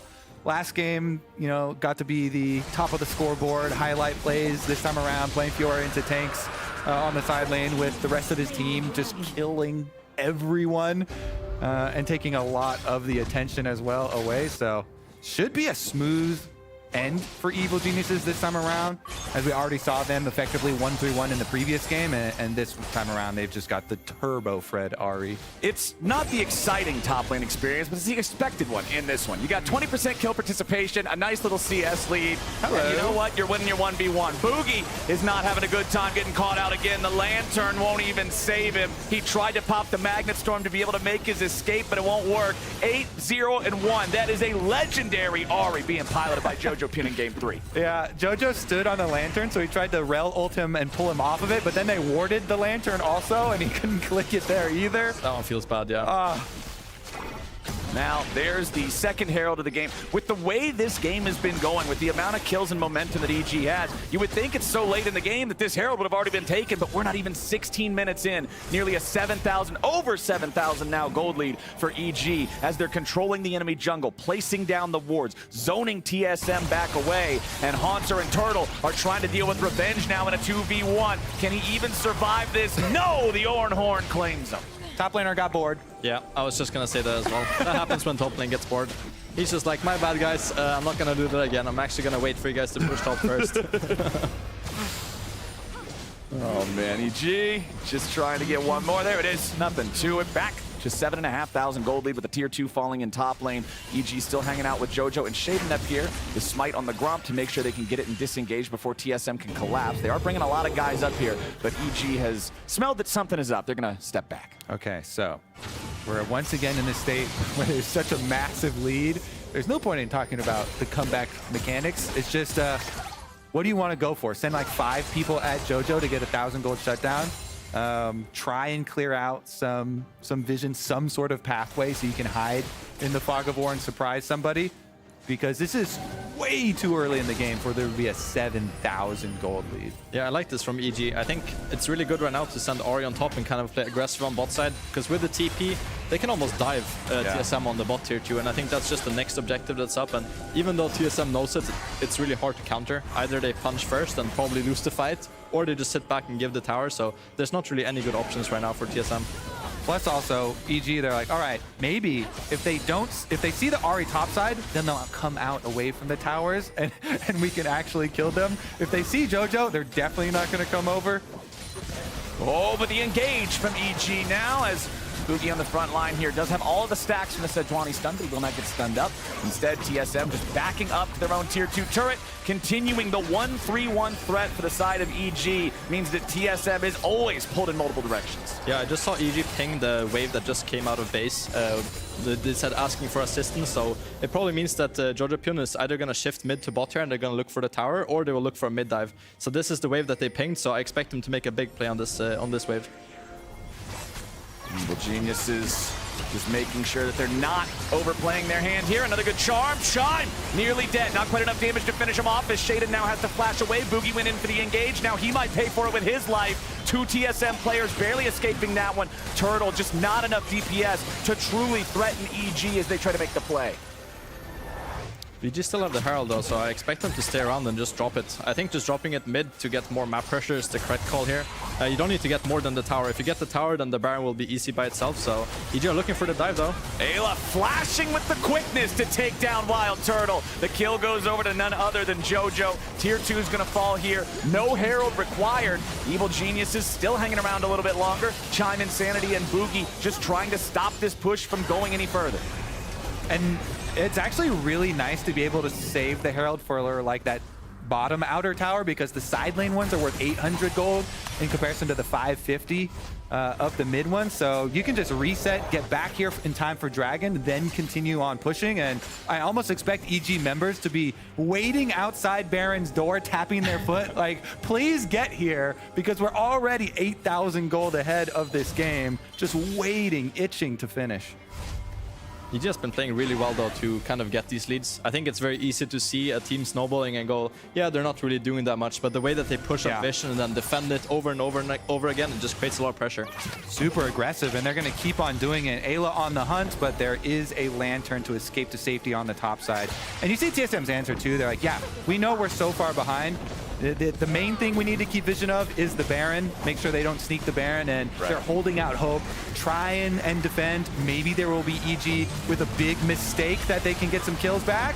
Hope is a dangerous thing, but it works right there. Wild Turtle picking up the kill on Ayla as Revenge teleports in immediately with a repose as Evil Geniuses lock down Chime. Revenge has exploded. It's a double kill over to Wild Turtle. TSM needed EG to screw it up, and it looks like they might have just got the angle. Baron is on the map too. Well, they can definitely get an objective bounty shutdown somewhere. Looks like they opt for Dragon. Rift Herald, as you can see, is currently making its way up to the inhibitor tower, but this is exactly what TSM need to get back into the game. Stop the Dragon stacking of Evil Geniuses, get a bunch of gold back here off the objective bounty shutdown, and stabilize.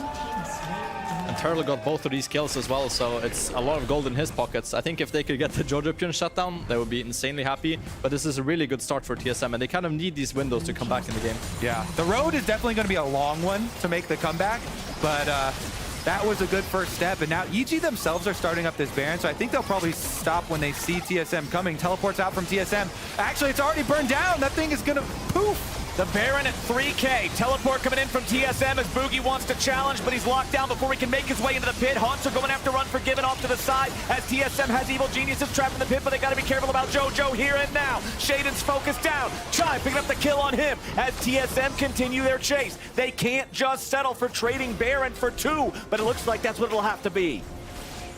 I honestly feel like EG getting a little bit antsy there. I don't think they had to rush quite so much. Giving up 2 kills and probably another objective bounty shutdown on a tower to TSM is very dangerous.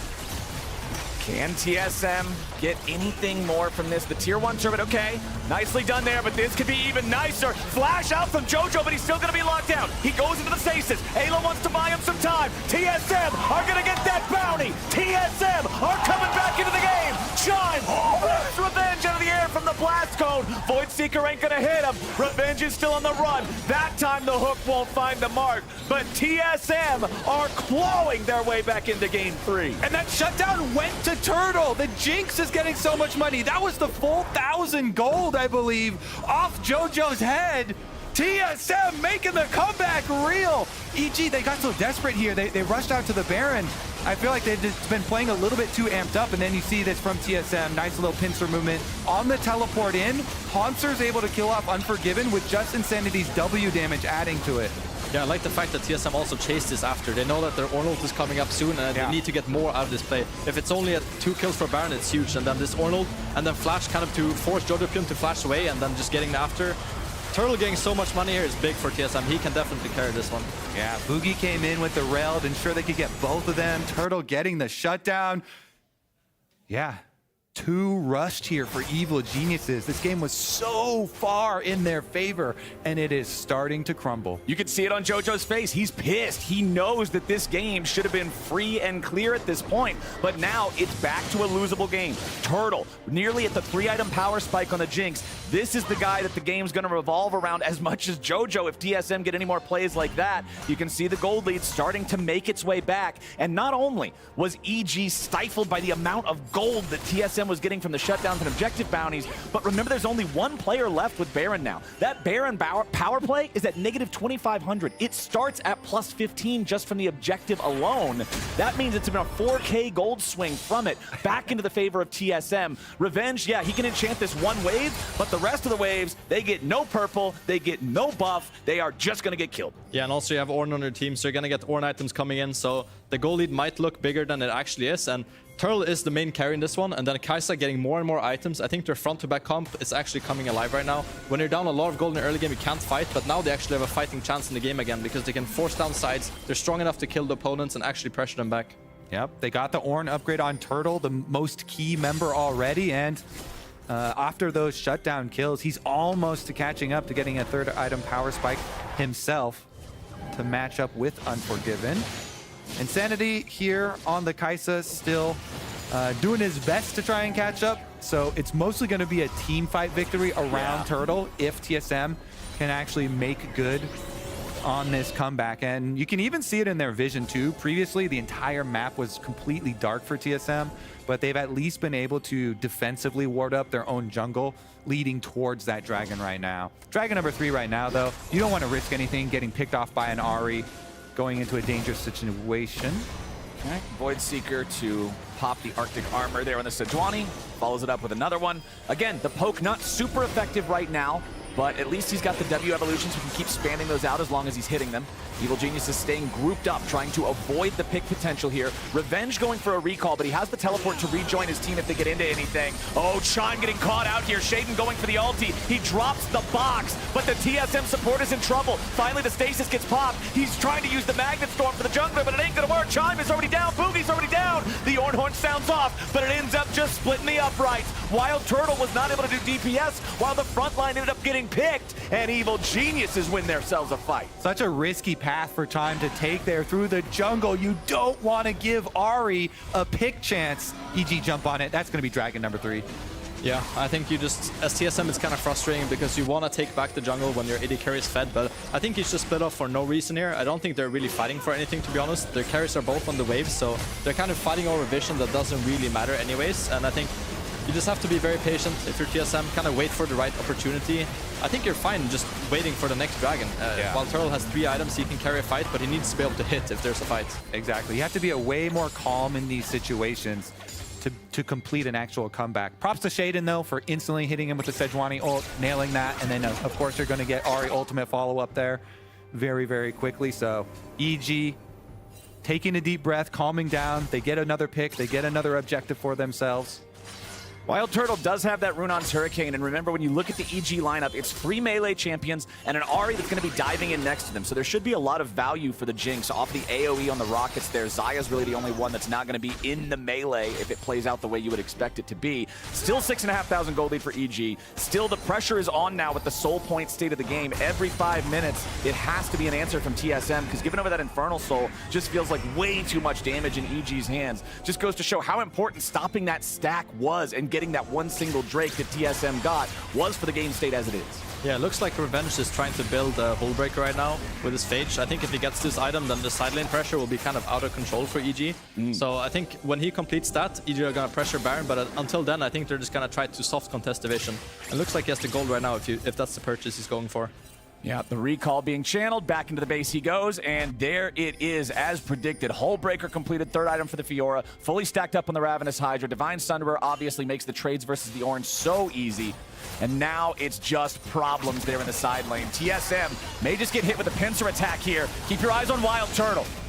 Taunter's not going to get bursted down. They're not too worried about him eating some CC there at the start. All right, they want to actually get some time for their split push to start gaining some pressure. So just wait for Revenge to get down to the bottom side. No full commitment here for Evil Geniuses. Once that Hullbreaker Fiora starts to get the work, there we go. We see her now at the minion waves, annihilate them with the Ravenous Hydra. Plenty of AoE to push that really quickly. It's an exposed inhibitor. Now their 4-person of Evil Geniuses can just go over to Baron and bait the Baron and look for these picks. Everybody except the mid laner on TSM has their upgraded Ornn items. The only reason Insanity wasn't chosen first is because he doesn't have a mythic item yet. Static Shiv and Nash's Tooth both don't qualify for that. EG has started up the Baron. Revenge is still pressuring the bottom lane. Boogie leads the charge for TSM. They want to try to stop EG here, but the Baron is already secured. TSM were too slow, and now they've lost the objective, and they're losing the split push situation. Evil Genius is jumping in. JoJo's not going to find the first charm, but he lands it onto Haunter instead, as Boogie's stuck in the front line. The burst comes through, and the jungler's already down for both sides. Wild Turtle has to flash away. He doesn't have the DPS uptime. Unforgiven lets the feathers fly over the wall. It's a double kill. It's everybody but Insanity dead, and TSM just lost the game off that one. Yeah, that's going to be EG with some nice ending here. Able to calm down. They wait for the Hullbreaker split push to get down to the bottom side minion wave. Then they go over to Baron. They burn it while JoJo, while Ayla keep the contest from TSM away. And here goes game number 2. They're on the Nexus. Turrets, Insanity fighting for his life. He flashes back underneath those Nexus turrets, but Evil Geniuses with a 4-man push take out the first one, but it bought enough time. Insanity's antics slowed down EG enough to still keep the game being played. EG gonna pick up that second inhib. JoJo leading in with a charm. They got the first kill on Chime. Boogie falls right after. EG was just backing away to come back in for the game-ending haymaker. They'll slap him right upside the mouth. Evil Geniuses. It was a bumpy road there for a second, but they got the job done. They'll win the 3rd game. They'll move on to match point, and they'll do it with a 21-kill game.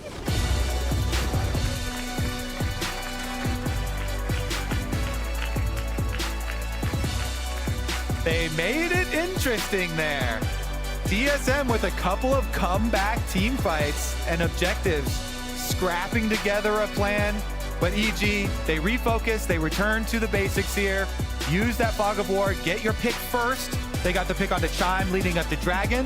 That allowed them to buy enough time and enough money for Revenge to get his Hullbreaker. Then they do the 4-1 split push, Baron versus bot side, and they close the game. Yeah, I think patience is the name of the game for EG. When they're patient and can kind of take in the place as they are and not rush anything, they look really good. They showed that they had a lot of weakness in this game though, and TSM punished it, so it will be interesting to see next game if EG doesn't have that good of an early game, what would happen. That's gonna be a really, really spicy one. Yeah, gotta respect that Turtle Jinx. The possibilities of winning these team fights off of some shutdown kills, off of some openings for him. TSM also now they're the ones that need to real because it has to be must-win games from here on out for them to come back in the series. Yep, EG's on to match point. Game number 3 is wrapped up. But before we go, congratulations to all you at home who topped your leagues in Fantasy LCS on Sleeper. For those of you who didn't make it to the winner's circle, come back next split for a shot at redemption. Now with that third game wrapped up, we're going to head back over to the LCS lounge to break it down. Welcome back to the LCS lounge, where EG are now up 2-1 over TSM. Yep. If they win this next game, me and Treats will be right. And I'll only be half a game off, so I'm fingers crossed. Yours is the thing that breaks and causes everything to just say like no I'm just when gonna they try close to my run your eyes. predictions. Realistically, though, that was like the best game that EG had this whole series. Yes. Right? Because I say game 2, they were down early and they clutched it up and we got like the pentakill and a bunch of quadra kills, but they really dominated the early game in this one. And I really like some of the things that they did. Again, just kind of grabbing the Ahri for JoJo. He's incredible on this champion. I like the Fiora counterpick into Hansard, just kind of laying down that gauntlet there. And then, making sure that they keep splitting up the Rel and Rakan to not give those champions over. This draft really shows both teams' priority as well, right? Because obviously they went for the Kai'Sa Rel. We've seen Insanity have insane games on that. And then Jinx, which is a super comfort pick for Turtle. And then the Ornn for Hansard. Like, this is a comp that we can see TSM win with, but like all the credit to EG, they're super comfortable on red side, like we said, and then they just outplayed them all over the map. Yeah, outplay is the big thing that you have to acknowledge. Draft this, draft that. JoJo Pune, though. 10 kill, 11 kill Ahri game, absolutely smurfing, setting things up in the side lane, just taking over the series. Yeah, and the play around topside, just side lane flanks, I thought was the best part from EG. Just planning ahead is something that they've really clearly shown. Even in that river fight where we saw just waiting and not taking the fight until Xayah had truly matched them. There are just certain points within this game where it's like, okay, EG is comfortable right now in the series, and they're playing the way they wanted to play, which wasn't the case for the first 2 games necessarily. Yeah, I think in the latter half of game 2 and in this game, TSM had some similar things that had them fall behind. I do like Boogie on Rel, but I personally do not like Rel with Thresh. I feel like it puts you in a bit of a damage hole, and then you throw Ornn on top of that, and it really means that Insanity and Wild Turtle have to Hulk out to even have a chance, and that's pretty difficult when EG has the ability to turn on someone with JoJo's Ahri. Yeah, I mean, even this game had that big mistake with the throw in mid lane where they lost like a 5,000 gold swing. They're just like right back to continuing to run over the game. Yeah. And in a minute, here's TSM kind of discussing what their game plan is going forward. But we're going to take a look back at one of the first plays we saw in that highlight reel, just because this is kind of where the game ended up breaking open for EG. Yeah, Grubhub dub right here. So it was a bit of a JoJo show. Like, he's so aggressive in the front there, dodging some key skill shots, landing the charm, and that ends up being the go button for the team to follow up. But it is kind of just him chasing with the Ahri resets and landing all the skill shots he needs to pick up the triple kill. And do not forget, the best way to beat the summer heat is by getting a refreshing meal on Grubhub. Use your code LCSSummer for $10 off your delivery order of $15 or more for new diners only. Terms apply. People keep wondering why we keep talking about JoJo. We're talking so much about him. It is because he is that good. Yes. He's that guy, as you said. What else do you want me to talk about? I'm going to talk about the best player in the game. This is an LCS broadcast. We're watching League of Legends. No, you know what? Ayla. We haven't talked about Ayla. Ayla's having a great series. Yeah, sure. I'm going to talk about the best player in the game. Ayla's had a lot of really good follow-ups. Okay, good job. Going forward, TSM choosing blue side again.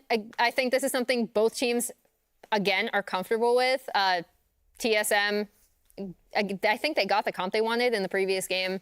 EG, obviously super comfortable because it means they get those solo lane counter picks. Somebody get Revin a laptop. That dude is reading drafts off his phone. He's got all these Leaguepedia pop-ups probably coming up, and he just can't hit the X button. And that's it for us. For now, we're going to toss to a commercial break, and the game will be on the other side of it.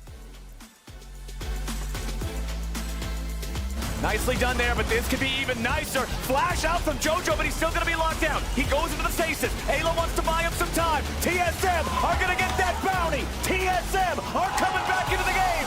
Evil Genius is jumping in. JoJo's not gonna find the first charm, but it lands it onto Haunter instead as Boogie's stuck in the front line. The burst comes through, and the jungler's already down for both sides. Wild Turtle has to flash away. He doesn't have the DPS uptime. Unforgiven lets the feathers fly over the wall. It's a double kill. It's everybody but Insanity dead, and TSM just lost the game off that one.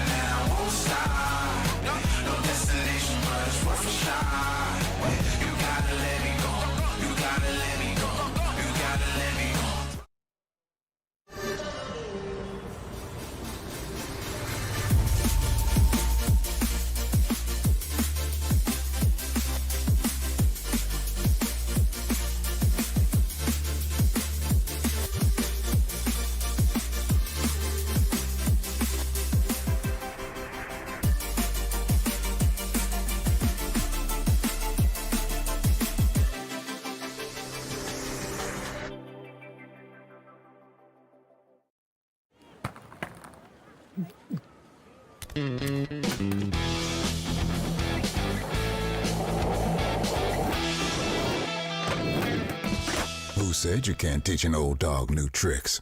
Hmm? Typical beginner's mistake. Yes, they all start from the outside. So, will we help him? What else? Here, try it with Red Bull. Red Bull gives you wings.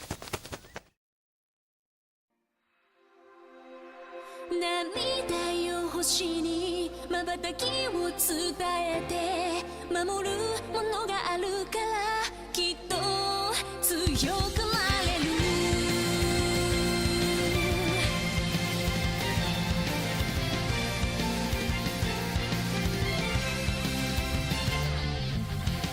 語るべき言葉なくした星の守りでは時の果て夢の果て闇に立ちすくんだ風を呼んでみたんだ空に向けて誰かを呼んでみたんだ光求めたソリチュードかすかなレゾナンス確かに届くロマンスそんな流れ星たちを抱き留めた明日が見えなくだって乗り越えなくちゃって奇跡の奇跡描き未来へつなぐ Growing High 心のフォトンが銀河にこぼれて道を強く照らすバニーブラ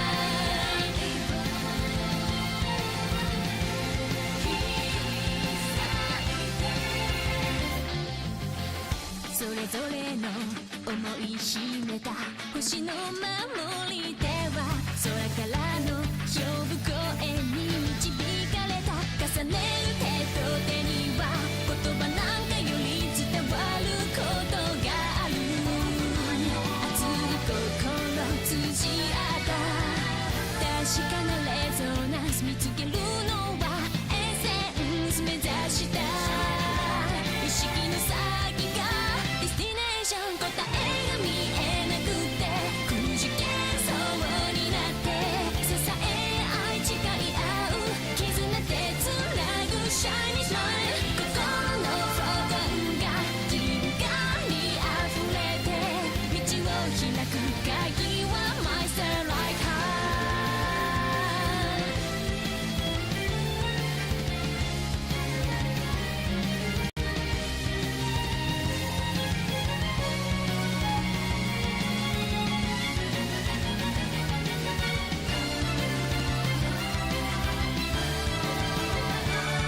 明日が見えなくだって乗り越えなくちゃって奇跡の奇跡描き未来へつなぐ Growing High 心のフォトンが銀河に溢れて道が開いたら羽ばたいてゆこうよ乗り越えてゆこうよ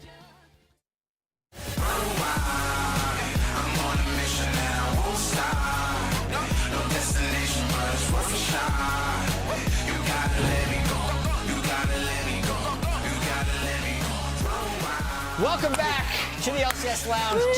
2-1 for EG, series point, and we have JoJo stats. We do. I'm sorry for those of you who don't think JoJo has been playing well or is not a good player, but he has good stats so far in the series. Well, I think for me, what this says is actually looking back for TSM, how can they stay in the series? How can they win game 4? You look back at game 1, the Lucian counterpick, the early invade, they did some, I won't call it cheese, but they had strategies that were built around the fact that you're going to shut JoJo down. When you don't shut him down, this happens. So that's why it is such a priority, not just for us to hype him up, but also for TSM to figure out what you do about him. Yeah, I am curious if they're going to put Pryo on an Ahri ban, perhaps, just because that is something that he seems the most comfortable with in these few games.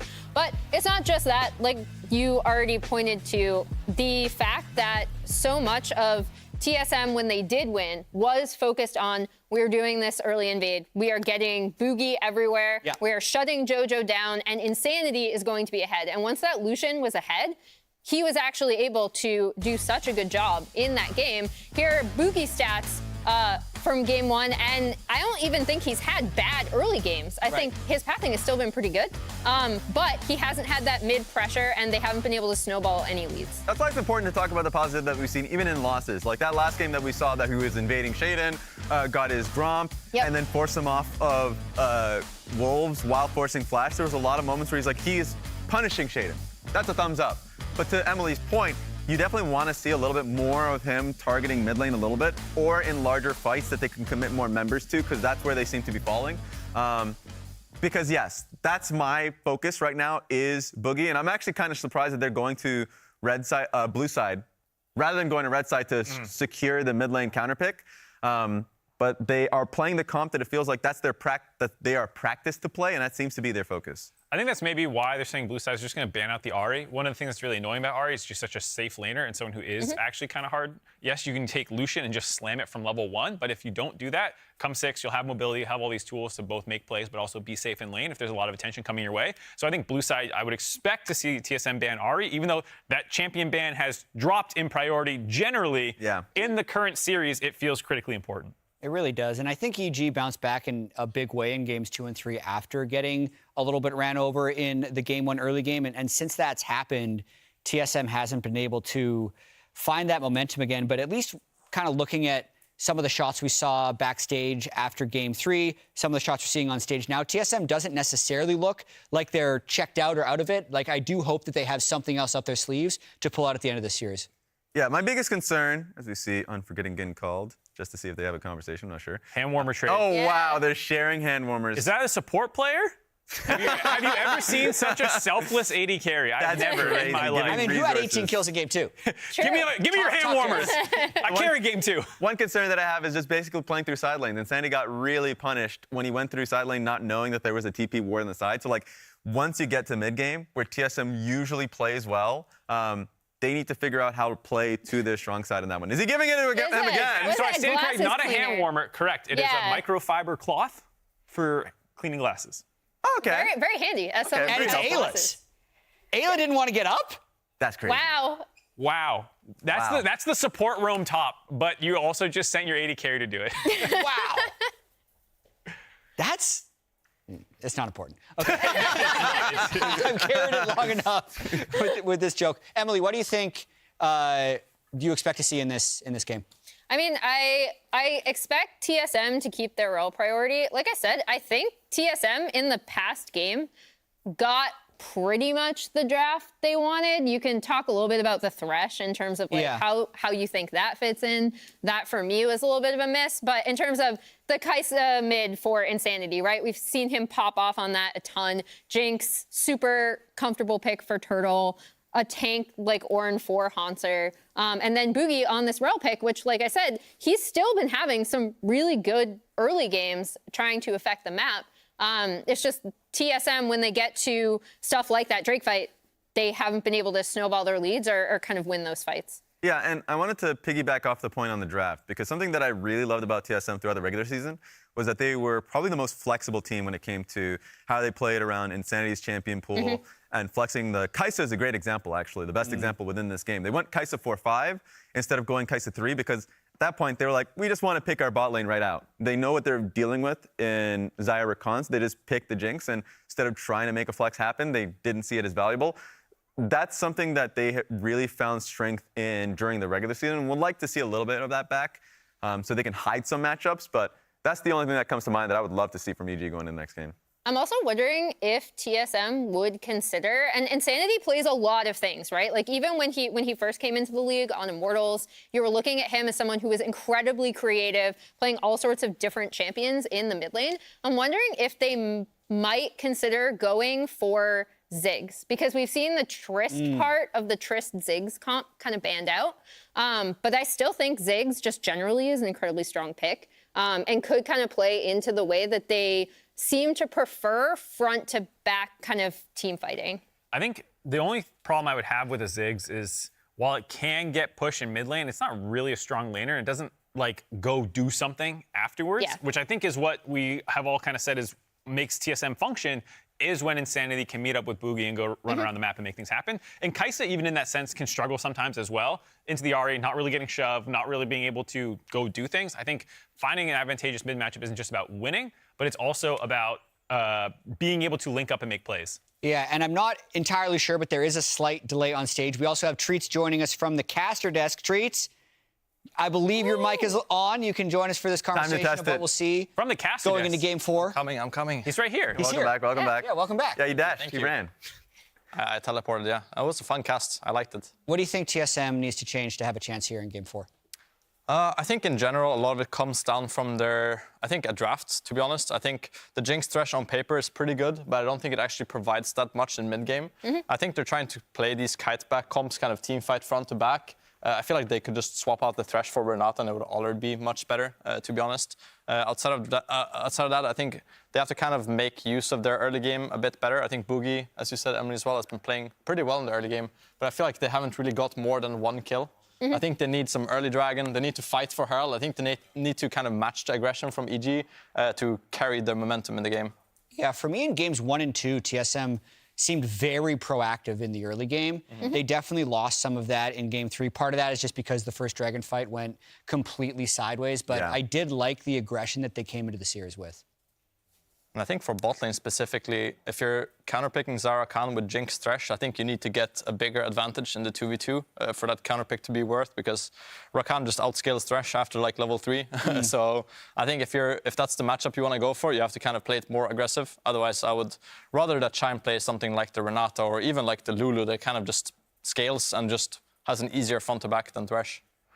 I think there's also a question of what you do in topside, since we saw Game 1 and Game 2, I kind of like what we were seeing out of Hanser. The Rumble was actually decent, but it ended up falling behind the Jax from a lot of other things that were happening on the map. It wasn't like an individual laning problem. And then the tank just kind of handshaking, like, okay, go counterpick me with whatever you want. Like, that did not feel very good, and I don't think you want to run that back. I think the Sejuani is a big part of that problem, though. I think Sejuani makes the counterpick for Revenge be really deadly, instead of it being kind of like a, Poppy Jax. Now it's a Sejuani Jax. Like, it hits really hard. And I think that Hanser's Shampoo is pretty hard to...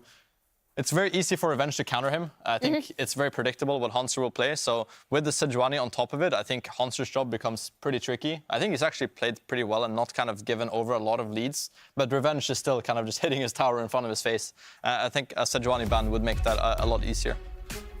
We're getting into Champ Select, and I wanted to piggyback off that because I agree. I think the Sejuani is a problem. And Hanser didn't even get to really play out the game because it felt lost after the first Drake and he wasn't even a part of it. So if he can keep doing what he's doing, I think that actually works out well for them. There it comes through. About damn time. But this also means we're going to likely see Rel get through draft once again. I don't necessarily think TSM is not going to pick Rel. I think it's been very effective for them early. My biggest criticism of the TSM drafts thus far has been that they haven't built good comps around the Rel. But Boogie, I think, has been performing on the pick. See EG having a bit of deliberation. I feel like you had to have expected the RA ban. Oh, that is a Rel ban. Yeah. Here we go.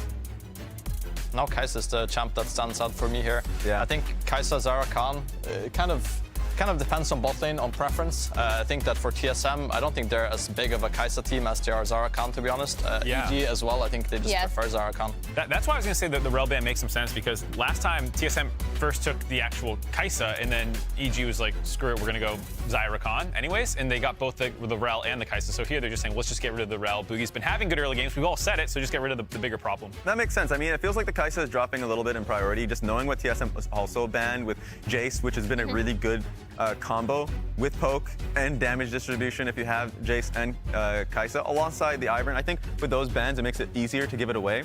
They're going straight back to what they've had in the last game. Nothing is changing from Evil Geniuses.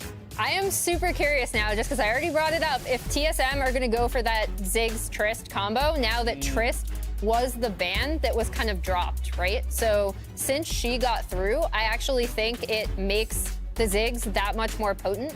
And I'll be really curious, because I do think EG are just going to have a higher prio on the Xayah here. I think Maokai right now is the champ that TSM is looking at. They flex its support and jungle. I think it's a really strong pick for them. So if I'm TSM here, I'm picking either... Oh, they go for the Sedge instead, kind of a pick away as well from EG. So just look in Sedge Rumble. I thought Maokai, maybe it's actually a 4-5 pick here for Chime instead of 2-3.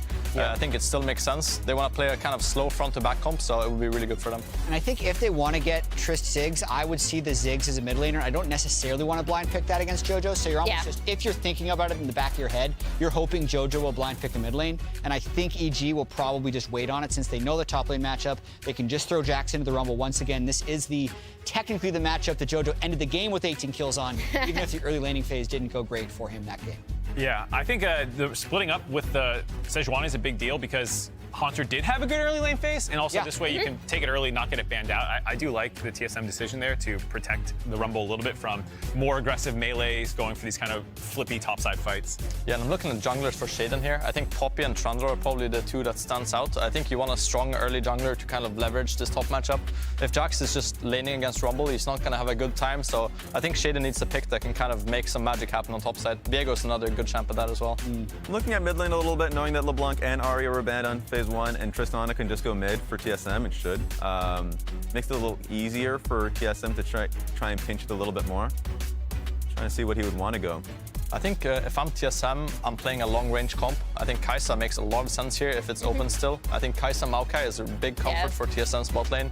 It's something they've showed before that they can play, and it's really good lane as well into Zarakan. So I think TSM is just adding more and more front to back in range, and I think EG wants to have some more early game options with their comp. You're talking about Kiteback a little earlier on. Renata and Thresh were just banned by Evil Geniuses too, so it's going to make it a little harder for Chime. Last pick. Closing out the second phase of bans here. Again, series point for TSM. They jumped out to a surprising game 1 win. Silas ban. That kind of tells me that the Maokai might just be coming through. Yeah. And good matchup into Tristana, so very understandable to get that one away. JoJo also has played it before, so that's a very good ban. Oh, no way. Yeah. I think Poppy is probably the most average option you can go for here. I think, is he gonna go for the Graves as well? That would be kind of crazy. I like Poppy, you're right. Yeah, Poppy is the average pick here, I would say. It's not insane, but it does its job, and you can kind of pressure early game. And I think the champs that are good into Poppy is a lot of Kiteback. I mean, if you want to play something else, you could play something like Kog'Maw Braum, Varus Braum, something that kind of absorbs really well. But I would really like to see the Kai'Sa Maokai here from TSM. And for EG side, so we wait to see a little bit more picks. You said average pick for Poppy. A boring pick that works really well here for EG is Azir. I think if you just go Azir here, you add a little bit of range and deal with Tristana a little bit better. Any ideas of diving from TSM side? Just specifically Sejuani, Tristana. This is a lock-in. It'd be crazy. I just think Azir would be a great pick. Well, with the Varus already taken away, that forces the Tristana into mid. So no Azir, womp womp. They're gonna have to just put the Tristana mid there. Yeah, I think from the side of EG, if Azir is not the option, I think Syndra would be pretty good here as well. Actually set support. Yeah, it's set support. I mean, it's a very aggressive lane now. They kind of swapped it up and made it aggressive. I think a traditional mage here for EG makes a lot of sense. Yeah. They're kind of playing the front to back comp now with a bit more early game from Poppy, and TSM are also trying to kite back. I think Set is pretty hard to play here, though, against Poppy and Xayah. I saw the Melio hover, and I thought, oh, that makes sense because they're going to have a lot of poke, a lot of range, and help the double marksman. So the set definitely feels like he's feeling like he needs to make something happen early in the Xayah Rakan lane. Ooh. And then JoJo just... He heard you say traditional mage, and he says, no, we don't want to do that. He also goes double melee for solo lane, so very change up there. I thought it was going to be a 4-1 with traditional mage, like you said, but here, a lot of engage now. Set got some extra value now as well, I think. Yes, I think he did. with the more dive from EG, Set actually does a pretty good job now to kind of peel back and let Turtle and Insanity hit. Yeah, JoJo's feeling himself. I personally would have loved the Azir pick here, but that's going to be a JoJo game. Listen, JoJo wanted to play Yone. Let's see if it works out to him. Casters, take it away. Thank you very much, Lounge. We've got the Varus set bottom lane. That was not on my bingo card. I'm happy to see the set come out again because we've had quite a few set aficionados in the LCS as supports over the years. He definitely a big proponent of the champion too. We'll see about the playmaking though, because especially coming from support, you are way more squishy. But now it's a lot of dive, a lot of melees. Evil Geniuses running 4 basically melee champs here. Definitely gives the possibilities for big combos to keep people on top of the Rumble ultimates. A lot of AoE here. I think TSM made some good key adaptations. Number 1, primarily, banning away the Ahri, not letting JoJo get the Ahri again. And then switching back up the other solo lane matchups. I have to say, Hanser did at least play the early stages of the Rumble into Jax pretty well. Some really good trades from him, getting some health leads, and it was only the later kills that all got revenge right back into it. So let's see. Can TSM force us to a game 5, some silver scrapes here? Or will EG keep up their winning ways? I always enjoy kicking off playoffs with a full 5-game series, but EG have definitely had TSM figured out for these past couple of games. Insanity on the Tristana. I like him on this pick, but JoJo on the Yone. This is one of those champions that if he gets ahead, he just feels like a cheat code. Like he's really, really strong. And especially into 2 marksmen, he'll be slicing and dicing them up if he gets the leads that he's got in the past couple of games. And it's definitely a champion that makes most lanes super volatile. And we've already had very big influence from junglers throughout this series. So definitely looking at Boogie and Shaden super early on here once again. Because EG have set themselves up with 2 carry solo laners for a 3rd game in a row. And they've been performing quite well with those carry solo laners thus far. Nothing at level 1 just yet. Evil Geniuses hanging around this river just to make sure TSM's not up to anything tricky. They're going for the late invade potential here as it's the auto attack trade win for Insanity, 1-0. Yeah, and with the Poppy starting on their own Raptors, it will be red quadrant clear here for Shaden. Poppy, obviously one of the champions that is in love with the Raptors. Massive AoE, especially with the extra buffs that Poppy got a while ago to the Q, specifically for that damage. So Shaden will do a top clear here. And both those solo lanes looking at level 3 Poppy, thinking maybe we can get some early influence because Boogie starting bottom side for him, also doing the red quadrant clear. Well, the big concern I have here for EG is the first game, Shaden played Poppy, and it kind of felt like he was playing Evelynn. He was invisible. But the 2 Sejuani games after was a lot better. Now that he's back on the Poppy, I'm hoping it was just he needed to get warmed up. He needed to have, like, you know, just have a little bit of momentum there, and he'll be able to have a better performance back on the champion. Hopefully it's not just he can't find the same type of angle with Poppy. Otherwise, EG could be in some trouble here. All right, well, JoJo gonna start to get pretty low here. Has the potion chugging, has the Doran shield regeneration. Soaking up in mid lane, trying to keep it close here, but Insanity will guarantee the pressure. -1. -1 on the cannon, though. He's got the push, but lost that on the cannon gold. You hate to see it. JoJo's stuck underneath the turret, though. Insanity is enjoying the current state of this lane. Remember, though, that things get much more deadly after Yone gets some more levels, especially hits level 6, gets the fate sealed. If he catches the Tristana out there, it can be very, very dangerous. Shaden now pathing all the way down into that bottom side, as Revenge will be forced back underneath this turret. It's very, very hard for these melee champions to trade into Rumble early, especially if Rumble has the proper heat management to make sure that he's always in the danger zone, and Hanser's just constantly keeping the harass on Revenge. Yeah, I think there was a moment there too where they're communicating possible mid-jungle plays. because Shaden has gotten a little bit slow with his clear because of the extra stutter time on his pathing. Walking to the other side here, pretty slow transitioning through his blue quadrant clear. So it must have been some calm stuff there, talking about possible openings. Hey, maybe defend against a dive here. And it looks like Boogie will be the first one to go mid. He's got to snap back. Yeah, Jojo already using the Soul Unbound there as the W is sidestepped. So Jojo not going to take the brunt of that Sejuani damage. Still gets stunned up, traded on at the end.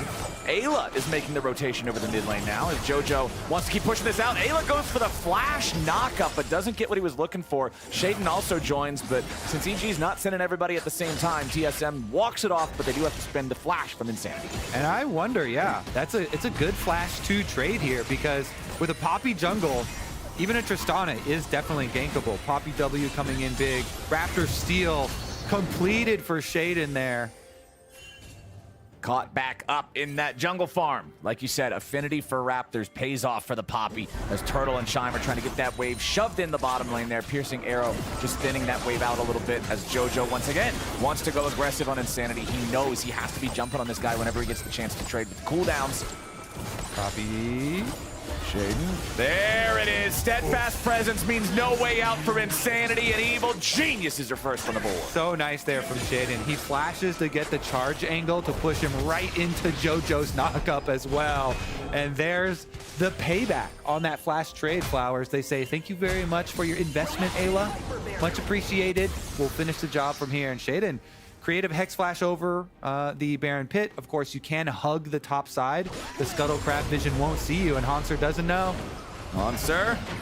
Oh, here comes the Poppy now. But Revenge has to be a little careful about this. He doesn't want to overchase Hanser on his own because he could end up walking to his own demise. Shaden again, just trying to cut off any sort of escape route here for the TSM top laner. Hanser still does have his flash. Revenge in some trouble as Buki joins the mix, and Revenge now has to go full retreat mode. Under 200 HP remaining, while down in the bottom lane, we got a 2v2 breaking out all the way. Chime down below 300 HP as the continued fire from Unforgiven forces TSM back. They're gonna look at a possible dive. Ultimate ready for Revenge. He's burning down. He's oh, Boogie picks it up. Nicely done. An alley-oop there by TSM as Shaden tries to get something back on Hanser, but he just doesn't have the damage. Insanity barely gets away in the mid lane. Survives with a sliver of HP. There is action all over the rift. 2v2s in the side lanes. The 1v1 back in the mid lane. Hanser and Boogie seeing if they might be able to get something else here, or at least crash the wave further, while down in the bottom side, Turtle and Chime going in. Face breaker won't find it. EG gets themselves away, but it didn't cost Unforgiven's flash to do it. I love it. They're literally fighting to the death in all 3 lanes at the same time. Flowers in this series. Jojo forcing the play under the tower, gets the push in here. Bottom side, super scrappy there.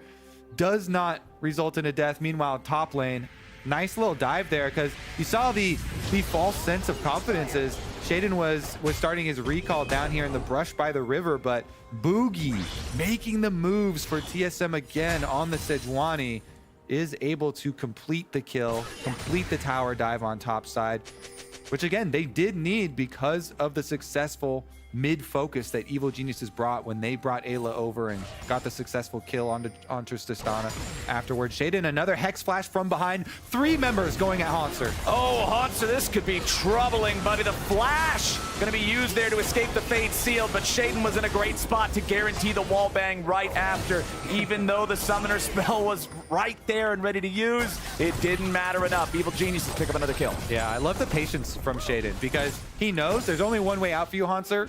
He's going to be the bouncer that keeps you out of your own side of the map here. And even with Hanser flashing, then he's got the angle for the stun into the wall. Yep. So that is... Hanser's probably going to want that flash back, you know, knowing that the Poppy is right there. So wishes he could have held on to that one instead. He dies either way. But TSM, his team, at least gets the dragon on the bottom side of the map in payment for that investment from Evil Geniuses towards top side. Maybe it's actually a bamboozle. Maybe it's Shaden mind controlling him, because you pop the Steadfast Presence and they can think, oh yeah, I'm blocking you with this, but he knows that it doesn't actually block flash because it's a blink. So then it puts it in your head, oh, I can flash through this. This idiot can't stop me. And then boom, angle's perfect. Slam him into the wall, get it anyway. Yeah, but he's waiting right next to a wall. Arms open. He's just making you focus on the wrong thing. Come to me, buddy. Yeah, mind control tech, always a good tech to invest in. I love it. Evil Geniuses loving the Rift Herald here. Boogie gonna get slammed away by the Poppy Hammer. Keeper's verdict judges him hell no. As JoJo leads the charge in with the Soul Unbound once more. Immediately snaps back to the starting point as TSM moves up with Haunter and Boogie both. Insanity coming in behind him. They got these ultis ready to use. Revenge just needs a jump over the wall. There it is. Shaden provides the escape route, and Evil Geniuses get the Herald and get out. Meanwhile, bottom side, plate acquired for Unforgiven and Ayla down here in the pure 2v2. It was a slight roam up from Chime, so a little bit of time invested there. These trades from JoJo, man, he's aggro, he's looking for it. He knows Fate Sealed is coming back off cooldown in about 10 seconds, and he can try to go for it all in if he can get Insanity low enough. That's exactly why Boogie is coming over to try and gank the TSM relief squad. There it is. Arc Assault, point blank range. Stepping in front of him to minimize the distance of the Fate Sealed, but JoJo can still get away in time. Shaden coming back up into the top lane. He's got his flash this time, and Haunter is not long for this world. A little bit more damage is going to be required here, and they don't have to dive so deep that Haunter can get anything back. Yeah, and it looks like even though the Sejuani's coming up river, they didn't even take enough damage with the ultimate plus the tower damage there. So EG unpunished in the top side focus. Flowers, this is the same story. Jax down pretty heavily in CS to the Rumble, but they get the kills. Repeated ganks to the top side to try and get revenge that money. They know if they invest in him, he will pay them back. Last time it was in the form of an 18-kill game. Payment received, and JoJo doing a lot of work in mid lane too, does get the tower plate here as Insanity is able to get back, but so much work being done by solo lanes again. And the first 10 minutes here have alleviated my fears, my concerns that I had around Shaden's Poppy. It was just the game one nerves, I guess, making his performance not up to the level that you wanted to see it. He's doing great here so far. He's 1-0-2, full kill participation, making sure he's active and getting those lanes ahead and making sure there's pressure on TSM in the early game. Yeah, definitely agree. Got the kill in mid lane. Top side though, repeat from TSM. Boogie is here. Revenge, no counter-strike. Oh, nice ulti from Boogie over the wall. Revenge under pressure from 3 as Haunter has to get back away from the turret aggro. It's heated up. Insanity takes another turret shot. He'll get the shutdown and barely survive. All right, he invests his flash, he invests his ultimate. He also leaves mid open, so they rotate Chime and Wild Turtle up, but with the Rift Herald, that thing's gonna crash and get more turret play for JoJo regardless, while also opening up bottom lane to more turret plates for Unforgiven. Even with the bottom lanes not getting any kills, Flower, there have been so much pressure from Evil Genius's bottom lane, resulting in a lot of turret damage down there, a lot of extra turret plate money for Unforgiven. Shaden here in the Raptor Pit is seen by a ward. Chains of Corruption lands onto him, and Chime's going to flail him into the wall, but Shaden can just tackle Turtle back the other way. JoJo jumps in, but he won't get the knock up there with a Fate Sealed. Shaden still running all the way out, 200 HP left. His teammates body blocking for him, and JoJo finds the angle to turn it right back down onto Turtle. Evil Genius is up 1-0 in his 3v3, but JoJo ends up dropping, and it's a mean punch from Chime to take it. A little ring around the rosy here, Flowers, with the jump over the back of the Raptor Pit, and it ends up also trading the kill back onto JoJo.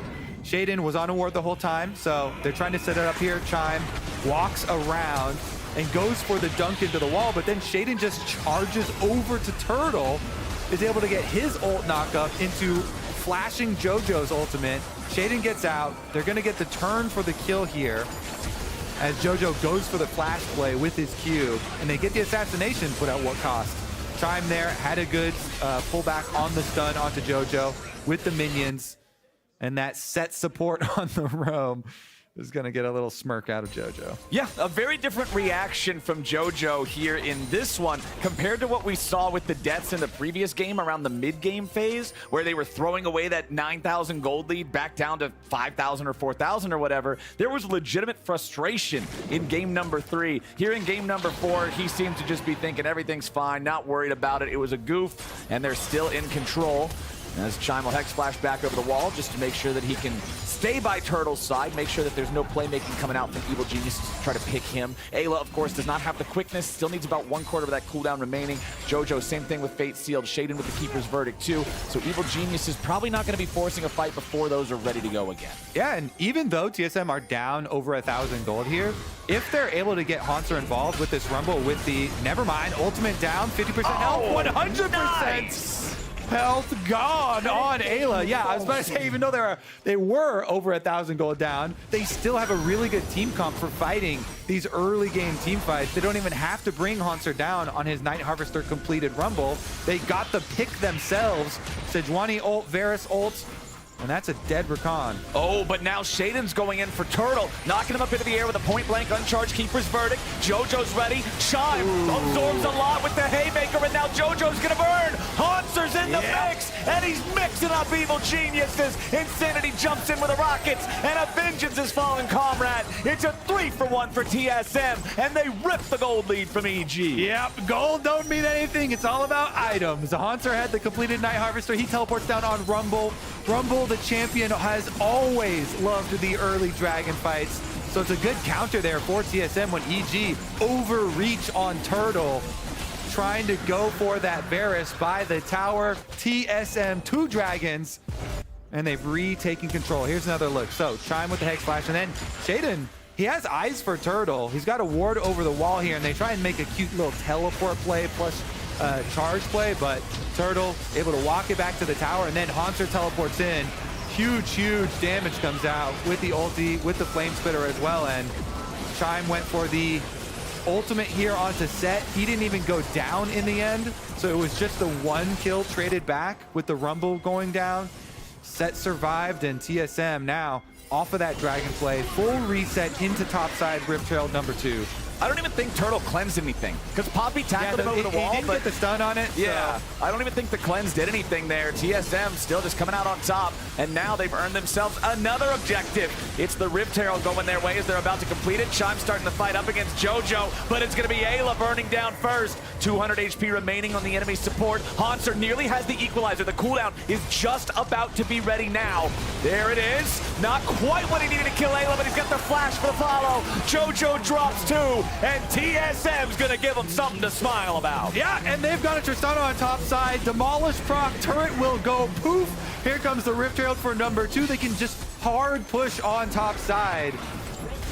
Yeah, we've got an EG response in mid on that tier 2, but again, let's go back to the philosophy of split push races. The team with Herald wins. The team with Tristana wins. The team with both is gonna make a mess out of you. Tier 3 turret drop top 16 minutes in. Haunter back in the mid lane underneath the tier 2, about to die to Unforgiven. He lives with the scrap shield for an extra second. Shaden barely gets away, but Boogie's gonna swoop in and pick him up, and Insanity jumps in with a mop and bucket at the ready to clean up the enemy AD carry. Meanwhile, Revenge is going to finish up on this bottom tower, but he's got all of TSM coming for his head.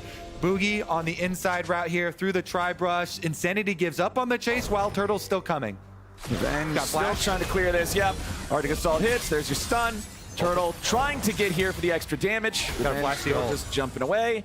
I think Revenge should be okay here. Nope, never mind. We got the ulti into the follow-up ulti. Revenge with a leap strike back away, but there it is. Piercing arrow with a flash from Turtle will pierce his heart. Revenge falls. TSM's up 12-6, and they pick up the mid lane tier 1-2. Yep, he had to flash the ult there because there was Wild Turtle for the follow-up ultimate, but he thought he could tank it with his counter-strike up instead. It is going to be the flash fall. They get the kill. Towers going down on both sides. Flowers, action-packed non-stop. This series from beginning to end. We're only still 17 minutes in, and look at this dive. This was the hard Rift Herald push on top side, so EG knew that Haunter was by himself. They go for the Hex Flash charge play onto him. Barely lived, and him living that just little bit of extra amount forced Unforgiven to ultimate and go under tower so that Insanity could get the 1-for-1 kill. Then we've got this one here. Revenge tries to just tank it with his counter-strike instead of flashing it, but Turtle is able to follow it up with the Varus ultimate and the Varus flash. Boom. Goodbye, Mr. Jax. Helicopter down. Oh, no. Well, we've got... We got TSM at a nearly 2,000 gold lead after they got bodied in the last 2 games. It was looking like EG were the ones with all that momentum, just looking to cruise this after losing the first game in the series pretty handedly. But TSM's fighting back real hard here in game number 4, trying to take us to that silver scrapes. They certainly are, and they have been this whole series. Fighting their best. They came out swinging in game number 1 especially. And if they're able to actually complete this one, push us to game number 5, push EG all the way to the brink here, would be a very impressive performance considering how they ended the regular season. Yeah. And they're in a good spot right now too. Dragon coming up in 50 seconds here. They're on pace for stacking for a pretty early soul. They've got a very good mid-game team fight with the Rumble. If they can get any sort of lockdown here with the Sejuani and the Varus ultimates to keep people on that Rumble, then they should be on their way to look towards Dragon number 3 here. Some bounties on a couple members of TSM's heads they have to be a little bit cautious about, considering the work that Evil Genius have been able to do with some carry solo laners, but it looks like they're going to make a teleport play out to the Dragon pretty early. Jojo getting all the way back, recognizing that TSM was bringing a lot of guns after him, and he has to not get caught out here. They don't just want to give away this Drake, allow TSM to have a soul point status for the rest of the game. The TSM have control over the river. They've got the control ward in the pit. They know that EG can't see what's going on in there, at least.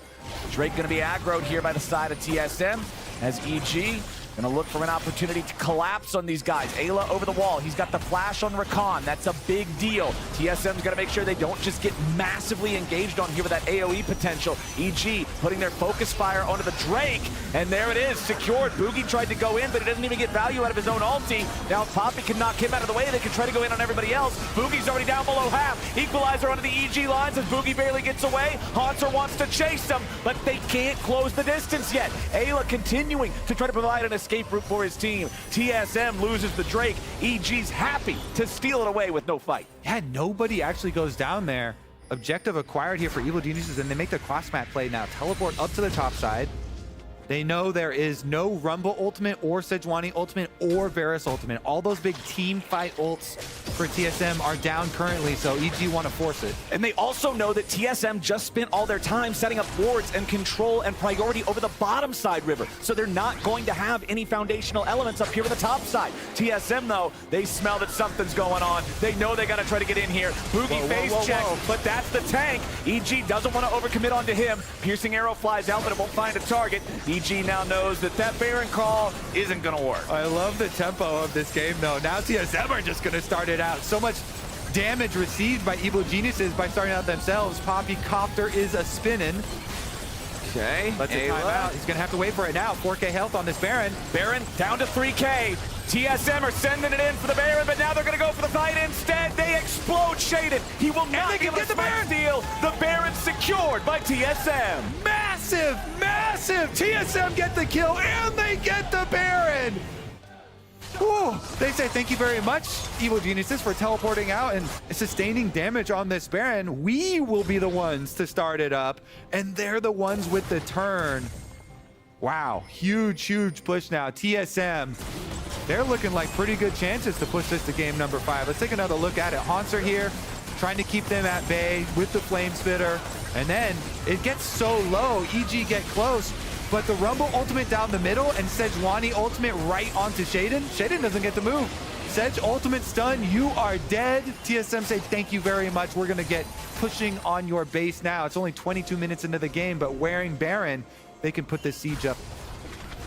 Oh, nice catch there. Chains of Corruption forcing out the cleanse from Unforgiven. As soon as that ulti's back up there on the Varus, TSM's going to have plenty more opportunities to try to make a pick on that valuable carry for Evil Geniuses. Haunter just putting the work in. Down here in bottom lane, finally going to finish off the tier 1 over there. Meanwhile, Jojo's up in top, looking to take that tier 2. He knows that Evil Geniuses does not want to take a fair fight against TSM with the current state of the gold lead and the Baron. So instead, he's just going to trade as effectively as he can cross-map. But the Baron buff and more dudes being present means that TSM is always going to win these races.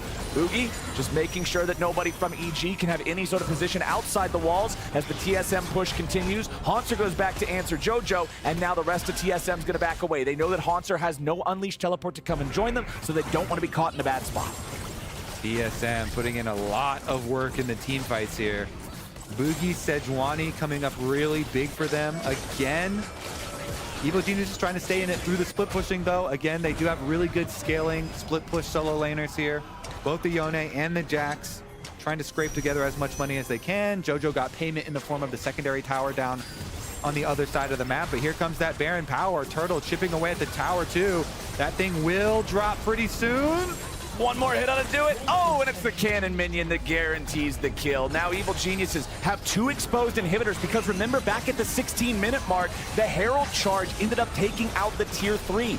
So if TSM want to, they can just try to take 2 open fights here on the inhibs. Hans is under pressure from Jojo, but TSM wants to turn it around onto the rest of Evil Geniuses. The equalizer is dropped, and Boogie kills Jojo. Ayla's on the run, and Boogie's buying time with a stopwatch. Shaden has the bomb on his head. It's about to pop. Insanity gets the kill, and he's knocked away in the meantime. TSM get the fight. They get 2 kills. They get the inhib. Yeah, they're going to keep on pushing. They've got plenty of Baron buff left. Only 13 seconds is needed.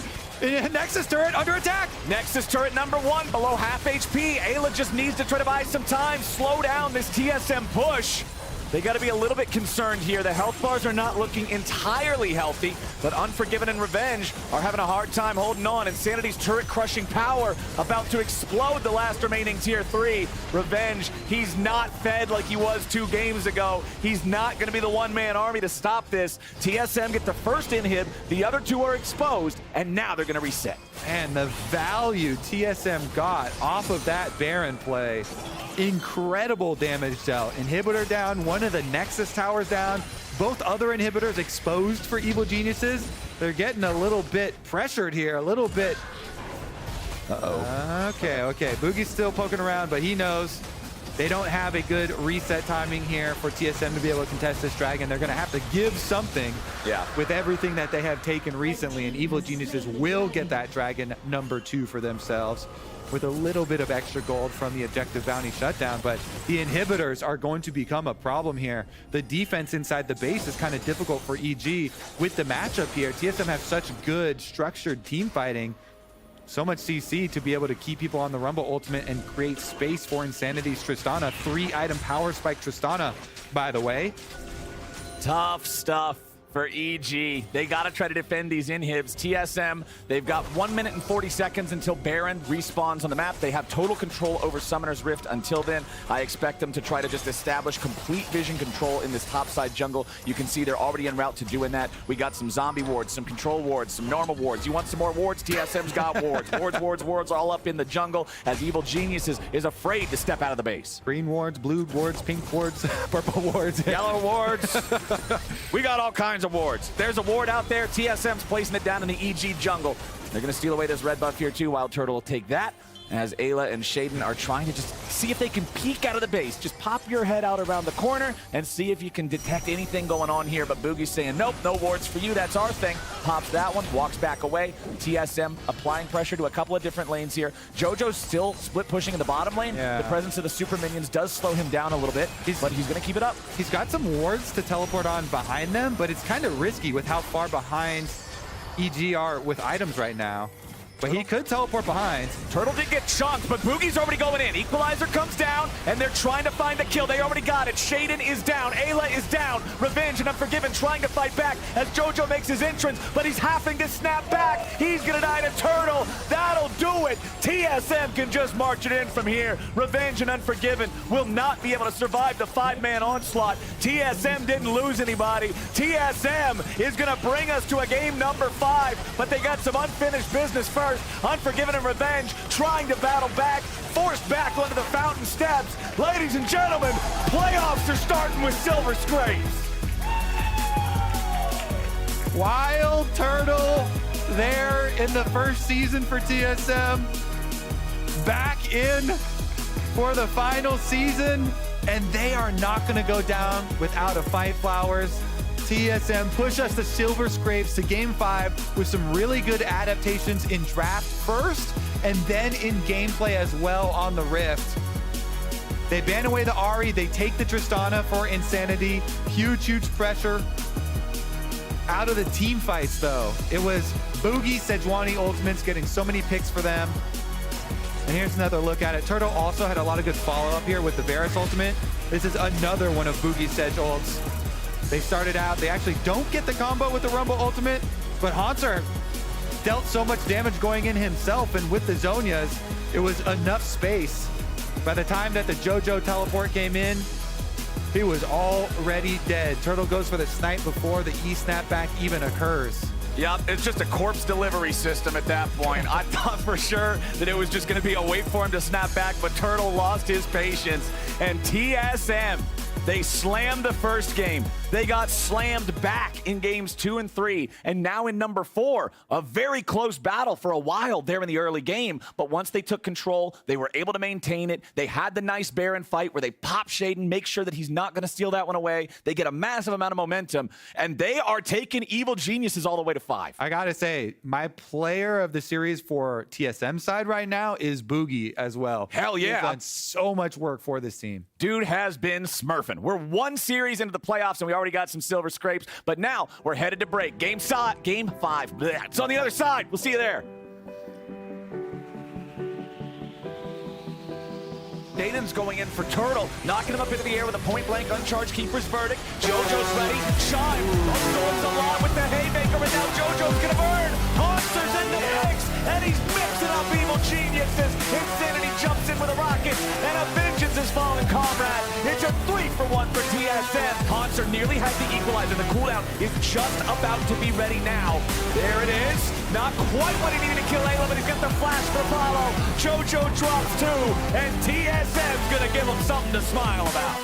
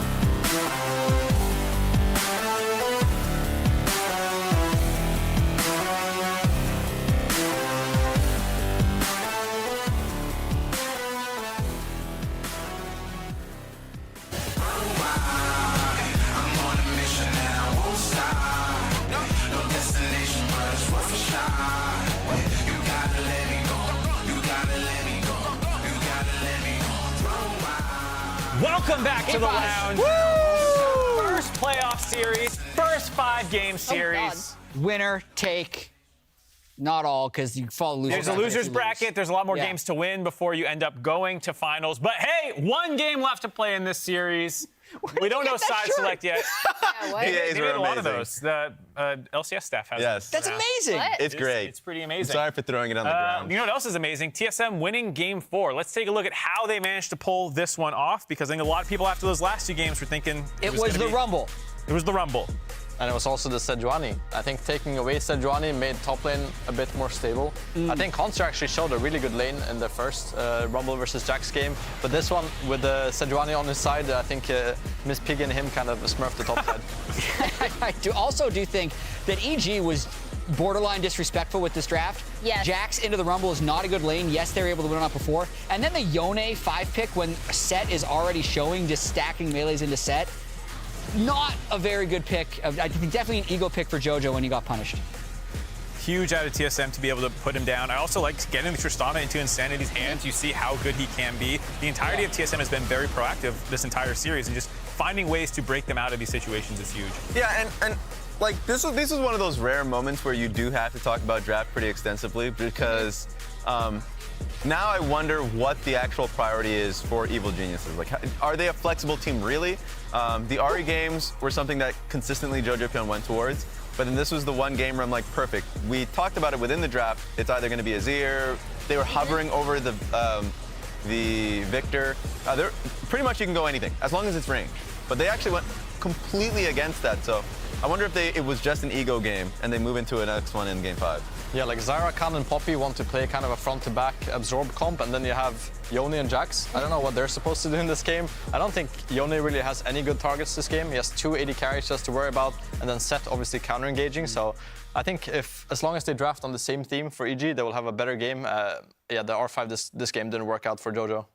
That brings us to one of the problems they have to solve, because they are going back to red side. That means that you have this potential again for Hanser in the 2nd and 3rd position to grab Rumble. This has been 2 very good Rumble games out of him, and it doesn't feel like we've seen a great answer. As you already said, Jax is not really it. Even though he ended up losing Game 2, he still was actually massively ahead in CSD. It was these skirmishes around him were not going well, and that's how Revenge was able to get his gold. And Rumble is just such a powerful champion. Like, it gives you so much zone control with the ultimate. And we were already kind of praising Hanser, not only for how he was doing in lane, but also his ultimates in some of those team fights, right? Until EG took over the game, they were looking really, really good. And Rumble is just such a strong pick that I think EG should consider taking it off the table or picking it for themselves. Yeah, and also just with Insanity's champ pool, having 80 carries on mid with Rumble just makes it such a powerful pairing. I think Rumble by itself is not insanely strong. You can match it with some lane counters, but having Rumble and then having Tristana and a really strong AD carry as well, it's kind of just brings a lot more pressure in the draft. And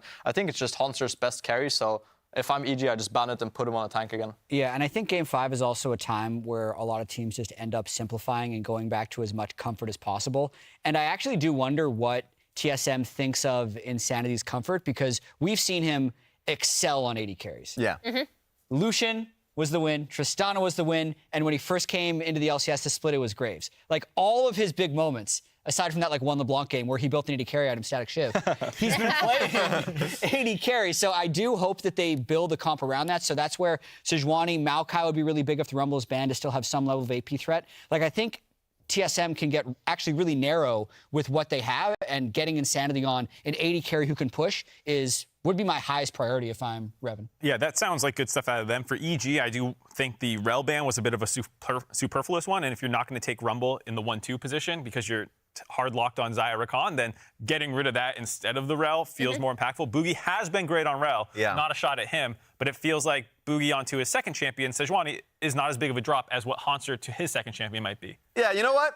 Boogie's just great. He's just good. That's the takeaway. You know what? Doesn't matter what champion he's on, it's doing well. And so, like, that's the fear. You know, I always think about, like, player of the series. Who would be the player of the series? Who's playing the best? And it definitely feels like it's Boogie who's been able to find setups in the early game for his team. The gank that he had top lane that was successful, or at least the dive, I suppose. The play that he made through mid lane. Like, he has been doing a lot to, A, put Shaden behind early that we saw in the game before this. That resulted in a loss, but whatever. That's not on him. And in their wins, find picks that gets Hanser ahead. So I've been loving it. And another plus to Hanser is that I actually think his Rumble mechanics are great. The ultis, even in his loss that we showcased, like, they were great ultis that didn't result in a kill immediately, and so it ended up finding good angles for Evil Geniuses later on in the game. So definite ban on that pick. Yeah, for me, for TSM, it's about mid-jungle. So obviously, as we already talked about, getting Insanity on an AD carry or something where he has push in lane. And that is what allows for Boogie to be a lot more creative, right? We saw this with Boogie Maple as well, and giving something Insanity where he can just push out and then join up, roam to sides, etc. I know going a little bit away from the AD carries, I know he's also a TF player. I would love to see that out of either of these mids, actually, if the draft was right. I think another thing we have to talk about with this TSM team is, once again, re-hitting on where we expected them to be at the beginning of the split.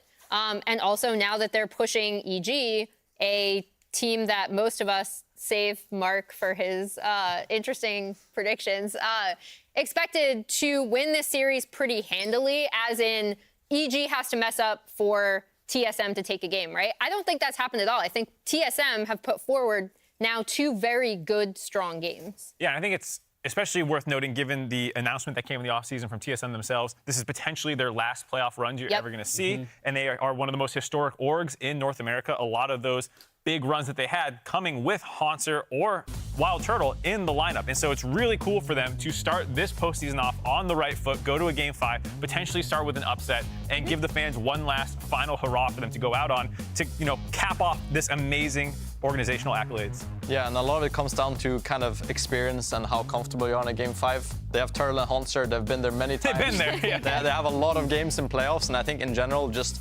confidence is key, and I think that they're coming off the momentum as well. So I think TSM Game 5 is going to be very aggressive and very decisive, and I think that's what's worked for them so far. Boogie leading the early game, and then kind of everyone else balancing out in the mid game. It's going to be a winning recipe for them. You see Hanser right in front of you. Like, the point that he made about their experience throughout interviews, hearing that Hanser has taken that role as a leader, like as a vocal person, that if he feels like there's problems, like, he will make an effort to really mend it and work with the team. Like, that means something, especially in a best of 5, where you need a little bit more band-aids within the games to patch up problems, because you're not going to have a big powwow. Yeah, and I think the other cool thing hearing from this TSM team, too, is that they felt like that gave them more momentum in terms of, like, maybe this is TSM's last chance. Expectations are low within the community, and we feel like we can kind of shatter those. So we're essentially playing incredibly freely. And that's not to say that they haven't put in effort, because they've also been working really hard, right? Like, we heard about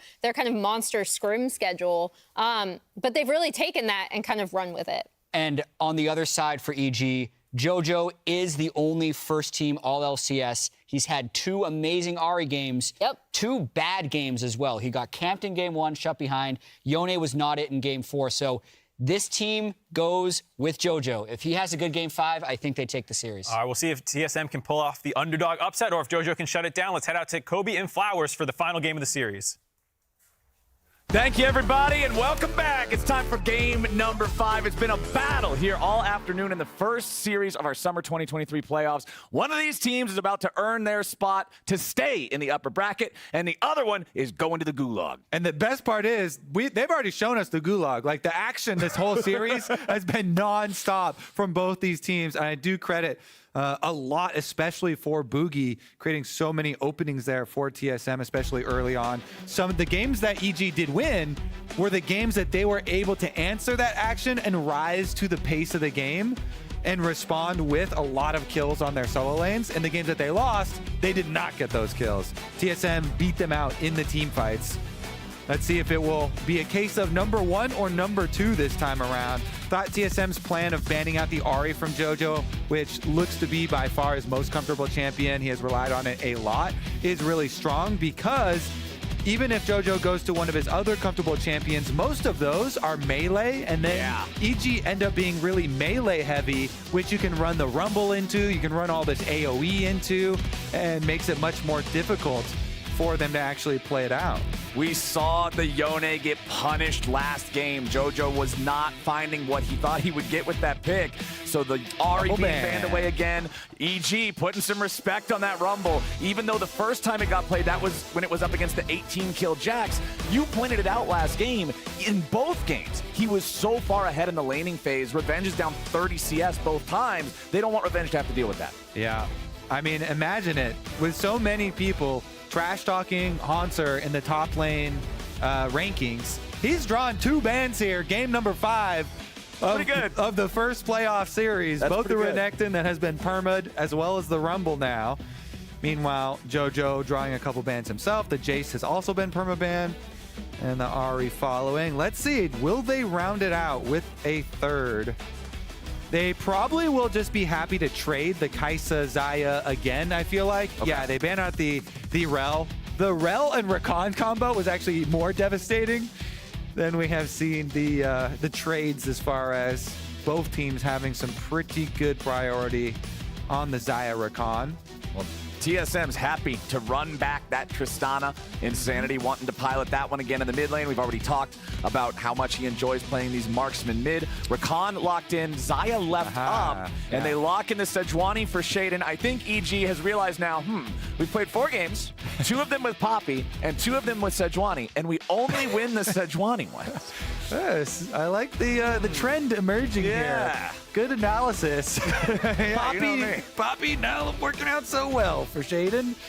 And so, yeah, they take away the Sedge. Boogie had some really good engages last time around, so it's a good denial too. But TSM gonna deny of their own. Okay. They split up the Xayah Rakan combo. Xayah has been played with a lot of different supports nowadays. It doesn't have to go with just the Rakan.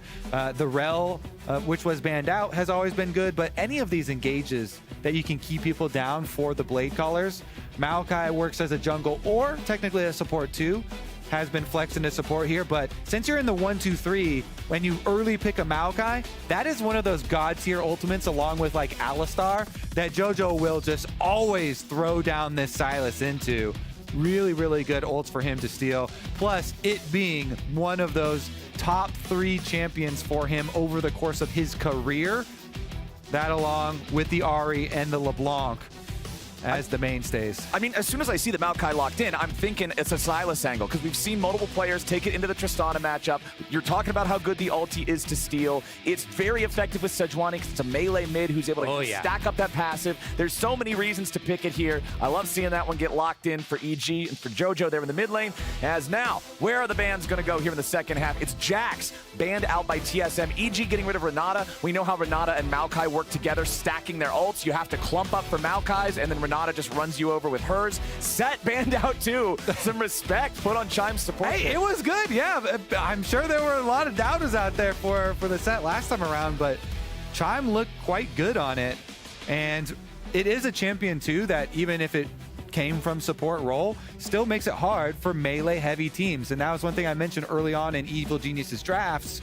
Oftentimes they are very melee heavy, both because JoJo and Revenge really prefer those melee solo laners. And see what EG rounded out with here as far as the bottom lane goes. There were some recent buffs to Kalista that make it a little bit more enticing, but not going to go that quite just yet here. Still, the old reliable, the Aphelios, once again. They're not only locking in the Aphelios, they're leaving the last pick as counter pick for Revenge in the top lane. Not surprised to see that one. They did focus the Renekton and the Rumble of Haunter. They wanted to get those off the table. So I'm curious what TSM's going to go with here for that top lane, because, ooh, the Braum locked in for the support role there. That is some very, very good counter engage. That makes life hard for melee heavy teams. Braum, definitely difficult for Sylas to play into. There's a lot of peel here for TSM for their double AD carries. The Maokai, Braum, and Ornn is a massive, massive front line with so much CC, and the Brittle procs increasing that as well. One of the concerns, though, is when you look at the threats on the side of TSM, it is double AD carry, which means it's purely physical damage. Oh, the and buffed Revenge Aatrox slams down the buffed Aatrox into the Ornn. I've been waiting for this all series long. I said it in the game number 1 because I was hoping we'd get to see it, but Aatrox is Revenge's most played champion over the course of his professional career, and it just got those AD scaling buffs. So I want to see if he's going to build the full offense Aatrox that has been terrorizing solo queue on the patch. Duskblade even for the full DPS. Since he's playing such a beefy frontline, probably don't want to go too squishy here for yourselves, and you want to be the kind of god, heal, leeching, drain tanking Aatrox, because there are so many melee champs, but it is actually quite juicy to play him into. And so both teams pretty melee heavy, with TSM having the double 80 carries, of course, though. So it's going to be on those double 80 carries to be able to navigate these very dangerous waters where there are a lot of engage options on the side of Evil Geniuses. They're going to need some armor, Pen Man. That Sejuani is going to be stacking armor, and a little bit more armor on top of it. Not a ton of AP damage coming in from the side of TSM. But Turtle on the Xayah, Insanity on the Tristana, the double AD carry threat. Lock it in for Game 5.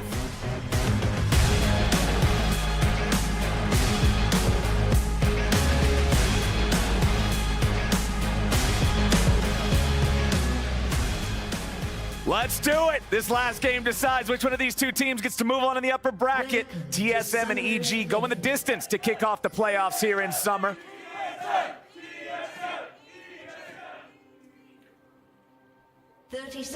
Man, I was hoping they were going to walk further and we were going to get some level 1 madness. Yeah. I like how the crowd got a little nervous too, quieting down. Ooh, are they going to go in?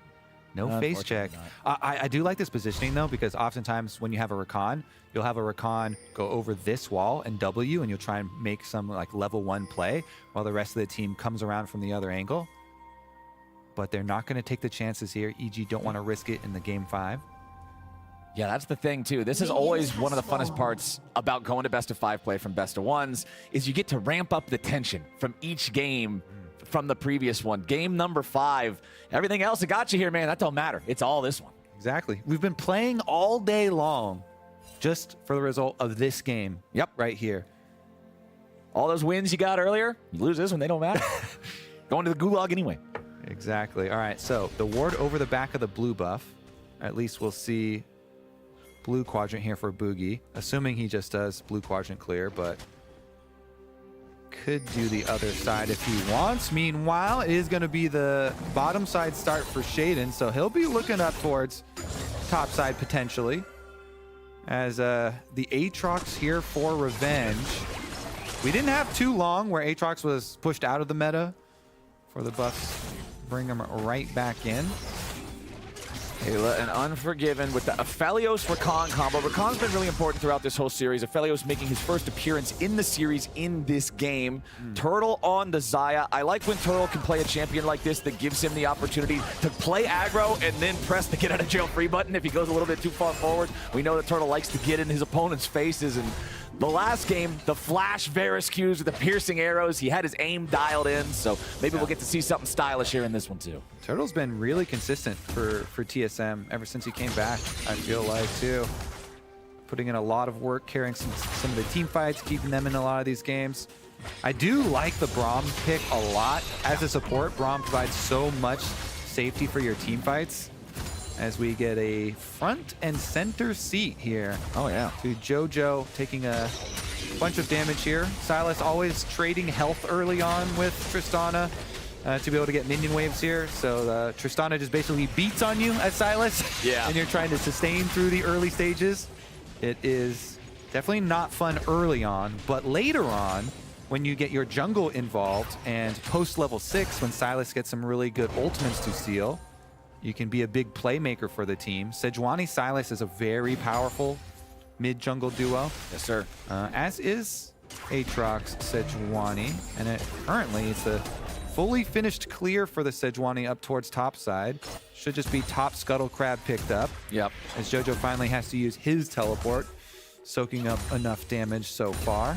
Shaden's got the one camp advantage over Boogie. He did stop for his Krugs, whereas Boogie skipped him. So Crabs are going to get split 1-1. Boogie taking the one on the bottom. Shaden up top side, as you already mentioned. Revenge has the wave pushing up, so Shaden can't easily make a gank there onto Haunter, who still has plenty of health and mana. So even once he's forced under turret, I don't see any kind of a dive happening unless something goes really wrong. Ayla with a nice knock-up on Chime there. Unforgiven can follow it up with a very small amount of damage. But oh, Haunter went toward the brush. Now he's got to be careful. Nice buffer there with a Bellows Breath to escape some of the CC. Flashes away from the Q2 to stay safe. Ooh, that pressure will mount on the top side. Revenge is going to have a very, very good time once again in the isolated matchup. I think it's going to make it difficult now for TSM because Maokai can't really turn that matchup at all the other way. So Haunter is in for a bit of pain. Maokai seen on this ward on bottom side. And, you know, the Ornn into Aatrox matchup, already not easy, but now no flash on the Ornn either is going to be kind of a punching bag here. Yeah. Considering if you bring a tank jungler along with a tank top laner to attack an Aatrox, then you're kind of both just sweet spot Qs waiting to happen. Revenge has a big wave, but no jungle support though, as Sejuani has reset down to the bottom side off of the earlier play. Haunter doing a good job sidestepping the Q2 there. That's the one that has the biggest hitbox, so it's most easy for your opponent to hit it when you're trying to play against the Aatrox. Usually when you're up underneath the turret, the Q3 is the one that he has the hardest time using because of the short range. So Revenge just wants to try to get this shoved up, try to keep the pressure on the Ornn. He does have a nice CS lead here, but Haunter will make up some of that by farming this wave, as Chime is doing his best to hold these minions here. We'll be able to farm that one up, and Turtle doesn't end up missing out on anything. All right, teleport back to mid lane as well now finally for Insanity. This is the slowest early game we've had so far today. It's 5 minutes in and we have no kills. They're lulling you into a false sense of... yeah, bait me in. No, I hope so. No, I want PvP. Yeah, honestly though, for the game vibes, you talk about the pressure mounting. Both these teams have been a bit free with some of the plays that they have called too, with how amped up they've gotten off of some of the kills and off of a lot of the action. It does seem natural that game number 5 will calm down a bit, but some pings on the mid lane. JoJo will be the target. Boogie and Chime both coming up here. JoJo's backing away, though. He's playing respectfully enough, recognizing, hey, there's no Braum in the bottom lane. I don't know where Boogie is. I don't want to walk into something stupid. So TSM will now rotate all 3 of those same players down here to the Scuttle Crab. It just now spawns, and Boogie could be able to secure that one easy peasy with Chime right next to him, helping him out. Unless, okay, I was always a little concerned when they disrespect Don't Smite, but now Shaden and JoJo are going in. JoJo's stealing away the Glacial Fissure, but it's not going to do enough just yet. Ayla wants to find his opportunity for the grand entrance, but he doesn't get a lot with it there, so Evil Geniuses try to make the move. They end up getting the flash of the enemy support, but that's it. Yeah, they trade a couple of ultimates here and 1 flash advantage, plus they're going to be able to start up this dragon. White-green gun's pretty good here for Unforgiven. Yeah. Turtle and Chime are coming up, but they're about to get engaged on. I don't know what they're doing here alone like this. EG's taking the chance, jumping in. Chime is low. First blood back over to EG, and it's the Unforgiven getting the money. JoJo's down to 200. He's going to try to get away. TSM did not have the men. It was 2 walking up to 4, and Ayla just pounces on him. Yep, they know. There's no flash there on Chime. They rush forward. Looks like it's just going to stop at that first kill, though. Insanity gets back up to mid lane, not in time for the cannon minion, but we'll be able to push it out. Ayla here, like you say, he goes right for that support. No flash on Chime. Even with the Unbreakable, JoJo goes all in. He gets exhausted. He doesn't care. Boogie tries to get a return kill, and they almost get enough damage onto JoJo to open up something for Insanity to do there, but Insanity was pretty far off of the roam, so he doesn't get to participate in that kill. He does get to participate in a turret plate mid, though, as he pushed that wave in during the reset for JoJo. So some gold gained back there for TSM, but not nearly the advantage that Evil Geniuses got out of that play. Yeah, EG's up 1,000 gold almost just from 1 kill and the advantage that they have in farm. You can see the Aatrox leading the way up there in the top side as Evil Geniuses bringing some players over to the Rift Herald, ready to fight for this one on spawn here too. Both supports level 5, both junglers level 6. JoJo's got the ulti ready to fire off again. Unforgiven level 6 here as well. Wild Turtle is still making his way up to the fight, so TSM need to make sure that they've got all their guys here. Haunter's at half HP. Another potential concern as Boogie and Chime want to go in. JoJo's the target. They immediately jump on him, and they burst him down to the Kingslayer. Haunter's coming in with a massive ulti over the top, and he gets the kill back on Ayla. The Ophelio Assault finds a lot of damage, but no kills just yet. Revenge taking up in the front line. The feathers fly, but Turtle's still alive. Unforgiven chases him down, and now EG's going to grab another. Haunter dies to a stab in the back. Holy! Unforgiven and Revenge put in so much work in that team fight, even with TSM 100% is zeroing JoJo at the outset. Look at these pings. So TSM ping on JoJo right now. Insanity's looking for him over the wall, and even though JoJo sweepers, he knows that Tristan is there, they still go for it. TSM, 4 members. They all burst down JoJo. Wild Turtle over the wall. The jump in on Tristana as well. And JoJo's already down, but they get the counter here. Ayla also follows it up, and it's a 3v5. But Revenge flashes forward into the backline. Unforgiven's ultimate there with the Infernum did so much damage that even though they didn't kill Boogie, they didn't kill Insanity either. They forced them out of the team fight and allowed the 3 surviving members of Evil Geniuses to still push forward and get the team fight victory in the form of a Rift Herald taken up afterwards. Unforgiven is the richest person in the game, and JoJo's fighting Insanity. Exactly. That gold graph tells a very important detail here. The money is going to the Aphelios. The hyper-scaling AD carry is off to the races. Evil Geniuses is up 2,000 gold at 10 minutes, and so much of it is right there on that carry. Yeah, Aphelios did so much work in that fight. Being able to have the Infernum gun ready, big AoE contribution. And Aphelios always has that extra layer of preparation before a big team fight that other AD carries don't, where you need to make sure, okay, if I got the wrong gun, give me a Wolf or a Krug or something. Let me go ammo dump a little bit and just try to swap these off. Having the proper guns for the situation can make it so much more playable, even if it would otherwise be close. Unforgiven doing good here so far, 100% kill participation. As the wave crashes into the bottom lane, Revenge will be the one dealing with that, as JoJo has been rotated top to deal with Haunter's Ornn. It's control over the bottom side river still for Evil Geniuses. There is a ward here from TSM to at least see what they're up to. Revenge steps forward, but he might be a little bit too far, so he pops the World Ender, but he's going to get stunned up now. The blade the kill! Work! It's a kill back! Revenge is ready to win this game 5. He cuts Turtle down. Q2, Q3, easy money for Revenge, and Evil Geniuses outplay it. Oh, hell no! Aatrox is back, baby! Aatrox is back. 3 people jump on him, and he kills your AD carry. Oh, no shot. Evil Geniuses get so much off that 2 flowers. It is Rift Herald charge, it is Dragon, and it is Revenge pumped up once again. You've got to be happy after that one. That was massive. The Q3 finishes it. Huge healing off the kill, huge healing off that one, and his Gore Drinker is completed now. So you thought he could sustain through multiple people jumping on him before. Now he's also got Gore Drinker on top of the Conqueror, on top of the Q sweet spot healing. This is the problem with drain tanks. When you haven't been fighting them for a while, you might not remember, hey, we can't just burst him low and then finish him off. You got to burst him 100 to 0, or he's going to regenerate a lot of it. Revenge surviving through the attempt from TSM, and he's in such a good spot now, man. Watch it again. Yeah, okay, let's do it. Everybody on Revenge, they hit him with the ultimate. They got him with the Sejuani passive stun too.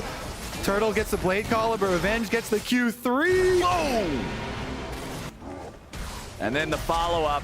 Once his boys come to back him up, all of a sudden, TSM wants nothing to do with this bottom lane. And if this spectator is to be believed, there's only a few more seconds left on Turtle's ult. You can't be getting that close to an Aatrox, my friend. Yeah. Even if you have 2 teammates on him. So much peeling there, too. They had him locked up, Maokai and this Braum. But Maokai and Braum don't do no damage, though. Yeah, exactly. Those are actually just more sources of healing for the Aatrox. Especially now that he's got that Gore Drinker. They got to be so careful about this. Insanity versus JoJo back in the mid lane. It's JoJo with even minions to farm for both players here, and he's up a couple of waves. So the Sylas has survived that early laning phase against the Tristana like you were talking about. That's the rough phase. Now that he's gotten to the point where he can steal the ultis away, he's got the Everfrost for more effective trading and lockdown. He's feeling fine. Oh, he's feeling good. He's got a jungler, too. Jungler in most Raptor camp.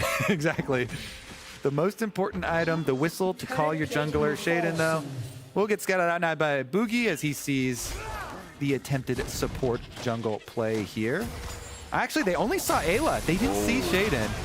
Nice buffer from Insanity there, using the rocket jump to get away, even though he got hit by the Glacial Prison. JoJo wants to get that plate money. He'll stick around long enough for the minions to complete it. TSM still just trying to scramble to defend everything. Plates are going to fall in 10 seconds, and EG's up 3.7 thousand gold. Massive early game lead here for them. And massive carry top potential again for them. Oh, yeah. Revenge earlier in this series, if you were not around for the earlier games, got the highest kills of any individual player all split long. 18 on his Jax game. 18 kills for a top laner to boot, plus a pentakill. And you can see he's going for the last Whisper second. He knows that he's going to be dealing with Haunter in this side lane for pretty much the entire game. He also knows that all Ornn is going to do is stack armor, so he's immediately just rushing for some of that extra pen. I love this on Aatrox right now, too. Is positioned as a carry as JoJo steals the Ornn ult. Forcing the flash out from Haunter there. I think if he hits that second knock-up and can find the follow-up damage, Haunter could have died, so I like the flash to get away from it. Insanity sidestepping away from the Infernal Chains as Revenge, World Ender plus flash, gets him out of the way of the roots, but now it's 4 TSM players coming in trying to stop him. Haunter can't complete the TP. He tries to use Bellow's Breath to get away, but EG has enough damage to bring him down. Revenge gets back out over the wall, but Turtle's ready to flash follow. Revenge wants to turn it around yet again. Q2 for the heal. Come on! Dashes away. They just can't kill him. Oh my God! You can't even say the captain. Never mind. We're not gonna even try and catch Revenge again. You weren't even close. Let's be honest. Flashes over the wall, dashes over multiple walls here, over the red buff, over the Raptor pit. They sent everybody at him, Flowers, and they had multiple flashes. That was an 80 carry flash. That was multiple frontliners flashing to try and catch him, and he's teleporting down for another fight. That could have been in a Trick 2G video back from 10 years ago, man. That was Aatrox's wild ride. Insanity gets away from him in the bottom lane, but Revenge is cruising this game. Take another look at how we're gonna watch this again. Caught him. We saw this the first time, okay? Oh my goodness. He flashes, and like you said, with the World Ender, he's able to get away from the 3-person, but then Turtle's lying away. Surely they'll have him, right? Surely Flowers. Chime flashes. Turtle's gonna flash up here following him too. Boogie's, did Boogie flash too? Yep, Boogie flashed also. So that was Chime, Boogie, and Turtle all flashing, and the ultimate, and the exhaust. And I don't care. Thanks for the tower. Yeah, he just kept dashing again and again and again, knowing which walls to go through too, never making any of those oopsie dashes to just run you into the terrain. Yeah. EG plus 7,000 gold, 16 minutes in. This game is looking so one-sided. That's one of the ones where you didn't kill anybody, but you just demoralized their whole team. JoJo might kill someone. JoJo in the middle of everybody uses Buster Shot to knock Insanity away and then jumps right back in on him when he tries to re-enter with the rocket jump. Boogie's gonna go next. He's stuck in the middle of everyone. Turtle doesn't have the damage to punish EG as they continue pushing forward. Double kill back over to Revenge's Aatrox. Yeah, Haunter got a turret on the other side of the map, but EG ain't done yet. Shaden's coming in on the Sejuani. He's gonna be the one who wants to tank the turret. Throws out the ulti, whiffs it. Don't matter. Chime's gonna be the last one to die up here, and everybody not named Haunter now has a tombstone. Double kill over to JoJo. EG's bulldozing him. Oh my goodness. We actually get to witness some top carry games today, Flowers. Evil Geniuses are steamrolling this one. Over 9,000 at 17.5 minutes. And another dragon picked up here. And it just begs the question, what happened in 1647? Man, what happened with NA tops? We were talking about NA mids earlier today. NA tops showing up in this one. We had Rumble games. We had Aatrox games. We had Jax games. We jump back to live only to see JoJo smacking Insanity around again. This game is practically lost before 20 minutes for TSM. Yeah, I love this Relda is always on Aatrox too, because your Q3, you can really catch people. You know, being able to hit them with the slows, guarantee the chains. JoJo now, let's see how he handles the side lanes. Looks like they don't want to risk it. Yeah, the Aatrox, I mean, if you're Ornn right now, you are not having a good time. You're pressing tab, and you're just like, man, I wish I didn't press that button. We were kind of joking earlier, but not really, talking about all these melees on TSM side just being sources of health for Aatrox. because those are just easier ways for Revenge to leech back up. Yeah. The Ornn, the Maokai, the Braum.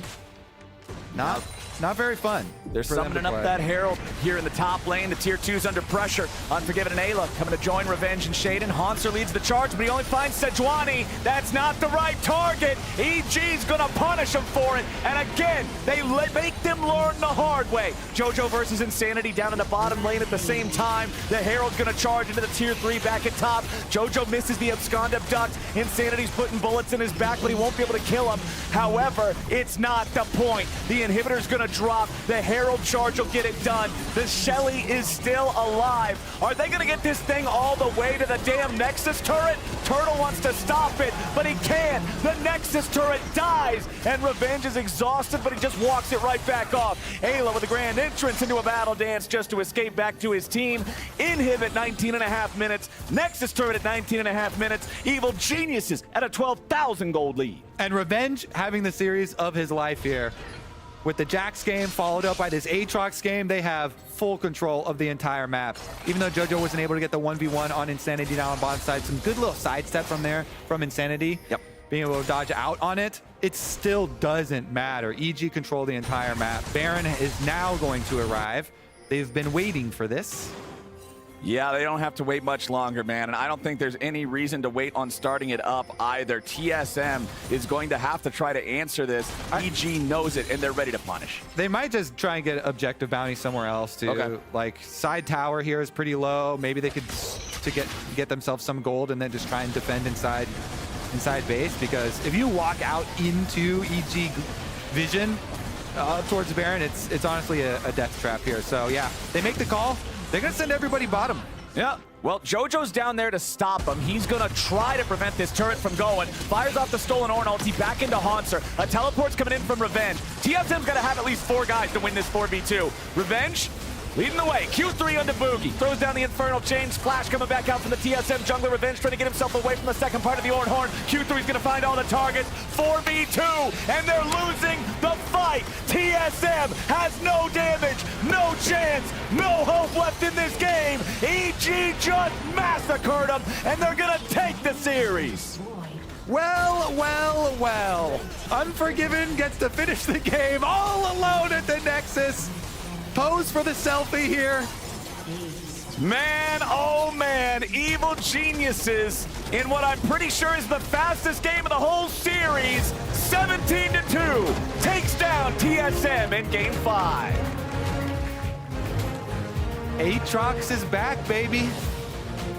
New patch, new me.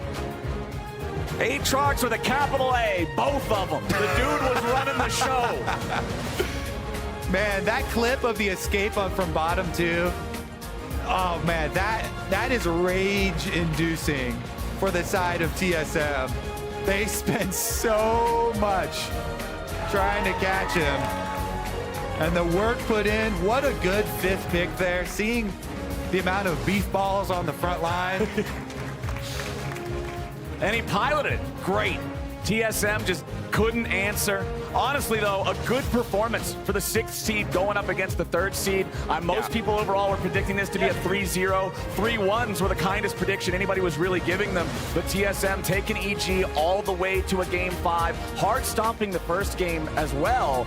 And EG proved that they had what it takes in the clutch moments to move on. Yeah, definitely an exciting series.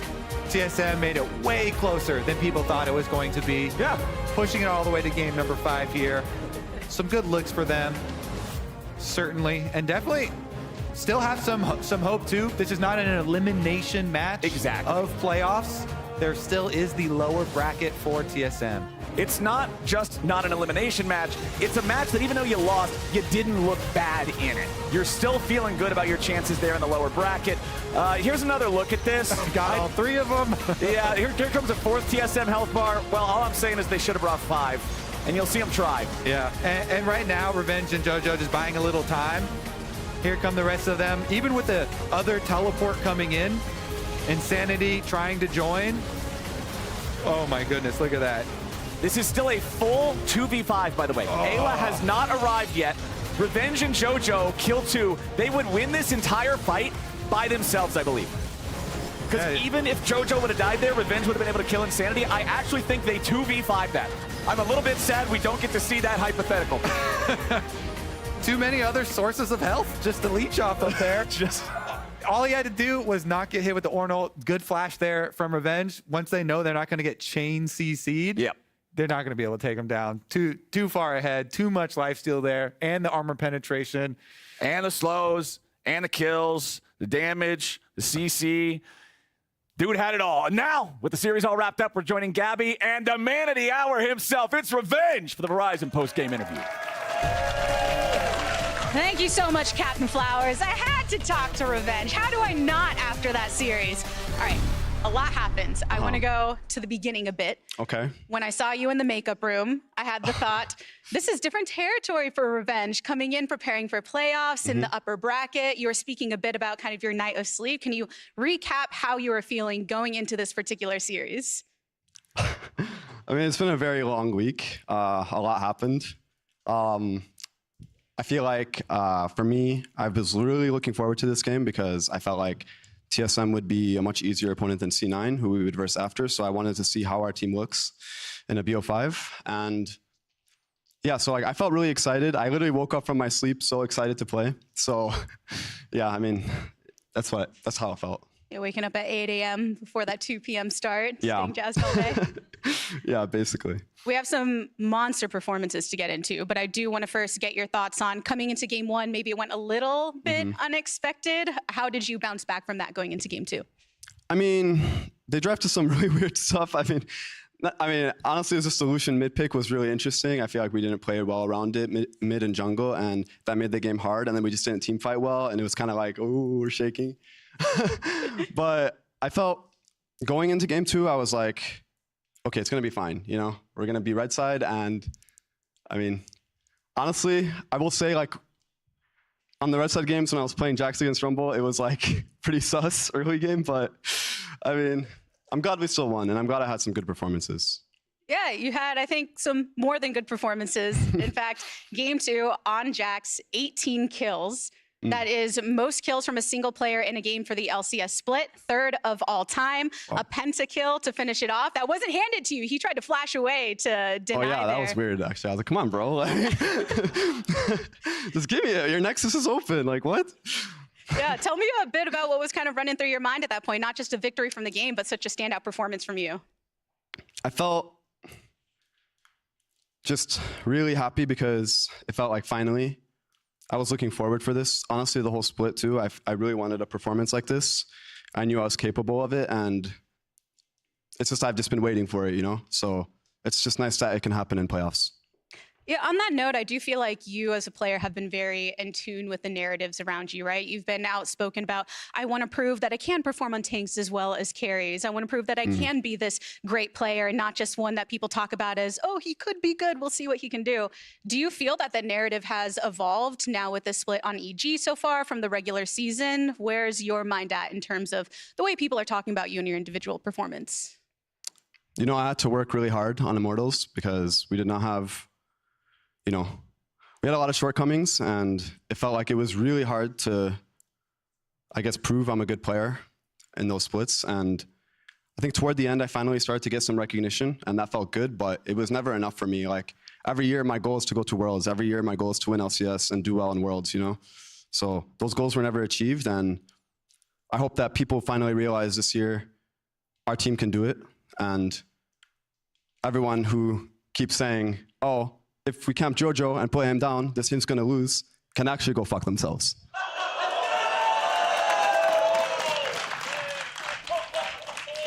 I do want to allow you to kind of bask in that energy for a moment because it wasn't just the Jax game. It was Aatrox there in the end. Yeah. We were wondering what would come out on 13.14. Clearly, you're fired up about what you're able to do playing through this top side. In fact, you got player of the series because of it. So with kind of this pressure to prove yourself, what does that mean to you to be a standout as a top laner in this series in playoffs? I think it means a lot, and I'm happy, but it's also like, I want to look at this series and look at our mistakes and hope that we can prepare well against C9 because they will be a much stronger opponent than TSM. And as much as these wins felt good, it's like, I hope this is like the wake-up call we needed to be improving even more for C9. Do you feel that you're somebody that kind of is driven by like an anger in a good way or something? I feel like there's some fire behind you right now. It's happiness, but also that kind of just locked in laser focus going forward. I mean, it's like, I've just been waiting for this, you know?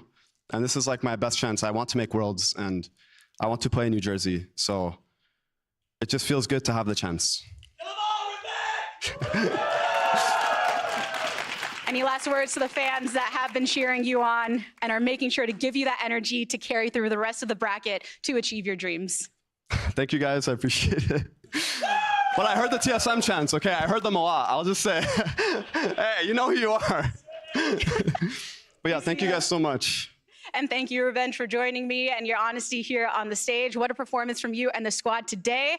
And what a series for everybody that watched at home. 5 games at that. I'm sure the lounge has lots to say about it. So let's kick it on over towards them. I don't know if we have a lot to say about it, but hopefully JoJo and Unforgiven have a lot to say about it. Thank you guys for joining us and congratulations. JoJo, at the top of the day in your Player of the Week or interview, I have to bring it up. You said 3-0 unless we kind of poop ourselves. How would you rate that prediction now in light of the series? I mean, it was true what I said. Like if we played normally, this would be a 3-0. But I think I played bad the first and fourth game. Like I played pretty bad, so we had to lose those games. So what I said was pretty true. Like if we play bad or I play bad, you know, if we don't play how we usually play, then it would be close. But if we play normal, how we usually play, it would be a stomp. So I guess today it wasn't a stomp. We played bad, but at least we still won. So it doesn't matter. Would you agree with that assessment, Unforgiven? Yeah, I agree. This guy did not play good at all. The dive was completely The dive? You played good the first game. I know, I played great first game. Yeah. We're going to be running through some highlights as we go through. One thing that I did want to point out for this series is that you guys had the fastest best of 5 that's gone to a full 5 games, which means your wins were really quick, including the 21-minute game that closed out the series. But your losses were also really quick. So what do you think that says kind of about your team overall? I mean, for sure, our losses, we could have stalled it out. I think in game 4, the Baron Cole was bad. And I think if we just kept playing how we usually play and we don't rush anything, I think we would have won later on for sure. We outscaled them and their comp was really bad. So I think I just tried rushing too hard that game. And the wins, they were like, that's how the game should go, you know? Like that's how the matchup of these teams should go. So it's like normal, I guess. But the losses, yeah, I guess we rushed too much. Yeah, and when I was watching the games and also casting, I felt like patience was like the key for you guys. Yeah. When you guys were not patient, you guys just go for really aggro plays. You could hear it in the comms as well. Like when Revenge was split pushing bot and you guys were like, oh, we're diving top, go. It's like, wait for me to take the tower. It was kind of like hectic. So when it looks like when you guys get it together, you guys play really good as a team. Yeah, if we get it together. If we don't, then I mean, we look pretty broad. Then it's a disaster, yeah. But I guess we know it, right? If we know it right now, I mean, it's an easy fix, so, yeah. Yeah, I mean, I don't know how much you have to add, Unforgiven, on like any of this. How do you think like you performed today, and just what was your preparation going into the series against TSM? My preparation, like I didn't feel like I really had one personally, but just play well. Yeah, you have to play well, play good, and you hope you win. Basically. No, but like I felt like in the game, I just existed, like farming. Yeah, that's all I did. I felt like I didn't do anything. I mean, I was thinking you guys could get a bigger lead on bot. I felt like a lot of the games you guys were just farming and then... Bro, my ball is so scared, bro. They just shit on them. Like, just go 30 CS, bro. Man, I was hoping for like plus 20 CS, at least 3 plates every game, but it didn't go that way. At least you guys had good team fights, I think. I remember your Zaya when you didn't ult Lissandra ult. I thought that was not very good. Oh, at mid lane? Yeah. Bro, you should have heard the calls, bro. He was spazzing out for like 5 seconds. We couldn't focus after, but it happens. Yeah. It happens. But other than that, I mean, I think like besides our really obvious mistakes, really bad mistakes, we played well. If we just cut all that bad mistakes out, you know. Only looking at the wins, you guys. Only looking at Smurfs, yeah. Exactly. The player of the series, it's already been spoiled for you in teleprompter, is Revenge. Yep.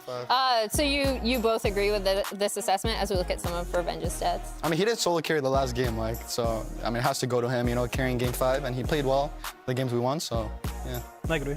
Yeah. Yeah, I think it was kind of between you and him, Jojo. Yeah, but you had your Yone game. Then the stocks went down completely after that, so it had to be revenge. After the first game. Bro, I was winning so hard too, but I don't know. I just lost my mind. Like, I don't know. I need a ban, but it's fine.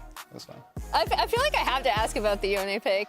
That when that came through, like, I guess what was your mindset? Were you just like really feeling yourself? Because you guys had initially hovered the victor. I mean, my mindset was the complete opposite how I played. I knew Insanity couldn't punish me in this matchup in lane, so I would just farm well and like just have Shobi CS and just have 3 items really early and just carry the game. But we just kept fighting way too much, and it was the opposite of how it came out because the laning phase was really good. Like he couldn't breathe, but I don't know. I just got too impatient. Yeah, like he forced his flash and TP, right? And then he was kind of in a bad situation.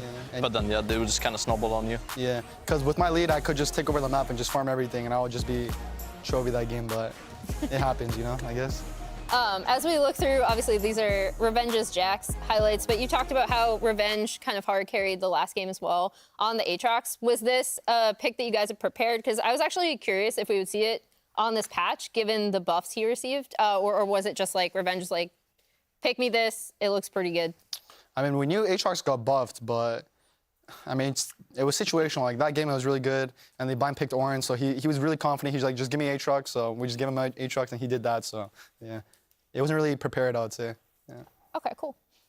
Unforgiven. I did want to point out, obviously, Jojo got first team All-Pro mid, but you got third team ADC. No, just like coming into the league, it feels like you felt like you had a lot to prove, right? Because you felt like you could have easily started last split, but were in Academy. So just how has that felt? And how would you evaluate your performance, not just in the series, but like across the split?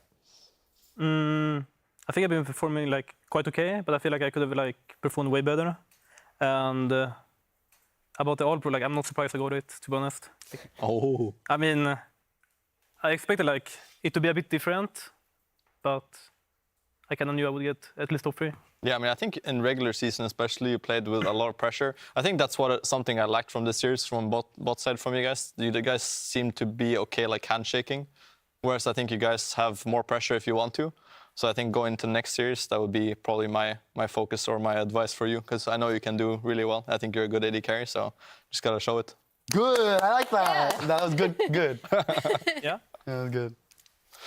All right, well, thank you so much for joining us. We're gonna take a look at the playoff bracket before we sign off. So now that TSM have lost to you, they will drop down to the lower bracket and play their elimination match against Dignitas. And then tomorrow we have TL versus NRG, which I do want to get both of your opinion on it, just because both TL and NRG are such volatile teams.